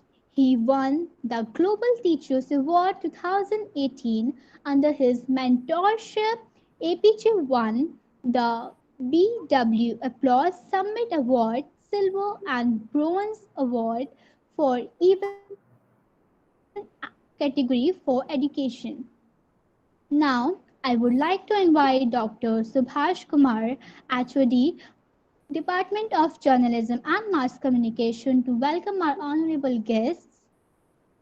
And now I would like to invite Professor Dilip Kumar, Professor and Head Journalism and Mass Communication, Management Education and Research Institute, GGSIP University, Delhi, to share his wise words with us.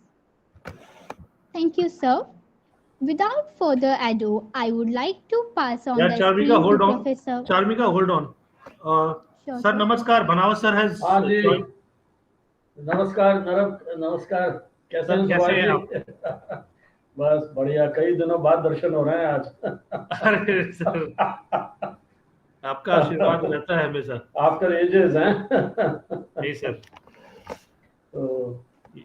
और बस sir, we are starting in 5 minutes. हाँ कोई problem नहीं sir. प्रणाम sir. हाँ भाई अमित, क्या हाल है? बस आपका आशीर्वाद, बढ़िया सर।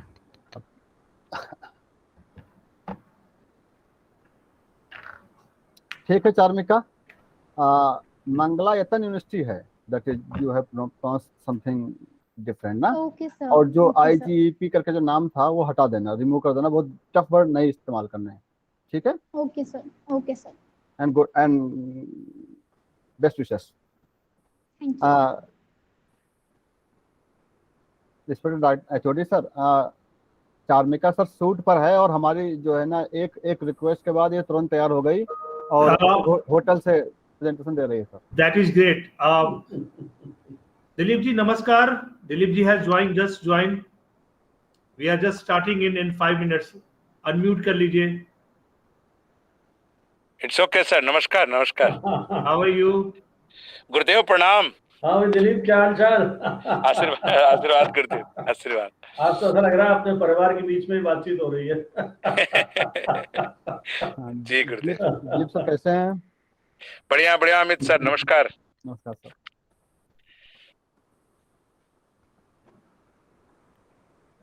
आज CP सिंह साहब को क्या हो गया? क्या उनकी मदर की तबीयत खराब हो गई? जी सर। अच्छा। मुझे सूचना मिली। हाँ। ये सब पूरा सेशन था जो बिल्कुल परिवार जैसे लोगों के लिए था। हाँ नहीं, उनसे भी मुझे लगा मिलना हो जाएगा। सारे लोग बहुत आत्मीय थे इस सेशन में। हाँ, अमिताभ जी भी आ गए। Yes sir. हाँ अमिताभ जी माइक आपका। अमिताभ जी माइक आपका म्यूट कर लीजिए खुद को। आवाज वाला सेशन हो गया, हमने कहा कि प्रिंट वाला सेशन है। प्रिंट वाला सेशन है तो मुंह बंद करके भी काम चल जाएगा।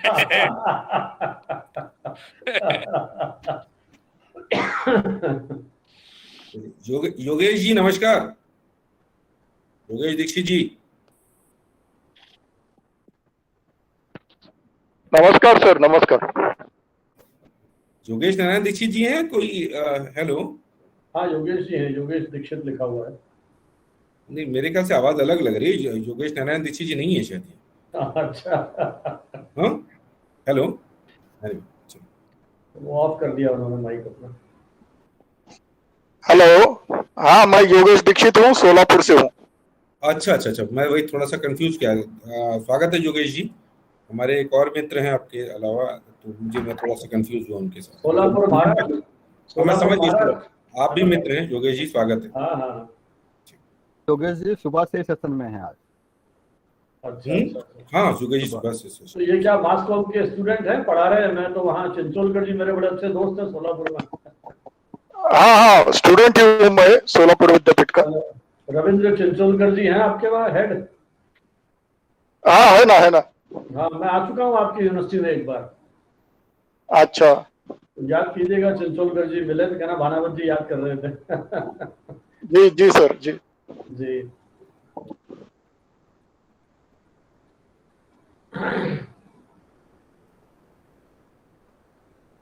और दिलीप जी आपके तो एक के बाद एक प्रकाशन आ रहे हैं। गुरुदेव बस जो सीखा है उसको डिलीवर करने की ईमानदार कोशिश बहुत ही हो बढ़िया रही है, बहुत अच्छा है ना।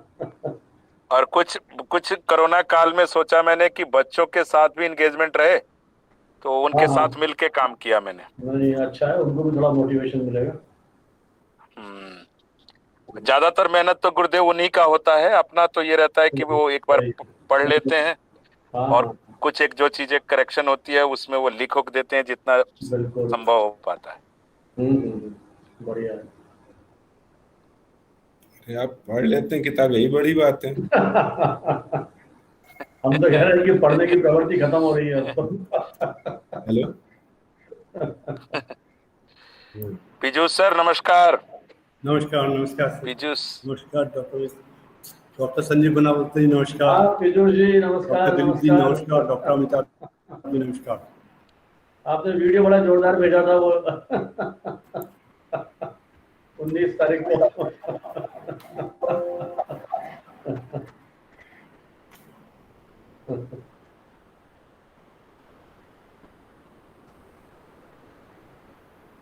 पीयूष जी स्वागत है आपका। डॉक्टर अमिताभ जी नमस्कार, थैंक यू। और डॉक्टर शर्मा जी नमस्कार। फर्स्ट क्लास, आप कैसे हैं? नमस्कार Subhash. Many of the faculty members also joined. Let me introduce. अभी तक जिन लोगों ने डॉक्टर स्वीकृता, डॉक्टर अवनीश, डॉक्टर प्रभात, डॉक्टर अमित। 2 मिनट के लिए ओपन कर लीजिए अपना वीडियो मैम, आप लोग परिचय खोलें एक दूसरे से। Saurabh Das ji,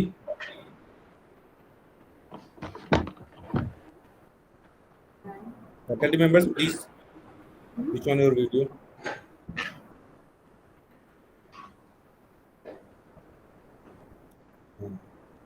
Dr. Avanish is here. Good afternoon, sir. प्रभात, ये सब महारथी लोग पीछे से सपोर्ट कर रहे हैं। डॉक्टर अवनीश, डॉक्टर अमित पहले से ही हैं यहाँ पे। सौरभ दास जी भी हैं यहीं पे। एक बार परिचय हो जाए जब तक सेशन फॉर्मली स्टार्ट होता है। नंदिनी जी भी आ गई हैं। डॉक्टर सौरभ दास, हेलो।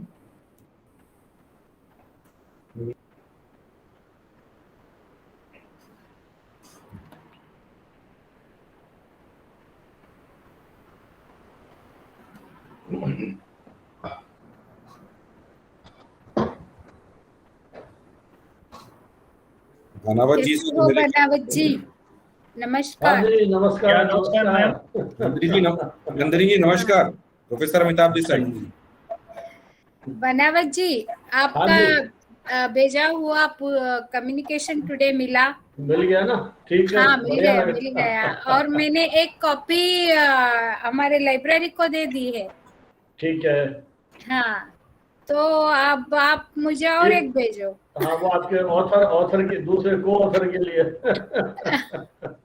नहीं अभी आपका ये जिम्मेदारी होती है कि आप मुझे और एक कॉपी भेजना है। ठीक है।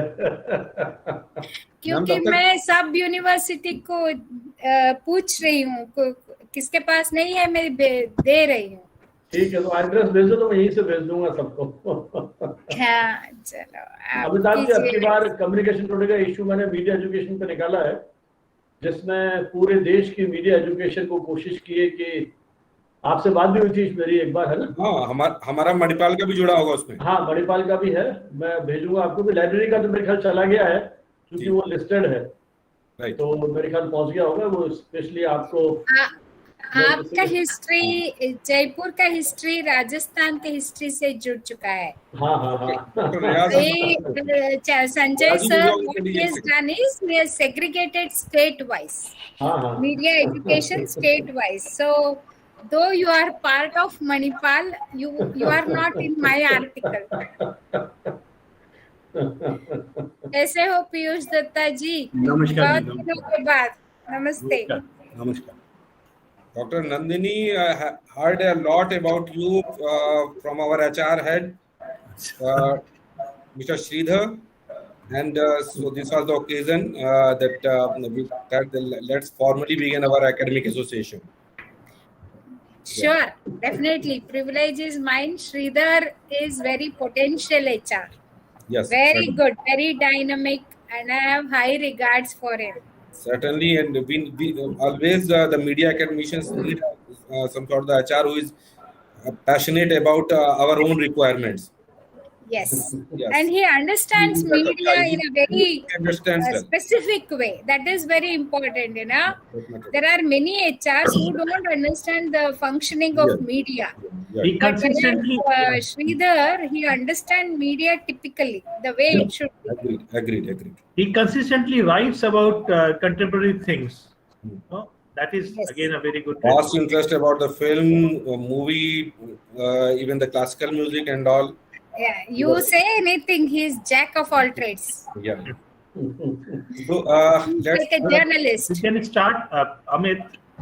Yeah. Charmika, are you there, beta? Yes, sir, I'm here With only. the permission of director, sir, respected HOD, sir, you may start. Okay, sir, thank you. Hi, everyone. Good afternoon. I am Charmika Sharma from the Department of Journalism and Mass Communication.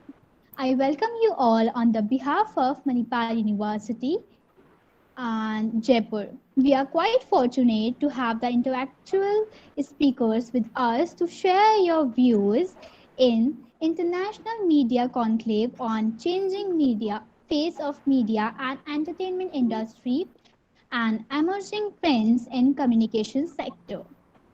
Now, I would request Sir to run Saraswati Vanna video. Sir, please.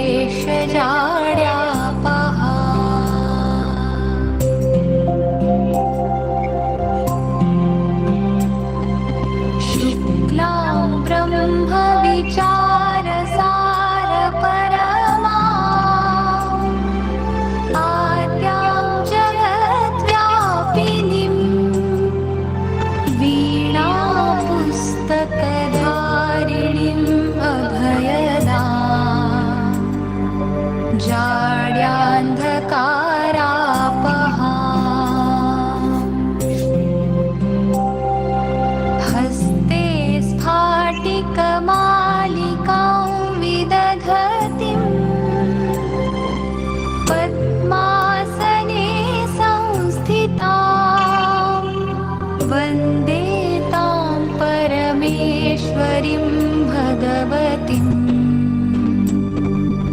बुद्धिप्रदां शारदाम्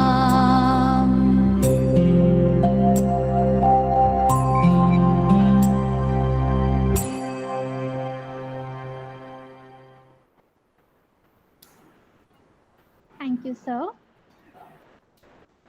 Now I would request sir to run video of the department.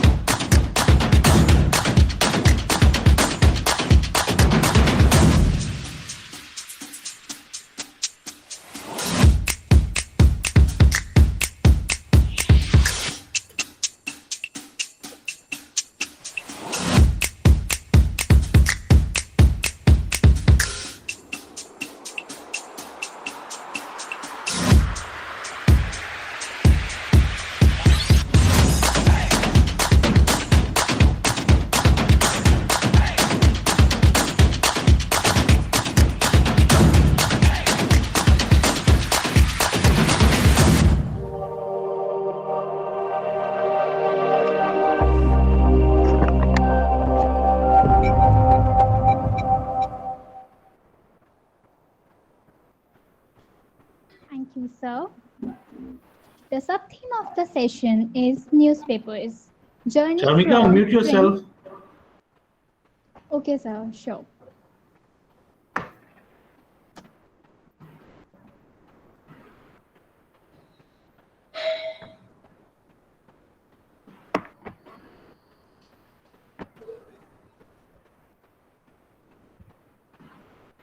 Shall I? Yeah, please continue.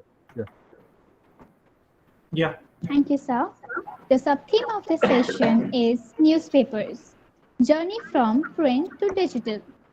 We have very eminent speakers for this special session.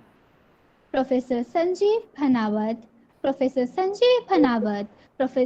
former head, Center for Mass Communication and Honorary Director, Center for Jain Studies, University of Rajasthan, Jaipur, is an acknowledged professional, teacher and author in the field of journalism and mass communication.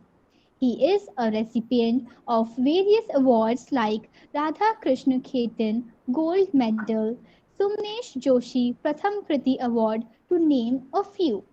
Professor Bhanawat has participated in more than 200 national and international seminars, workshops, and conferences. Next, we have Professor Dilip Kumar. Professor Dilip Kumar, founder, HOD, and Professor Journalism and Mass Communication at GGSIP University. He serves as a political expert for national news agencies, including NDTV, India TV, and News 24, to name just a few. He is a chief editor of Jan Jatide Stot, International Half-Yearly Research Journal. Some of his awards and honors include Media Ratan and Best Editor Award by NAI News.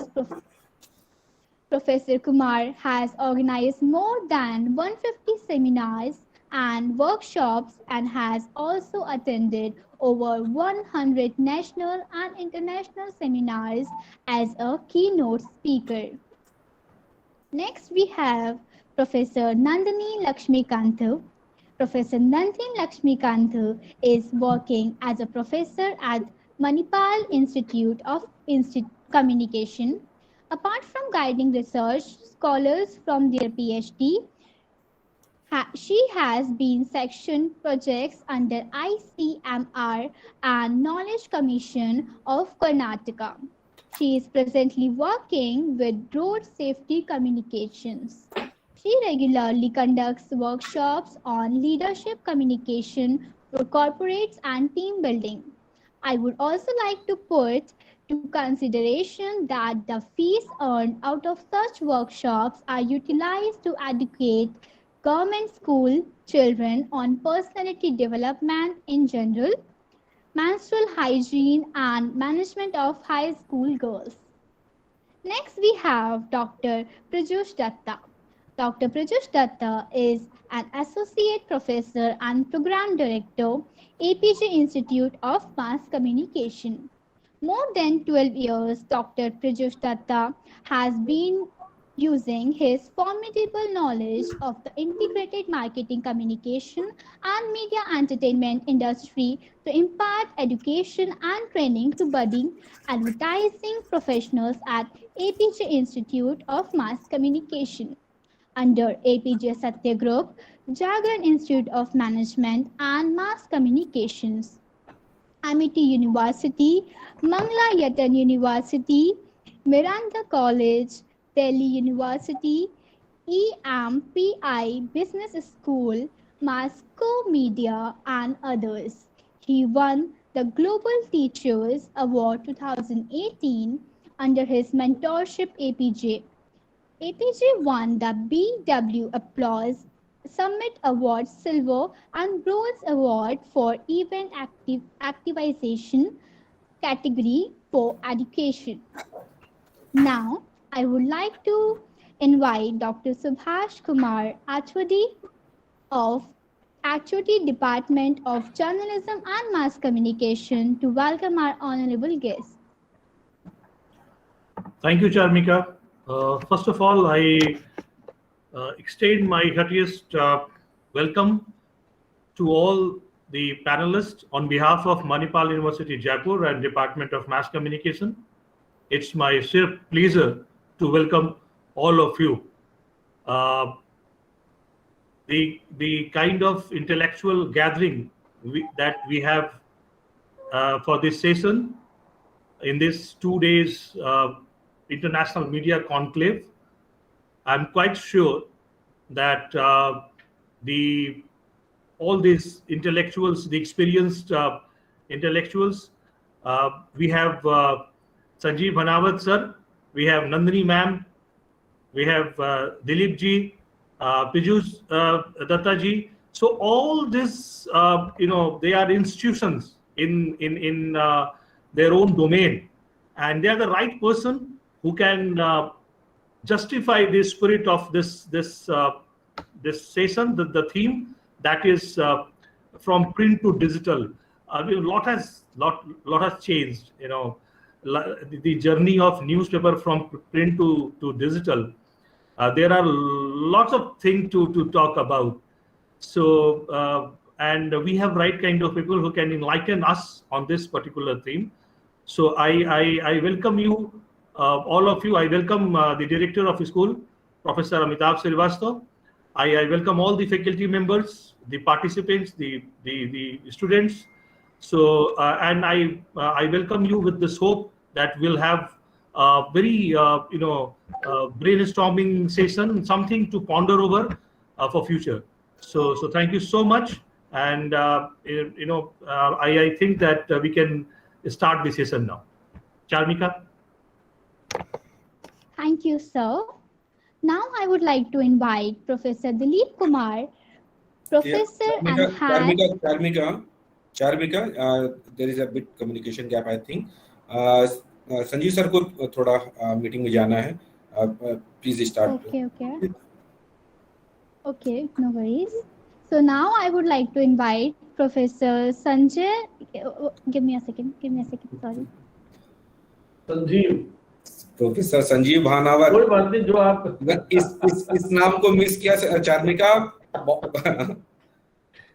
Sorry, sir. नाम यहाँ से शुरुआत होती है, खासतौर से Rajasthan. Media में. Now I would like to. Sorry sir. Charmika, mass communication और कम्युनिकेशन के वर्ल्ड में ये इतना बड़ा नाम है कि आपको ये this is something that we need to take care. Sorry sir. नहीं कोई बात नहीं, बच्चे हैं, लर्न कर रहे हैं, कोई दिक्कत नहीं है. और संजय संजीव लगभग एक जैसा ही नाम है, कोई फर्क नहीं पड़ता. Sorry sir. नहीं इसमें कोई. She is a very talented lady. हाँ. So now I would like to invite Professor Sanjeev Bhanawat, former professor, Center of Mass Communication, Rajasthan University, Jaipur, to elaborate his views on the topic. So Thank you very much, चार्मिका, आपके इस आत्मीय परिचय के लिए. और किसी तरह का कोई मन में विचार लाने की जरूरत नहीं है. जो भी आपने नाम लिया, आपके जो बात करने का तरीका है उसमें इतनी आत्मीयता है कि वो नाम में यदि कहीं कोई थोड़ा बहुत इधर उधर स्पेलिंग हो जाए तो फर्क नहीं पड़ता. आज के अंतर्राष्ट्रीय कॉन्फ्रेंस के आयोजक मणिपाल यूनिवर्सिटी का जो जर्नलिज्म डिपार्टमेंट है, इनके director doctor Amitabh Srivastava, head doctor Subhash Kumar, पूरी फैकल्टी और सारे स्टूडेंट्स को पहले तो बधाई कि आज का दिन भी बड़ा ऐतिहासिक दिन है. मेरी अभी कुछ समय पहले, थोड़ी देर पहले शुरुआत जब हुई इस सेशन की, अमिताभ जी से बात हो रही थी. ये बड़ा ऐतिहासिक दिन है और ये कितना अच्छा संयोग है कि इस ऐतिहासिक अवसर पर आपने ये अंतर्राष्ट्रीय सम्मेलन आयोजित किया. लोकमान्य तिलक, उनकी आज जयंती, और संयोग से जिस क्षेत्र में मैं रह रहा हूँ वो भी तिलक नगर ही है. तो आज सुबह हमारी जो समिति है यहाँ की, उन्होंने तिलक जयंती मनाई थी.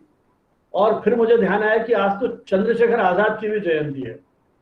तो आज का दिन दो क्रांतिकारियों के जन्म का दिन है.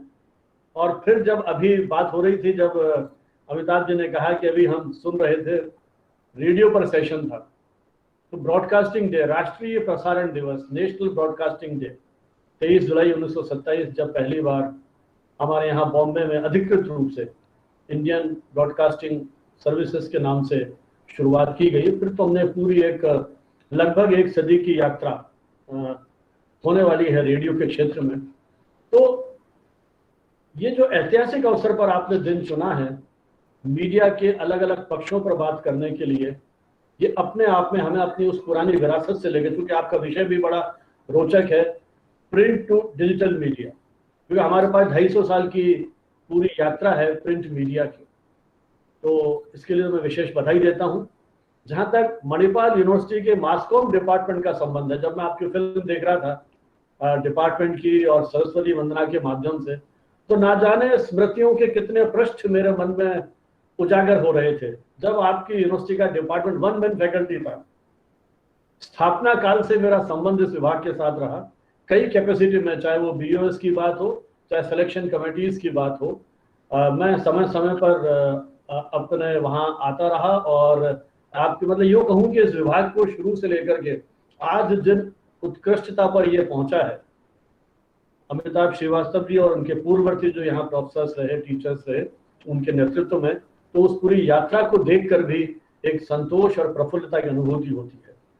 जो हमारे सब एक्सपर्ट्स हैं, इनके साथ भी अब मैं एक एक के बारे में बात करूंगा तो मेरे ख्याल पूरा सत्र उसी में निकल जाएगा।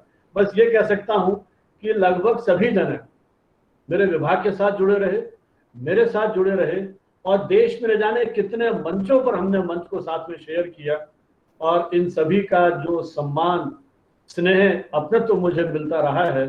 तो आज इस अंतर्राष्ट्रीय सम्मेलन के माध्यम से मैं अपनी कृतज्ञता भी ज्ञापित करता हूं, चाहे वो डॉक्टर दिलीप हैं, डॉक्टर पीयूष दत्त हैं, सुभाष कुमार हैं, नंदिनी जी हैं, इन सभी के साथ जिस तरह का संबंध रहा। और अमिताभ जी से मैं कह रहा था कि मुझे फेसबुक ने आज याद दिलाई, 23 जुलाई को दिलीप जी का ही शायद कार्यक्रम था जब हम लोग दिल्ली में मिले थे, आज ही के दिन 2 साल पहले। तो देखिए कितने संयोगों के साथ ये आयोजन आज हो रहा है, और बहुत ही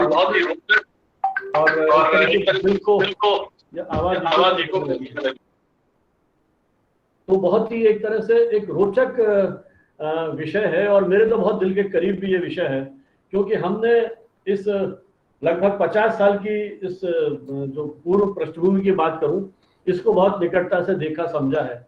मन में पीड़ा तो कई बार होती है, काश 20 साल बाद आते, 5G 6G के दौर में पता नहीं क्या क्या होने वाला है, शायद वो नहीं देख पाएंगे। लेकिन संतोष होता है कि जो कुछ हमने देखा, उस विकास की जो पूरी स्थितियों को है, जिसको हमने पढ़ा और अनुभव किया, वो भी अपने आप में अद्भुत रोमांच है। तो आज उन्हीं किसी रोमांच की मैं थोड़ी बहुत बात करूंगा। पौराणिक काल में बहुत सारे पात्रों की बात की जाती है, संजय की बात की जाती है, किस तरह से युद्ध का आंखों देखा हाल उन्होंने सुनाया था। वर्बेटम जैसा था वैसा, हम कहते भी हैं कि जब हम रिपोर्टिंग करें तो उनको ध्यान में रखें कि जो घटना घट रही है उसको वैसे के वैसे हम प्रस्तुत करें। और इस दौर में आने के पहले न जाने कितने अध्याय हमारे इस ऐतिहासिक क्रम में जुड़ते हैं। मुगल काल की हम बात करें, वहाँ घुड़सवार होते थे, हरकारे होते थे, और वहाँ राज दरबार में बैठ करके न्यूज शीट्स तैयार की जाती थी। शायद पत्रकारिता एक तरह से कहीं उसका एक बड़ा आधार तैयार हो रहा था कि आने वाले टाइम में किस तरह से ये विकसित होगी। संयोग से मीडिया के जो डिफरेंट प्लेटफॉर्म्स विकसित हुए, वो ब्रिटिश गुलामी के दौर में ही शुरू हुए। आज इस अवसर पर यदि मैं अंग्रेज को याद कर रहा हूँ, इसके पीछे एक मुख्य कारण यही भी है कि जब 1780 29 जनवरी जेम्स ऑगस्ट हिक्की ने जो अखबार निकाला, जिसकी आप बात कर रहे हैं फ्रॉम प्रिंट, पहला, मैं अपने देश के संदर्भ में बात कर रहा हूँ, दुनिया के संदर्भ में बात नहीं कर रहा फिलहाल, जब पहला अखबार निकाला तो मुझे लगता है कि उस समय के समाज में उसका एक रोमांच होगा। और जिस तरह से हिक्की के पास कोई जर्नलिज्म स्कूल की ट्रेनिंग नहीं थी, कहीं से उनका कोई शिक्षा दीक्षा नहीं हुई थी, उसने अपनी योग्यता, क्षमता, अनुभव से उस समाचार पत्र का प्रकाशन किया, और शायद पहली बार पहले पत्र के माध्यम से उन्होंने उस अभिव्यक्ति की, स्वतंत्रता की महत्ता को स्थापित किया। जब सत्ता के शीर्ष पर बैठे हुए वायसराय की निजी जीवन को लेकर के जो उसमें विकृतियां थी, उनको उसने नहीं बख्शा। न्यायपालिका में जो जजेस बैठे हुए हैं उनको नहीं बख्शा, और पुलिस व्यवस्था में जो भ्रष्टाचार है उसको नहीं बख्शा। आप कल्पना कर सकते हैं, जब 3 सत्ताएं जो लोकतांत्रिक समाज की प्रमुख हैं, उन पर जब उसने प्रहार करने शुरू किए, तो उसका क्या हश्र हुआ होगा। किस तरह से उसके समाचार पत्र के प्रकाशन को अवरुद्ध करने के प्रयत्न किए गए होंगे, किस तरह से उनको प्रताड़ित किया गया होगा, जेल में डाल दिया गया। जब उन्होंने कुछ गवर्नमेंट के जो प्रोजेक्ट्स पूरे किए थे, उसका पेमेंट नहीं हुआ। जब कोर्ट में, न्यायालय में वो गए, तो आप कल्पना कीजिए, जिन न्यायाधीशों के खिलाफ लिखा, कहाँ से वो न्याय की उम्मीद करेंगे। वहां से जब हमारी यात्रा शुरू होती है, उसने बहुत सारे मोड़ देखे। मैं बहुत विस्तार से इतिहास की बात नहीं करूंगा, लेकिन ये उन छपे हुए शब्दों का प्रभाव था। जो हम अक्सर बात करें ना डिजिटल दौर में, विशेष रूप से उस बात पर लेकर के आऊंगा आपको, जो महसूस करता हूं। आजादी के पहले हमारे देश की जनसंख्या का जो साक्षरता का प्रतिशत था वो बहुत कम था, कुछ परसेंट, 2, 4, 5, 6, 10%, जैसे समय आगे बढ़ता गया। अखबारों की प्रसार संख्या आज तो हम दावा करते हैं लाखों की, और रीडरशिप तो करोड़ों में होगी। उसके बावजूद भी वो प्रभाव हम पैदा क्यों नहीं कर पा रहे जो उस समय जिन तिलक की बात अपन आज कर रहे हैं। तिलक और शख्सियत थे जिन्होंने पहली बार केसरी और मराठा के माध्यम से इस देश की जनता में राजनीतिक अधिकारों के प्रति एक अमिट प्यास जागृत की। आजादी भीख मांगने से नहीं मिलेगी, आजादी प्राप्त करने के लिए हमें संघर्ष करना पड़ेगा। ये तुम जिस तरह से उन्होंने एक तरह से नारा दिया, स्वाधीनता मेरा जन्मसिद्ध अधिकार, ये जो उनका एक जयघोष था, उद्घोष था, तिलक ने ये स्थापित किया किस तरह से पत्रकारिता, केसरी और मराठा उनके दो हथियार थे। एक तरफ कलम हथियार थी तो दूसरी तरफ आजाद जैसे क्रांतिकारी थे जिनको ब्रिटिश सत्ता जीवित रहते पकड़ नहीं पाई कभी। सौभाग्य से मुझे इलाहाबाद में वो जगह देखने का, वो दर्शन करने का जगह मिला है, उस स्थली को जहां चंद्रशेखर आजाद ने अपने प्राण दिए थे। तो आज जब इन क्रांतिकारियों के बारे में सोचते हैं तो लगता है कि देश के प्रति कितनी इनके मन में एक भावना थी, और जब ये लिखते थे एक एक शब्द मानो क्रांति की आग उगलता था, समाज में हलचल पैदा कर दी। चाहिए एक संपादक, वेतन हर संपादकीय पे 1 गिलास ठंडा पानी, 2 सूखी रोटियां और 10 वर्ष की जेल, ये पारितोषिक मिलता था। तो पत्रकारिता की जो यात्रा है वो इस तपस्या के साथ शुरू होती है। पत्रकारिता की यात्रा इस आजादी के पृष्ठभूमि में शुरू होती है, और इसमें मुझे ये कहने में कोई हिचक नहीं है अंग्रेजी पत्रों ने कुछ विरोध किया हो, लेकिन जो हिंदुस्तानी स्वामित्व के पत्र पत्रिकाएं थी मूल रूप से आजादी के आंदोलन के लिए समर्पित थी। सीमित संसाधनों, सीमित प्रसार संख्या के बावजूद बहुत लंबी सूची है, चाहे हम गांधी की बात करें, चाहे हम तिलक की बात करें, चाहे गणेश शंकर विद्यार्थी की बात करें, महावीर प्रसाद द्विवेदी की बात करें, माधवराव सप्रे की बात करें, लक्ष्मी नारायण गर्दे की बात करें, हिंदी के, बंगाली के, मराठी के, उर्दू भाषी पयामा आजादी अजीमुल्ला खान ने निकाला, है ना, पाक वतन है कौम का, जन्नत से भी प्यारा हिंदुस्तान हमारा, जाने कितने तरह के स्लोगन उन्होंने उस समय दिए थे। भारतेंदु हरिश्चंद्र की हम बात करते हैं, तो इन लोगों ने उन पत्रों के माध्यम से, जो जिस यात्रा की आज आप चर्चा करना चाहते हैं, हमारे पास कितनी बड़ी विरासत है, एक समृद्ध परंपरा है। कोई जर्नलिज्म के स्कूल नहीं होते थे उस समय। पहली बार Columbia school of journalism, Pulitzer, जिनको संयोग से किसी न किसी रूप में इस देश में, दुनिया में पीठ पत्रकारिता का जनक, father of investigative yellow journalism के रूप में भी माना गया, लेकिन बाद में उन्होंने महसूस किया कि यह पत्रकारिता सामाजिक सरोकारों की पत्रकारिता नहीं है। 1910 के आसपास उन्होंने महसूस किया कि जर्नलिज्म स्कूल होना चाहिए। कोलंबिया यूनिवर्सिटी के प्रेसिडेंट को उन्होंने प्रस्ताव भेजा।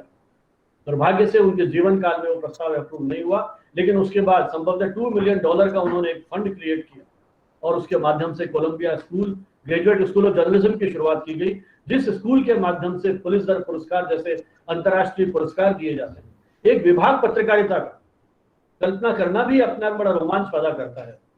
मुझे अवसर मिला उस विश्वविद्यालय में जाने का, और संयोग से जब मैं गया था, वहां मिस्टर श्रीनिवासन थे जो हिंदुस्तानी मूल के थे, वो उस समय डिपार्टमेंट को हेड कर रहे थे। करीब 2.5-3 घंटे उस डिपार्टमेंट को देखा। उस पुलिसर ने जिस तरह से जर्नल स्कूल की स्थापना की, हमारे देश में डॉक्टर एनी बिसेंट ने बाद में महसूस किया जर्नलिज्म स्कूल की शुरुआत करने का, जर्नलिज्म कोर्स की शुरुआत करने का। ये परंपरा बाद में है, लेकिन तब तक हमारे पास कोई परंपरा नहीं थी उस तरह की कि कोई इस तरह की ट्रेनिंग हो। स्वयं लिख लिख उस तरह की पत्रकारिता आज की पत्रकारिता नहीं थी। उस समय की पत्रकारिता विचार की पत्रकारिता थी। तो मैं ये कहना चाहता हूँ कि पत्रकारिता का जिस तरह से, समाचार पत्रों का जिस तरह से विकास होता है, वो मूल रूप से एक विचार के रूप में या शब्दों की साधना के रूप में, एक तपस्या के रूप में शुरुआत होती है। इसी दौर में जब हमने बात की फिल्म्स की, जो आपने एक फिल्म छोटी छोटी लघु फिल्में अभी प्रदर्शित की, आप कल्पना कीजिए 1894 में ल्यूमर ब्रदर्स ने जब पहली बार इस तरह की फिल्में दिखाई होंगी, दो छोटी छोटी फिल्में, लोग एक कितना बड़ा रोमांच हुआ होगा। चलती फिरती आकृतियां हमने देखी। आज भी जब बच्चा आकाशवाणी के स्टूडियो में जाकर के अपनी आवाज सुनता है तो रोमांचित होता है। शायद वही रोमांच है, उससे भी बड़ा रोमांच उस समय हुआ होगा। और जब आकाशवाणी, जिसका आज हम दिवस मना रहे हैं, मैं तो अक्सर एक बात कहता हूँ, एक दौर था जब हम कहते थे अच्छा खबर रेडियो, रेडियो मतलब उस समय आकाशवाणी होता था, प्राइवेट प्लेयर्स नहीं आए थे। रेडियो पे खबर आ गई है इसका मतलब सच है। जब सूचनाओं के सारे स्रोत बंद होते हैं तब आकाशवाणी होती है। एक अंश तुझे मारने वाला जन्म ले चुका है। तो आकाशवाणी, दूरदर्शन या radio, television, print media, film, पूरी की पूरी एक परंपरा शुरू होती है। इसके साथ इसके जो भी सकारात्मक नकारात्मक चुनौतियां हैं वो साथ साथ आगे बढ़ती हैं। देश आजाद हुआ, राष्ट्रीय निर्माण की चुनौतियां हमारे सामने थी। हमने अपने हिसाब से, अखबारों ने अपने हिसाब से कहीं देश की उन जन समस्याओं को, सामाजिक सरोकारों को, आर्थिक सरोकारों को, इससे जुड़े हुए जो और मुद्दे थे, जब आप कहते हैं कि ये चौथी सत्ता है मीडिया, फोर्थ स्टेट के रूप में जिसको हम कहते हैं, जिसको आप वॉचडॉग कहते हैं, उस रूप में वो यात्रा आगे बढ़ती है। उसके साथ फिर और खतरे आते रहे कई तरह, लेकिन अब तकनीक का जिस समय प्रवेश होता है, उस तकनीक ने हमारी पूरी दुनिया बदल दी। वो दौर भी हमने देखा जब हमारे पास कंप्यूटर आया। कंप्यूटर सीखने के लिए कोचिंग क्लासेस लगती थी। उसके बाद इलेक्ट्रॉनिक टाइपराइटर आ गए थे। कंप्यूटर ने हमारे जीवन को बदलना शुरू किया। और फिर जब ये इंटरनेट का दौर आता है, उसके बाद तो जिस तेजी से दुनिया बदली है, हम सब उसके प्रत्यक्ष दृष्टा हैं। और पिछले 1.5 साल का जो समय है, विशेषकर इस कोरोना के समय में, क्योंकि हम वो दिन नहीं भूले। अभी भी मैं कई बार देखता हूँ कि लोगों के घरों में सुबह जब अखबार आते हैं, अखबार को हाथ लगाने से पहले अखबार को सैनिटाइज करते हैं। एक अनजाना आशंका, एक डर कि कहीं ये अखबार कोरोना वायरस को हमारे घर में लेकर के ना आ जाए। हमने अखबार पढ़ना बंद कर दिया। देखिए, ये इस सदी कोरोना ने हमको बहुत कुछ सिखाया भी है, बहुत कुछ कोरोना ले गया। हर परिवार के साथ न जाने कितनी दुखद अनुभूतियां जुड़ी हुई हैं। उन सब के साथ मेरी अपनी सहानुभूति है। वो शायद हम अपने जीवन काल में नहीं भूल पाएंगे, जो दृश्य हमने देखे या अपने परिजनों के साथ महसूस किए। लेकिन दूसरा पक्ष मुझे कई बार ये भी लगता है कि ये जो सदी है, ये शायद मानवीय जुनून की सदी है, ये मानवीय आस्था और विश्वास की सदी है। किस तरह से हमने एक विकल्प तैयार किया, ये ऑनलाइन वाला जो विकल्प है। आज देखिए, हम देश के अलग अलग हिस्सों में बैठे हैं, दुनिया के अलग अलग हिस्सों में बैठे हुए हैं, और इस तकनीक के माध्यम से हम एक साथ जुड़ जाते हैं। और ये तकनीक जब मीडिया के साथ आती है तो हमको अखबारों के डिजिटल एडिशन मिलने शुरू हो गए। इसने एक नए दौर की पत्रकारिता की शुरुआत की। अखबार पूरा का पूरा जो विज्ञापन का दौर था, धीरे धीरे डिजिटल शिफ्ट होने लगा। वर्क फ्रॉम होम की कल्चर शुरू होने लगी। उस तकनीक ने एडिटोरियल बोर्ड को, रिपोर्टर को कहीं ना कहीं एम्पावर किया कि आप किस तरीके से खबरों को तुरंत पहुंचा सकते हैं। अब मल्टीटास्किंग का दौर आ गया। अब जो टीचिंग हो रही है मीडिया में भी, उसमें हमारी ये कोशिश होती है कि विद्यार्थी सभी जो हमारे डिफरेंट प्लेटफॉर्म्स हैं, फॉर्मेट हैं, उनमें लिखना सीखें, क्योंकि सब कुछ इस मोबाइल में समा गया है।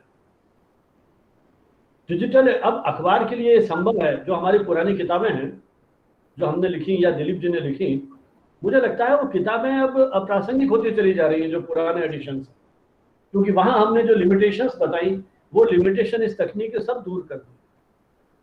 आप उसी न्यूज़पेपर में ऑडियो फॉर्मेट में भी चीजों को सुन सकते हैं, उसी में आप विजुअल इम्पैक्ट भी है। स्पेस की चुनौती धीरे धीरे खत्म होने लग गई, क्योंकि आपकी वेबसाइट है, आपके पास कंपैरेटिवली अधिक स्पेस है, जो उस न्यूज़पेपर में आपके पास होता था। अखबार को पढ़ने का जो रोमांच हमारे युवा काल में था, सुबह अखबार आधा घंटा लेट हो गया, घर के अंदर बाहर चक्कर काटते थे, चाहे बेस्वाद लगती थी। अब मेरे ख्याल वो उमंग, उत्साह, उल्लास, रोमांच नहीं है, क्योंकि अब तक हमको अखबार के उस ऐप के माध्यम से लगभग सारी जानकारी हमको मिल जाती है। हमारी पूरी की पूरी नई पीढ़ी डिजिटल प्लेटफॉर्म पे शिफ्ट हो रही है। जब मैं बच्चों को देखता हूँ, मैं जब लाइब्रेरी में जाता था, यूनिवर्सिटी की लाइब्रेरी में, या मेरे पास खुद का बहुत बड़ी लाइब्रेरी है, 13,000 किताबें मेरे पास, जब मैं वहां बैठ करके देखता हूँ तो मुझे उस छपे हुए शब्दों की खुशबू का एहसास होता है। लेकिन नई जनरेशन इनके उसमें नहीं है। नई जनरेशन को तो वो किंडलिज्म के लिए तो महत्वपूर्ण है। कितनी सेमिनार्स, वर्कशॉप पर जाकर के जब हम इस नई पीढ़ी से पूछते हैं, अखबार पढ़ते हो? हाँ। पूछता हूँ कितने रुपए का है? ये नहीं पता साहब, डिजिटल एडिशन देखते हैं। संपादक का नहीं पता, संपादक कौन है नहीं जानकारी है। हम तो उस समय एडिटोरियल कोट करते थे, धीरे धीरे कंटेंट पर असर आने लगा। समाचार लिखने के तौर तरीके बदलने लगे, हमारा पूरा का पूरा जो परिवेश था वो बदल गया, क्योंकि अब खबरें तुरंत मिल रही है, क्योंकि अखबार एक तरह से छापेखाने से निकल के मोबाइल में आ गया, टेलीविजन भी इसमें आ गया, रेडियो भी इसमें आ गया। हमारे एक मित्र हैं बालिंदु दाधीच, जिन्होंने इस पर बहुत काम किया है, उन्होंने एक जगह लिखा है कि अब मॉड्यूलर हो गया है ये पूरा का पूरा, एक से अनेक, अनेक से एक, एक से एक, अनेक से अनेक, कितनी तरह के फॉर्मेट्स में हम बात कर रहे हैं। तो ये जो दौर आ गया है, इसने हमारे इस न्यूज़पेपर की या प्रिंट की दुनिया को पूरी तरह से बदल दिया। इसमें जो मुझे लगता है बड़ा खतरा आया है कि जो एनालिटिकल जर्नलिज्म वाला है वो पक्ष कहीं ना कहीं प्रभावित हुआ। अखबार जब हम पढ़ते थे एक सुकून के साथ, रिलैक्स होकर के जिस तरह से हम पढ़ते थे, आर्टिकल्स को पढ़ते थे, है ना, अलग अलग पृष्ठ हैं, उसके स्पोर्ट्स का पेज है, जैसे ही घर में अलग अलग रुचि के हैं, किसी को स्पोर्ट्स का देखना है, जो शेयर मार्केट में है उसको इकोनॉमिक्स का पेज देखना है, अखबार के पृष्ठ बढ़ जाते थे। ट्रेन में यात्रा करते समय कई ऐसे अनुभव हुए कि अखबार खरीदा और आप 5 मिनट चाय पीने लग गए तो पड़ोसी कहेगा भाई साहब ये अखबार ले लो 5 मिनट के लिए। वो सारा जो रोमांच था वो सब खत्म हो गया। इस डिजिटल जो संस्करण की दुनिया है, इसने गति को बढ़ा दिया। हर व्यक्ति के हाथ में मोबाइल है, हर व्यक्ति कहीं ना कहीं एक तरह से कम्युनिकेटर की भूमिका निभा रहा है। कुछ लोग सिटीजन जर्नलिस्ट कहने लगे हैं उसको, लेकिन अपन कहें कि वो कम्युनिकेटर के रूप में काम कर रहा है, कम्युनिकेट कर रहा है। आप अपने घर के इवेंट को, अपनी छोटी छोटी सी जो उल्लास के क्षण हैं, अपने मित्रों के साथ शेयर करते हैं, फेसबुक लाइव कर लेते हैं। ये कॉन्फ्रेंस यदि मान लीजिए यूट्यूब पे या फेसबुक पे जा रही है, देश दुनिया में सब लोग सुन रहे हैं, अखबार में कल छपेगी, उसका जो संस्करण, लोकल संस्करण है वहीं तक रह जाएगा, लेकिन मैं इसके माध्यम से दुनिया के उस हर हिस्से में पहुंच पा रहा हूं जहां पर मेरी भाषा को जानने वाला, मेरी भाषा को समझने वाला बैठा हुआ है। तो भौगोलिक दूरियों को हमने तोड़ दिया है। सन 2000 में जब हमने एक वर्कशॉप की थी, एक सेमिनार किया था मीडिया टीचर्स का, उस समय वेब दुनिया लगभग एंट्री हुई थी। जयदीप कार्निक, इस समय डिजिटल मीडिया, डिजिटल जर्नलिज्म का उसमें उनका बड़ा नाम है, जयदीप कार्निक उस समय, रविंद्र शाह उस समय आए थे, दुर्भाग्य से अब इस दुनिया में नहीं है, उनका दुर्घटना में निधन हो गया। रविंद्र शाह जी के थ्रू मैंने वेब दुनिया को अप्रोच किया था। उन्होंने, हमारे लिए तो चमत्कार था कि इधर हमारे इवेंट हुआ और खबर छप गई थोड़ी देर बाद उसके अंदर। लेकिन ये 2000 की बात कर रहा हूँ, आज 20 साल के अंदर दुनिया पूरी तरह से बदल गई है। इधर आपकी सेमिनार खत्म हुई, तुरंत आपने खबर दी और कितने सारे जो ऑनलाइन प्लेटफॉर्म्स हैं इस पर आपकी खबर आ जाएगी, और फिर गूगल के थ्रू वो हमेशा के लिए खबर आपके पास है। ये जो दौर आ गया है, इसमें मुझे लगता है कि सूचना के क्षेत्र में एक नई क्रांति पैदा, हम इमीडिएटली लोगों तक पहुंच जाते हैं, इन्फॉर्म तो कर देते हैं। लेकिन मुझे जो चिंता है, जो मैंने शुरू में आपसे कहा था कि उस समय का जो लेखक लिखता था, उसकी शब्द की जो ताकत थी, वो चूंकि अब इतनी सूचनाएं मिल रही हैं कि हम सूचनाओं के जाल में कहीं खो गए। फिर भ्रामक सूचनाएं, जिस इन्फोडेमिक की आप बात कर रहे हैं, क्योंकि हर व्यक्ति कम्युनिकेटर है, आप किस तरह से चीजों को ट्विस्ट कर लेते हैं। अखबार में एक कहीं एडिटोरियल नियंत्रण था, कंट्रोल था, संपादकीय संस्था की अपनी महत्ता थी, अखबार में उसके लिए जिम्मेदार होता था। लेकिन अब हालांकि सरकार अपने हिसाब से कोशिश कर रही है, वो सही है या गलत इस पर अलग डिबेट हो सकती है, लेकिन न्यूज पोर्टल का अभी तक कोई रजिस्ट्रेशन नहीं था। कौन संचालित कर रहे हैं, कौन उसके एडिटोरियल बोर्ड में है, इसके बारे में कहीं कोई जानकारी नहीं होती थी। अब ये कोशिश की गई है कि ये जानकारी सरकार को मिले, जिस तरह से आप अखबारों में करते थे, केवल अभी जानकारी प्राप्त करते हैं। फिर इतने सारे जो प्लेटफॉर्म्स आ गए हैं, इनको भी कहीं ना कहीं नियंत्रित, मैं नियंत्रित कहूँ या कहीं एक ऐसी गाइडलाइंस देने की कोशिश की जा रही है जिसके माध्यम से इन माध्यमों का दुरुपयोग करने की जो प्रवृत्ति है उस पर कहीं कोई हम रोक लगा सके। आपने पढ़ा होगा जो ये जो बड़े बड़े प्लेटफॉर्म्स हैं, इनको भी इस बात के लिए निर्देशित किया गया है कि अपने यहाँ एक कंप्लेंट ऑफिसर की नियुक्ति करें। कोई शिकायत करता है तो विदिन 15 डेज शिकायत का निपटारा करें। किसी सोशल मीडिया यूजर का, क्योंकि अब हम यूजर जनरेटेड कंटेंट की बात कर रहे हैं, आप यूजीसी, हर व्यक्ति अपने आप में कंटेंट क्रिएटर हो रहा है। कहीं कोई इस तरह की बात है जो राष्ट्रीय सुरक्षा के लिए खतरा है, तो इस तरह के लिए बाध्य किया जा रहा है इन कंपनीज को कि उसका सोर्स आप बताएं कि ये खबर कहाँ से ओरिजिनेट हुई है, सूचना कहाँ से ओरिजिनेट हुई। तो कितनी तरह के न्यूज पोर्टल हमारे पास आ गए। आज हमें, जब मैं सर्विस में तब रिटायरमेंट हो गया, 3 साल हो गए, मैं 11-12 अखबार रोज के पढ़ता था, क्लिपिंग्स काटता था। करीब 25-30 साल तक मैंने ये काम किया। मेरे पास 70-80 फाइल्स बनी हुई है और उनमें मैं वो क्लिपिंग्स रहता था। पीजू तो आ चुके हैं मेरे निवास पे, दिलीप जी भी आ चुके हैं, शायद देखा होगा आपने कि किस तरह से मैं इस तरह की क्लिपिंग्स काट काट के रखता। अब मुझे लग रहा है सब बेमानी है। एक क्लिक के ऊपर मुझे भास्कर पे जो भी छापे पड़े इसकी खबरें चाहिए, एक क्लिक पर देख करके वॉशिंगटन पोस्ट से लेकर के स्थानीय अखबार में क्या खबरें छपी है तुरंत मेरे एक्सेस में आ गई। तो हम सूचनाओं के एक ऐसे बड़े जंगल में पहुंच गए हैं। यहाँ फिर मुझे लगता है कि हमारी विश्लेषण क्षमता, हमारा सिक्स सेंस, हमारा रिसर्चर वो काम करता है। जब मैं लाइब्रेरी में जाता हूँ, वहाँ हजारों किताबें मेरे पास मेरे सामने पड़ी हैं, वहां से मुझे ये निकालना पड़ता है कि ये पुस्तक महत्वपूर्ण है। तो इसी तरह से खबरों की दुनिया में आपको ये तय करना पड़ेगा कि कौन सी खबर प्रामाणिक है, विश्वसनीय है, उसका क्या सोर्स है। इसलिए अभी तक हम डिजिटल लिटरेसी की बात करते थे। पहले जो लिटरेसी होती थी अक्षरों को पढ़ लिखने की बात होती थी। फिर जब दौर आया, बढ़ते बढ़ते आगे जाते गए, हम कई तरह की लिटरेसी की बात आई। अभी कुछ वर्ष पहले तक हम डिजिटल लिटरेसी की बात करते थे। कंप्यूटर आता है कि नहीं आता है, ईमेल, हमारी पीढ़ी के लोगों तो ईमेल करते हुए भी डरते थे, अब तो लगभग सभी लोग कंफर्टेबल हो गए हैं, है ना। फिर दौर आया ये जो मोबाइल के थ्रू बहुत सारे जो एप्स यूज करने हैं, अभी तक डर बैठा हुआ है लोगों में, पेमेंट्स के जो गेटवे है ये है, उन सब में मैं अपनी पीढ़ी की बात कर रहा हूँ। बच्चे तो सब धड़ाधड़ कर देते हैं, तो बिना देखे टेक्स्ट टाइप कर देंगे, वो हाथ उनके इस तरह से मशीनिंग तरह से चलते हैं। तो अब हमें जरूरत यह है कि एज कम्युनिकेटर एज रिसर्चर उन खबरों की दुनिया में से हम ये तय कर पाएं कि क्या सही है क्या गलत है। ये बहुत बड़ी चुनौती। आपके पास अथाह संसार है, अथाह सागर है सूचनाओं का। कभी कभी मुझे लगता है कि हमारा मस्तिष्क सूचनाओं का संग्रहालय हो गया है।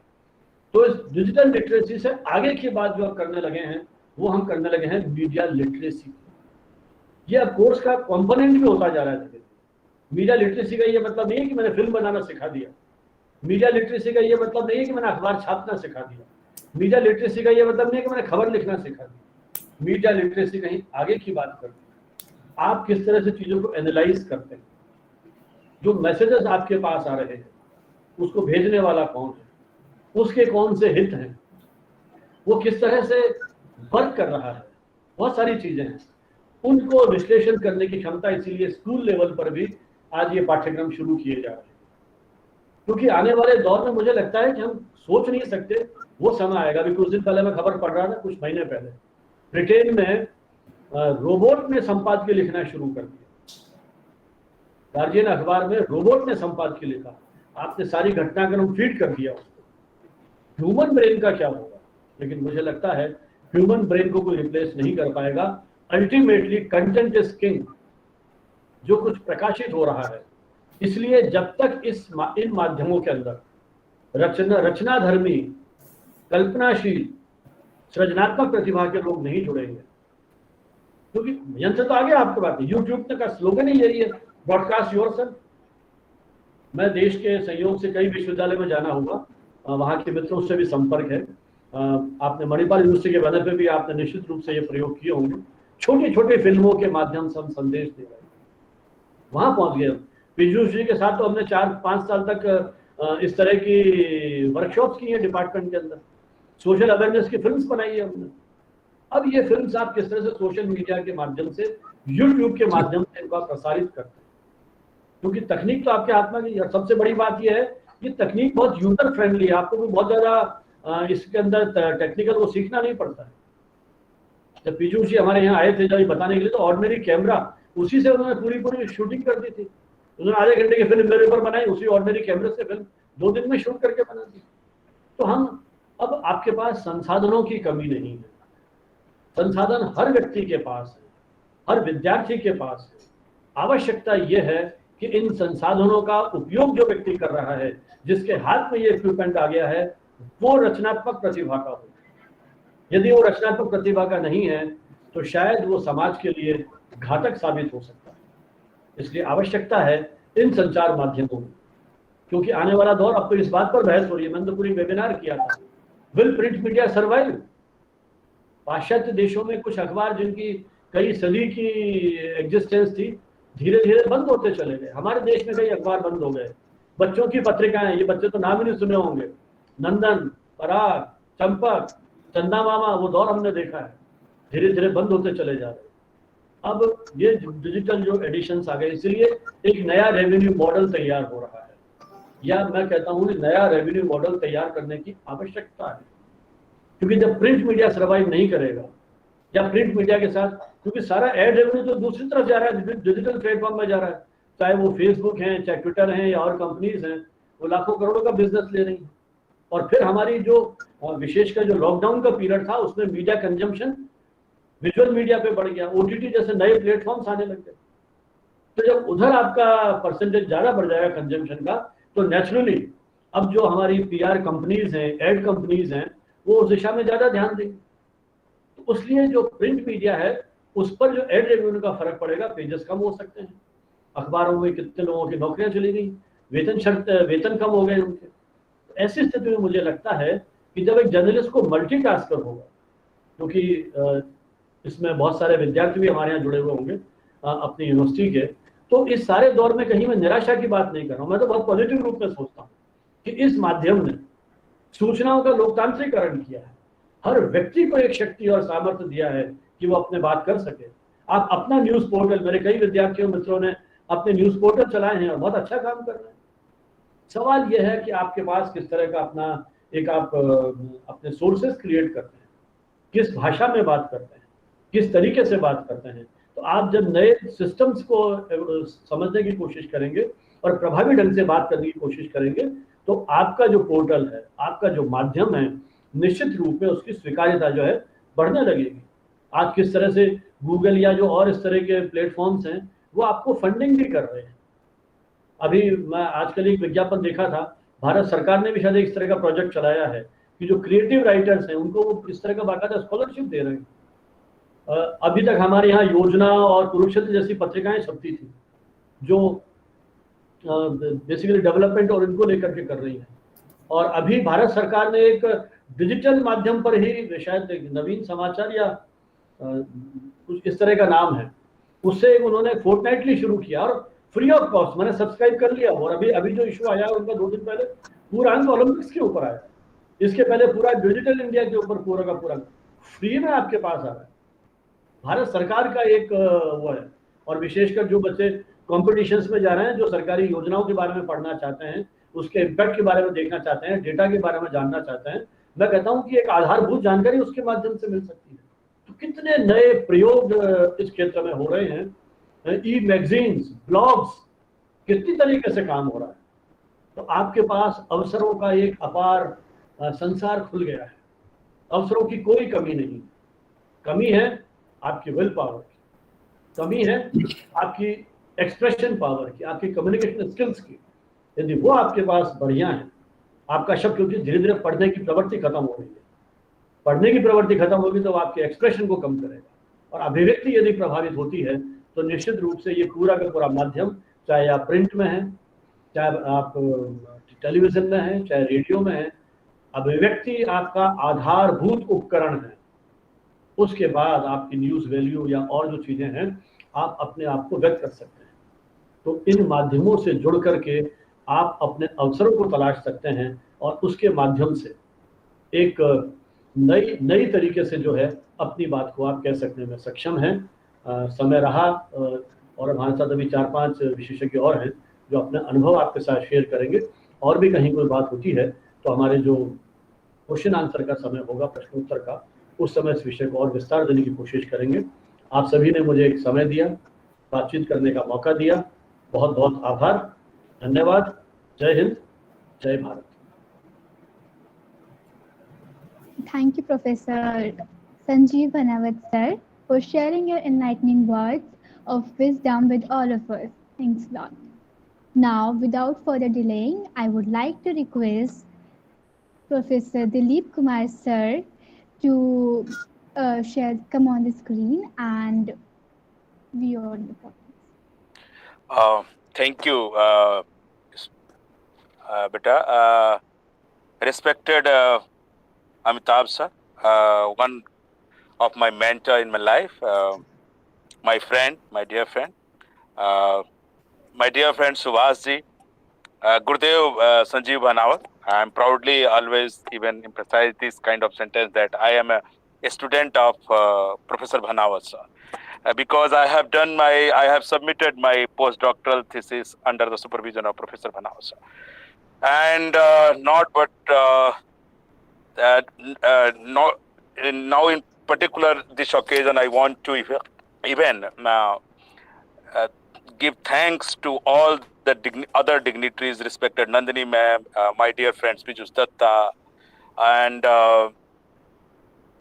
other participants who are even virtually here in this platform. So, Professor Bhanawat sir have talked a lot about the entire journey from even ancient to till digital era. I'll just give you some bullet points because, as per my expectation, maybe some of the students are also available here. Initially, Professor Bhanawat sir ने बहुत सारी बातें जोड़ी है और उसको जिस तरीके से पिरोया है, that is the difficulty one, the speaker like me, when आपके सामने अगर प्रोफेसर भनावत सर एक बार बोल दें तो वो सारी चीजों को इस तरीके से समेट देते हैं कि you have limited scope to scope and throw light on particular that data and figures where you can even feel comfortable. But yes, Bengal gazette के बारे में सर ने बात की कि first newspaper published in India in 1780 by James Hicky. वो journey थोड़ा सा मैं एक ग्लांस आपके सामने just I want to give you. Within 6 years उसकी जो सर्कुलेशन होती है वो 200 कॉपीज हो जाती है. 4 more weeklies were launched in Bengal at the same era.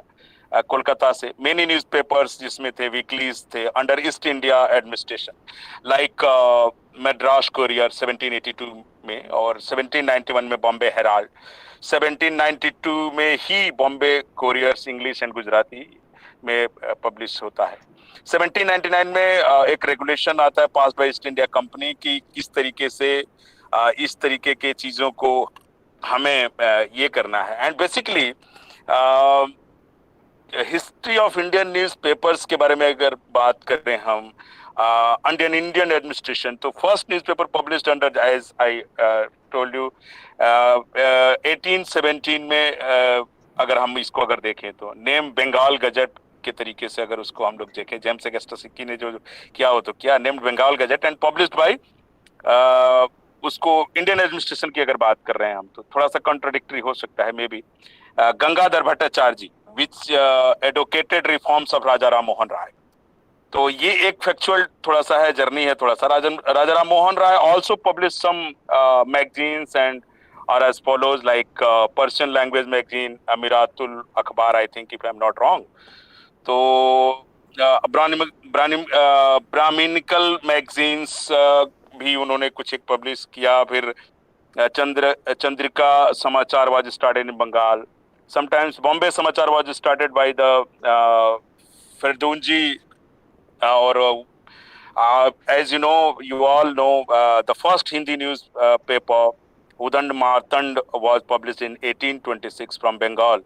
और अभी ये खुशी की बात है कि उनके नाम पे जिन्होंने इसको ये किया, Indian institute of mass communication में उनके नाम से एक अभी लाइब्रेरी वहाँ के महानिदेशक महोदय संजय द्विवेदी जी ने, प्रोफेसर संजय द्विवेदी जी ने स्टार्ट किया. तो it's a kind of journey कि जिस तरीके से हमारे वहाँ इस तरीके की चीज डेवलप होती है धीरे धीरे. 1857 जो ईयर रहा वो upliftment of Indian even you can say newspapers और जर्नलिज्म आप बोल सकते हैं, brought out divided between Indian owned and British owned newspapers, you can say. So this is the kind of journey.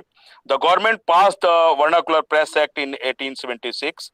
After 1857, the pioneer effort in newspapers shifted from Bengal to Mumbai. First issue of Times of India comes into existence by Mr. Knight. 1875 Indian statesman was launched Bengal, same time अमृत बाजार पत्रिका. तो इस तरह की कुछ journey रहे हैं जिसको कि हमें समझना चाहिए कि इस पर बातचीत हम थोड़ा सा स्टूडेंट पॉइंट ऑफ व्यू से, क्योंकि you all are learned people, legendary people है, I don't have any kind of objection कि मैं इसको शेयर कर रहा हूं तो उनको नहीं, उनके लिए कर रहा हूं, मैं बच्चों के लिए कर रहा हूं, सो दैट कि they can even note it down and maybe it will be very much beneficial for their near future when they will be interact with some interview kind of thing or internship kind of thing. Yes, the English and word become pretty professional. ये एक विडंबना रही. Social reform and political leaders had started contributing to it. Some prominent writers of the times were, C.Y. Chintamani, G.A. नतीशन, N.C. Kelkar. ये कुछ एक लोग रहे जिनके बारे में हम लोग को जानना ही चाहिए. The second part is that कि जब डिजिटल में आते हैं हम लोग, उसकी जर्नी जब डिजिटल हम देखते हैं, और उसके पहले न्यूज़पेपर की जर्नी में हम electronic media, whenever you talking about the electronic media in 1920 onwards, तो हमें इसे डिनाई नहीं करना चाहिए कि किस तरीके की चीजें उसमें डेवलप होती है. और एक थ्रेट आता है न्यूज़पेपर्स की जर्नी के ऊपर कि उसकी सर्कुलेशन कम हो जाएगी या उसके रीडर्स कम हो जाएंगे. क्वालिटी वाइज कंटेंट्स के ऊपर बात होने लग जाती है उस समय से. Then most of the even editors are newspapers owners are focusing on particular that. And then definitely we should talk about the functioning of the newspaper की क्या था, क्या वो infotainment था, information plus entertainment, या edutainment था, education plus entertainment. Definitely we should take care about all those things. The worst part which I feel कि मुझे लगता है कि इसमें हम लोगों ने मिस किया, I'm always even discussing with my friends, Professor Amitabh Srivastava ji, कि इन सारे जर्नी में 100 years of मीडिया एजुकेशन को हम देख रहे हैं, न्यूज़पेपर्स की जर्नी को देख रहे हैं. We can not even be a proud man और women, even it's too hard to share with you people कि हमारी कोई अपनी कंट्रीब्यूशंस एंटायर वर्ल्ड कम्युनिटी, जो मीडिया कम्युनिटी है, उसको हमने दिया हो, जिसके लिए हमें याद किया जाए कि ये इंडियन स्कॉलर्स का देन है. ये कोई अगर मॉडल हो या थ्योरी हो, ठीक है, एक साधारणीकरण मॉडल ऑफ कम्युनिकेशन निर्मल मणि अधिकारी ने दिया है, और उसके बिहाफ में कुछ चीजें हमने.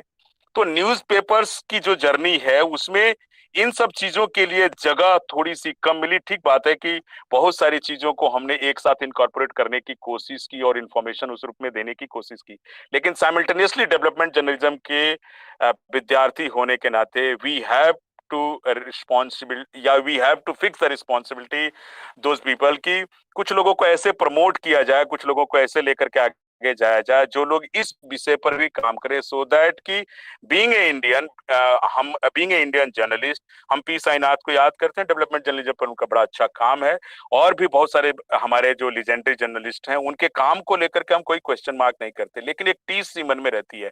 whenever you will be talk about some journalistic development or journalistic invention in the world platform, तो definitely we miss our Indian scholars over there. तो क्या being a students या आप लोग मणिपाल जैसे इंस्टीट्यूशंस में, मीडिया स्कूल्स में हम इस तरह की प्रैक्टिसेस कर रहे हैं, या मैं खुद भी एक मीडिया इंस्टीट्यूशंस को मैंने एस्टेब्लिश किया है, या हमारे गुरुदेव जिनके अंडर में हमने काम किया, they are always even emphasising कि we should talk about some invention kind of thing, and that will be under the periphery of media ethics. I am not talking कि we should violate the media ethics and then we can do something for the media, Indian media, for the pride of the nation. No, I'm always even emphasize this kind of argument or this kind of request to all of you ki being a student, being a researcher, being a even a media practitioner, media educators, we should focus on that area as well कि हमें वहां जाकर के ऐसे विषयों पर research करना चाहिए कि इस जर्नी में उसको भी इनकॉर्पोरेट किया जा सके, न्यूज़पेपर उसको भी एक जगह दे, उस तरीके से हम उसको आगे लेकर के जाएं. Revenue model is no doubt, it's very much important, वो भी होना चाहिए. डिजिटल मीडिया की जो जर्नी रही है उसमें भी एक थ्रेट है न्यूज़पेपर के लिए, और काफी सारे न्यूज़पेपर जैसे बनावल सर ने बताया कि बंद हो गए, लेकिन एट द सेम टाइम बहुत सारे अपॉर्चुनिटी भी उसमें मिली. लेकिन इसके चैलेंजेस भी हैं कि सर ने कहा कि बहुत सारे प्लेटफॉर्म ऐसे हैं जो अच्छा काम कर रहे हैं. मुझे याद है कि liberty is essential, no doubt, it should be there, but our democratization of the information and media should also be there. But the only problem is that the democratic sense should also be there. As per AZ Gardiner says कि liberty should be positive, not liberty should be negative, है ना, affirmative होना चाहिए, वो सकारात्मक होना चाहिए. ऐसा नहीं कि वो दूसरे के लिबर्टी को हंट करके, दूसरे के लिबर्टी को नुकसान पहुंचा करके ये हो रहा. आज जो डिजिटल मीडिया के सामने, जो डिजिटल मीडिया की सबसे बड़ी जो चैलेंज है वो यही है कि हम डिजिटल मीडिया प्लेटफॉर्म को इंफॉर्मेशन के प्लेटफॉर्म के तौर पे यूज तो कर रहे हैं, but it's a big challenge कि whether we have such mechanism कि उसको हम मैकेनाइज करके उसका अफर्मेटिव यूज हम निकाल सकें, सो दैट कि we can ensure each and everybody development or in the sense of getting information, positive information and constructive information for their development. So it is very much important. तो क्या हम इस पर बात करने के लिए तैयार हैं, या इस तरह के एक्सरसाइज क्या हमें उसमें हेल्प करते हैं, इस तरह की जो डिस्कशन है क्या उसमें हेल्प करते हैं? तो आई am not taking that much time because I know कि बाकी लोगों को भी मुझे सुनना है और मुझे सुनना भी चाहिए.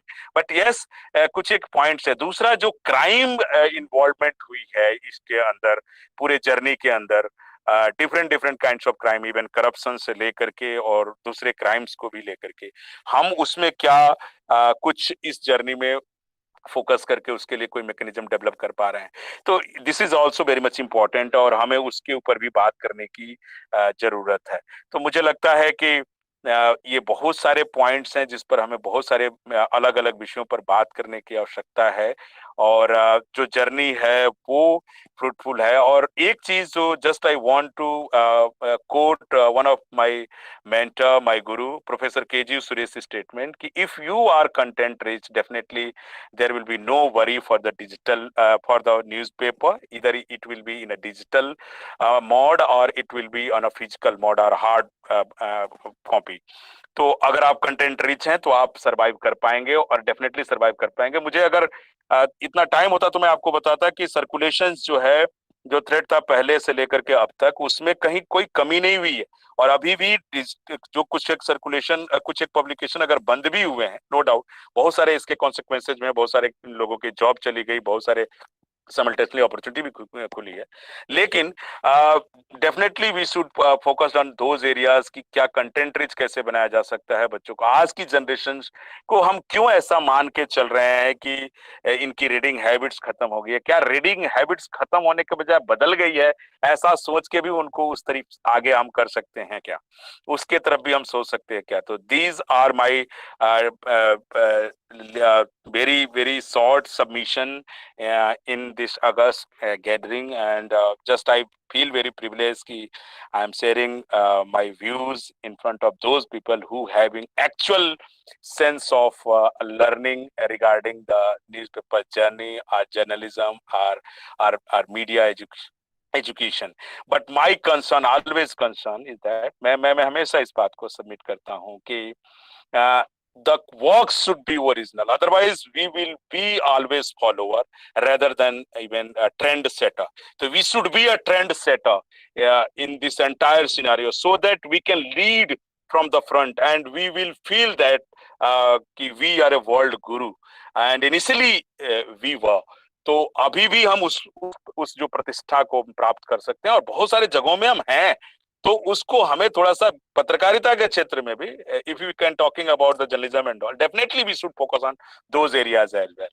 सो thank you very much for giving me such a wonderful opportunity to even express my word in front of you all. And now I once again thanks to top management of the Manipal University for this kind of exercise. Definitely this kind of exercise will be very much fruitful for the students as well as for the academic persons, media educators and media practitioners. Thank you, Amitabh sir, and thank you very much. Thank you so much, sir, for making us more aware and enlighten us with your wise words. Thanks a lot.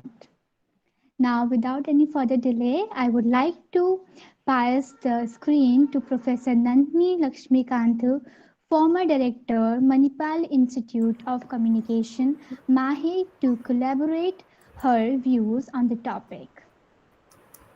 Please. Yeah. Yeah. It was quite an elaborative lecture by Professor Sanjeev Banawat and my other colleague. So, without much ado, considering the time constraints and other limitations, and most of the things are being covered. I'm sorry, I don't know. I can't speak much of Hindi because the two speakers spoke elaborately in Hindi. If I speak in Hindi now, I think I'll be killing a language. So it's better I stick to the language which is comfortable for me. I consider it as my privilege to share few of my thoughts on this platform. I acknowledge the presence of my high-profiled fellow panelists, and thanks to Dr. Amitabh Srivastava, Director of Communication, Manipal's Jaipur campus, our sister concern, and the head of the department, and other colleagues from Manipal Jaipur.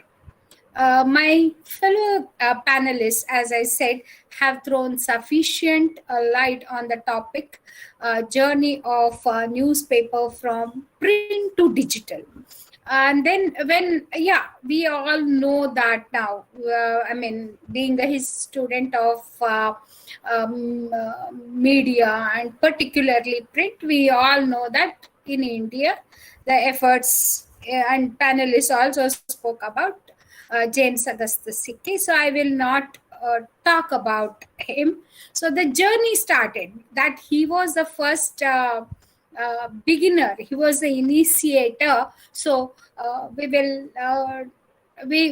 have from 1780 till today, India has seen, the Indian print media has seen a tremendous change in its functioning.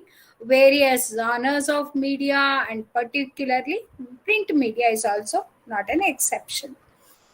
When all these things were happening, I was listening to other professors. I was remembering how I started working in newspaper. It was somewhere in the middle and later part of 1980s. As we entered the newspaper office, there was a horseshoe setup arrangement. The senior would sit in a center chair. The subordinates, all sub-editors, juniors, we will all sit on the side desks, the horseshoe, typical horseshoe system. And in the background was continuous non-stop tickering of teleprinter. On the other side sat the reporters continuously typing on their typewriters, and the news editor would take out the teleprinter copies.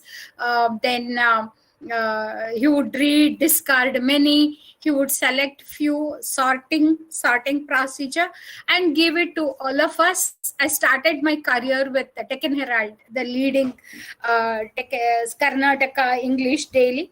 So I mean that first-hand experience of being employed as a journalist was something amazing.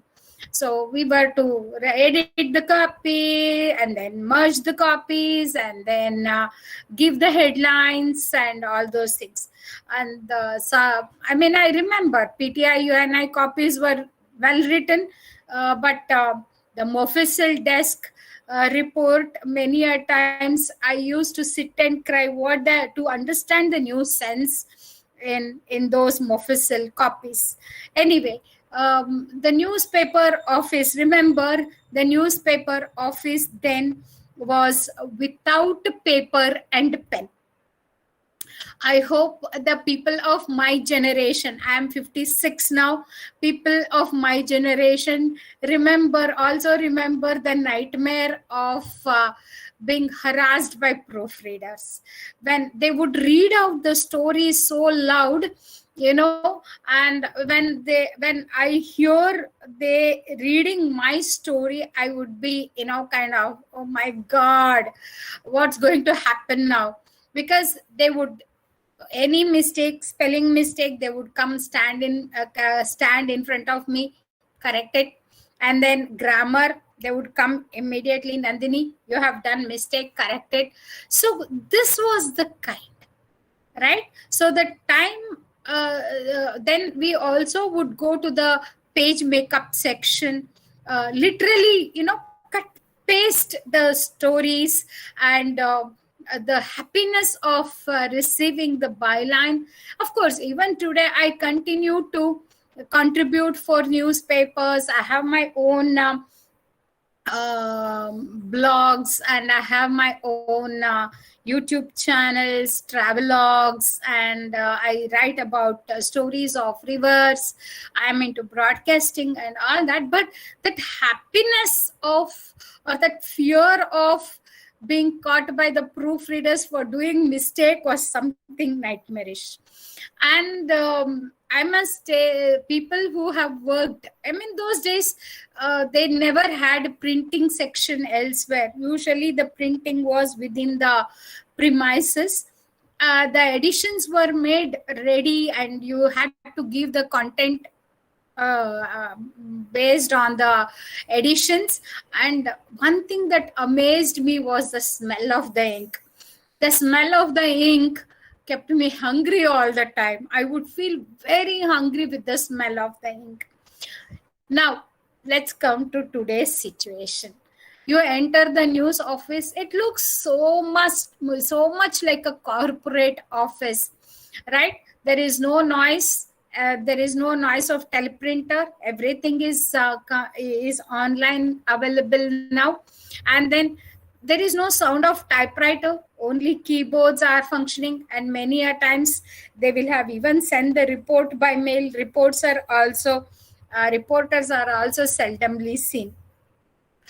And the best part is the worst part, I must say, the symbol of a journalist those days was a pen and a paper. You want something, okay, somebody gives you a number, you don't have your mobile just then with you, you want to write. If you ask, can you give me your phone number, they'll say, I'll tell, record, store in your mobile. You don't have a mobile just then, you have left it somewhere else. Then if you say, give me a paper and a pen, I'll write it, they say, oh, paper, pen, they will start searching. Imagine a newspaper on which we worked on newsprint. Paper was abundantly found everywhere. Pen is mightier than sword. From such situation today, we have come to no paper, no pen situation in office, no sound. It looks typically like a corporate office. Doesn't matter. And change is also welcome, and change should be welcomed. Now, when I look to the growth, when I see the transformation of newspaper industry, the growth of Indian newspaper industry from independence. Let's not go back to Hickey, but I'm talking post-independence. We can largely divide the eras into probably 4 different parts. Consolidation and expansion between 1947 to 1975. Magazine boom we saw between 1975 to 1990. Then technological expansion and the influence of television on the press between 1990 to 2000 somewhere. And 2000 and onwards, it is new millennium. It's a totally digital romance. So it is important to note that in each of these phases, the Indian press has reshaped itself, and it is been serving the readers continuously, changing its style to suit the present generation. So as I said, the first consolidation, we are all aware, first press commission came, then the other things, news, ownership, IRC and all those things. Then in the second chain, we see the language press and other things, magazine boom, maybe, and also multilingual. One newspaper also had a sister concern of it and things like that. Say, for instance, New Indian Express had Kannada Prabha, Times of India might have had something else. Hindu will have media, magazines, right? So all these things started. Then, here, when you look to the technological, the next era, the technological developments started influencing the print industry in a big way. So probably this is where people of my generation joined the newspaper offices as employees. So there was already, when we joined, the age-old method of hand composing was no more there. Monotype, linotype, all those things were not there. Already we had come to the machine compose and all those things. Earlier it was hot metal, now it was cold metal. But after our next generation, which started using computers to not only to write, but they were also to edit, and apart from writing, editing, they were also asked to design. So this they called as web journalism. So they belong to our next generation, not very far, probably our immediate next generation belong to the web journalism era. Here, as I said, they had to do everything, one person. In my time, I had to write, then edit, somebody else would design. Or I was given an assignment to go and design the page in the exclusive designing room. But now, sitting in front of the computer, I had to also learn the design, which continues even today, right? Now, the post in 1990, we have seen the drastic changes in the communication technology, with more satellites started occupying the Indian skies. 24/7 news channels arrived, and this gave probably a new dimension to the news method of writing news. What was earlier inverted pyramid style became more or so futuristic style. It had its influence on method of writing. It became chronological and more so futuristic. Right here, the journalists started being opinionated, the featuring, right?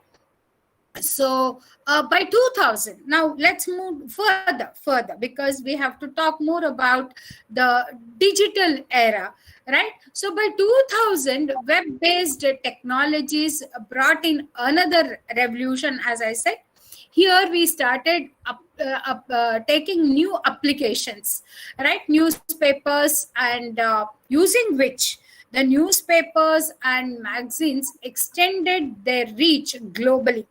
Now, a person sitting at Dubai or a person sitting at America could access to his our neighbor newspaper is Udaivani. So he could read Udaivani.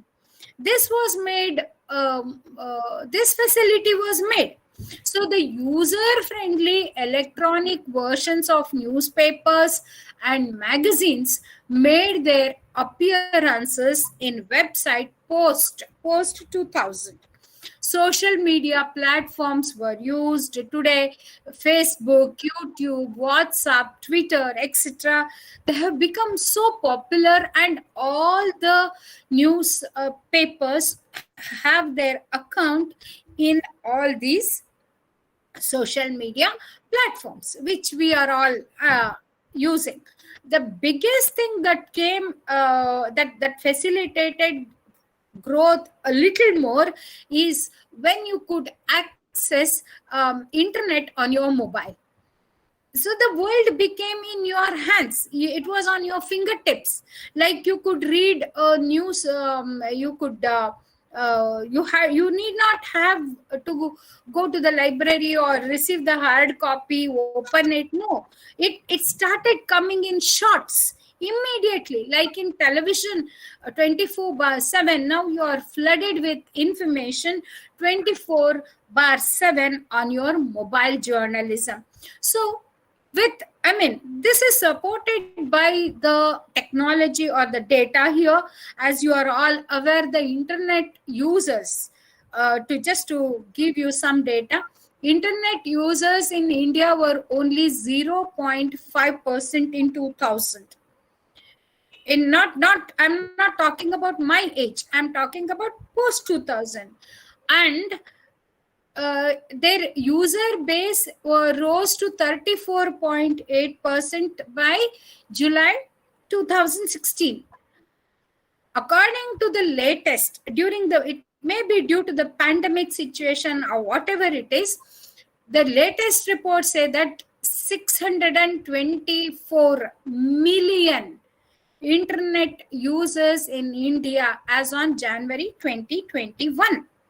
This may, as I said, it may be due to the pandemic situation, but the users have increased. Internet users in India have increased by 47 millions. That is plus 8.2%.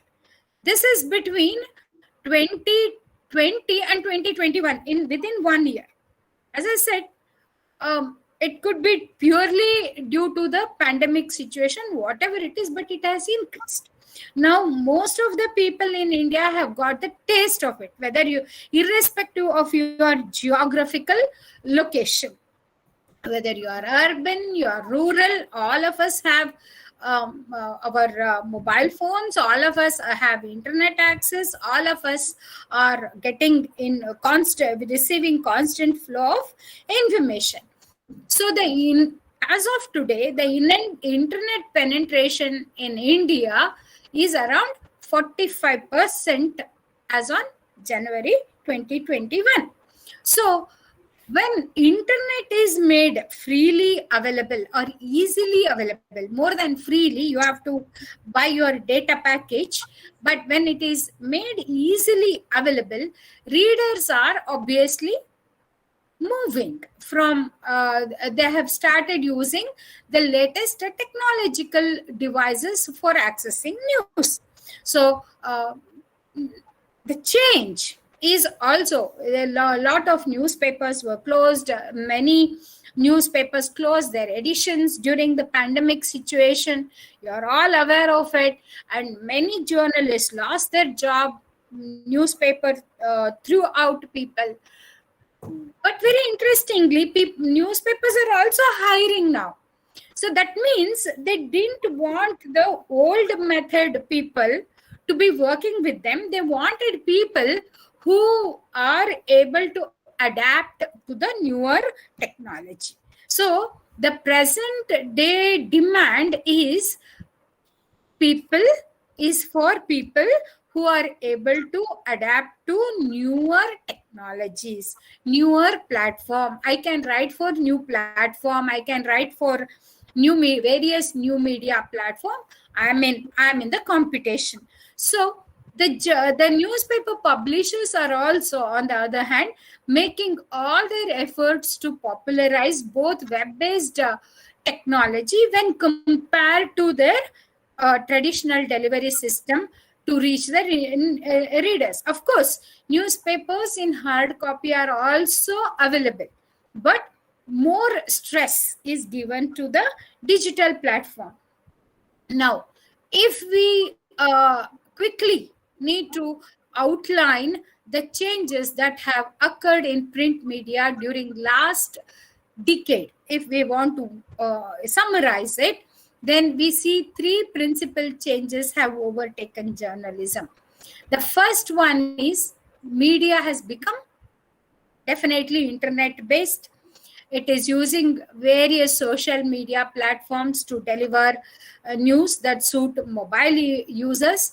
And very interestingly, various platforms, example Facebook or Instagram or YouTube channels, they're all using it, right? They have become stakeholders, whether they want to become or they don't want to become. And one more development that is also happening now is now there is also the newspaper editors have also adopted to new platform called Clubhouse, where they interact, where lead journalists interact with eminent persons, and they also have followers, and they proudly claim. Say for instance, in Karnataka, Vishwavani is probably the first one. Others are not yet, as my knowledge goes, because I am in a journalist group also. I keep receiving Clubhouse interaction with so and so from one newspaper called Vishwavani. So this is also happening, and they have so many readers, so many. Clubhouse is an open house. Anybody, you and me, can also start talking. We can become subscribed. We can start our own discussion. 3 or 4 of us can come together, start talking about it, and all those things. But nevertheless, this initiative has begun. So then this provides some indications which are relevant educationists in particular. Editors, journalists, and columnists, whoever are there, they are becoming more interactive now by nature. The conversation earlier was one-sided. I publish, and after a long time, I like your article. Some feedback letter would come, and it would get published in the letter to the editor. Now, no. Immediately, and select letters only were published. Now no such thing. Immediately the feedback starts, right? So they are now not only, as I said, they are not earlier. Now we move from edit and writing, we move to web journalism, where you are to design. Now you have a journalist of today is not only to edit, not only to design, not only to write, but also he has to be, he should be in a position to prepare audio and video formats of the news. That means there is a culmination of talent, right? So they compete with all the newspapers in compete with 24/7 news channels on digital platform. Right? So the transmedia, the present situation which demands transmedia situation, has thrown challenge not only to the journalists or the media houses, but also to media educators. So now I cannot say, you are specialized in print, so I will teach you only writing or designing part. Now I also have to teach that student to use other audio editing, video editing, audio recording, audio technology. All those things also need to be taught to the students. So that we need to, as I said, that itself is that to teach students, the media teachers also need to be trained.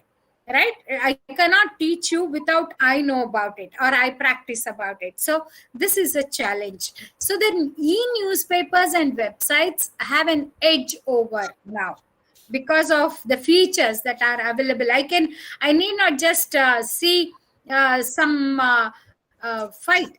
I can literally see also, right? So that is the one thing.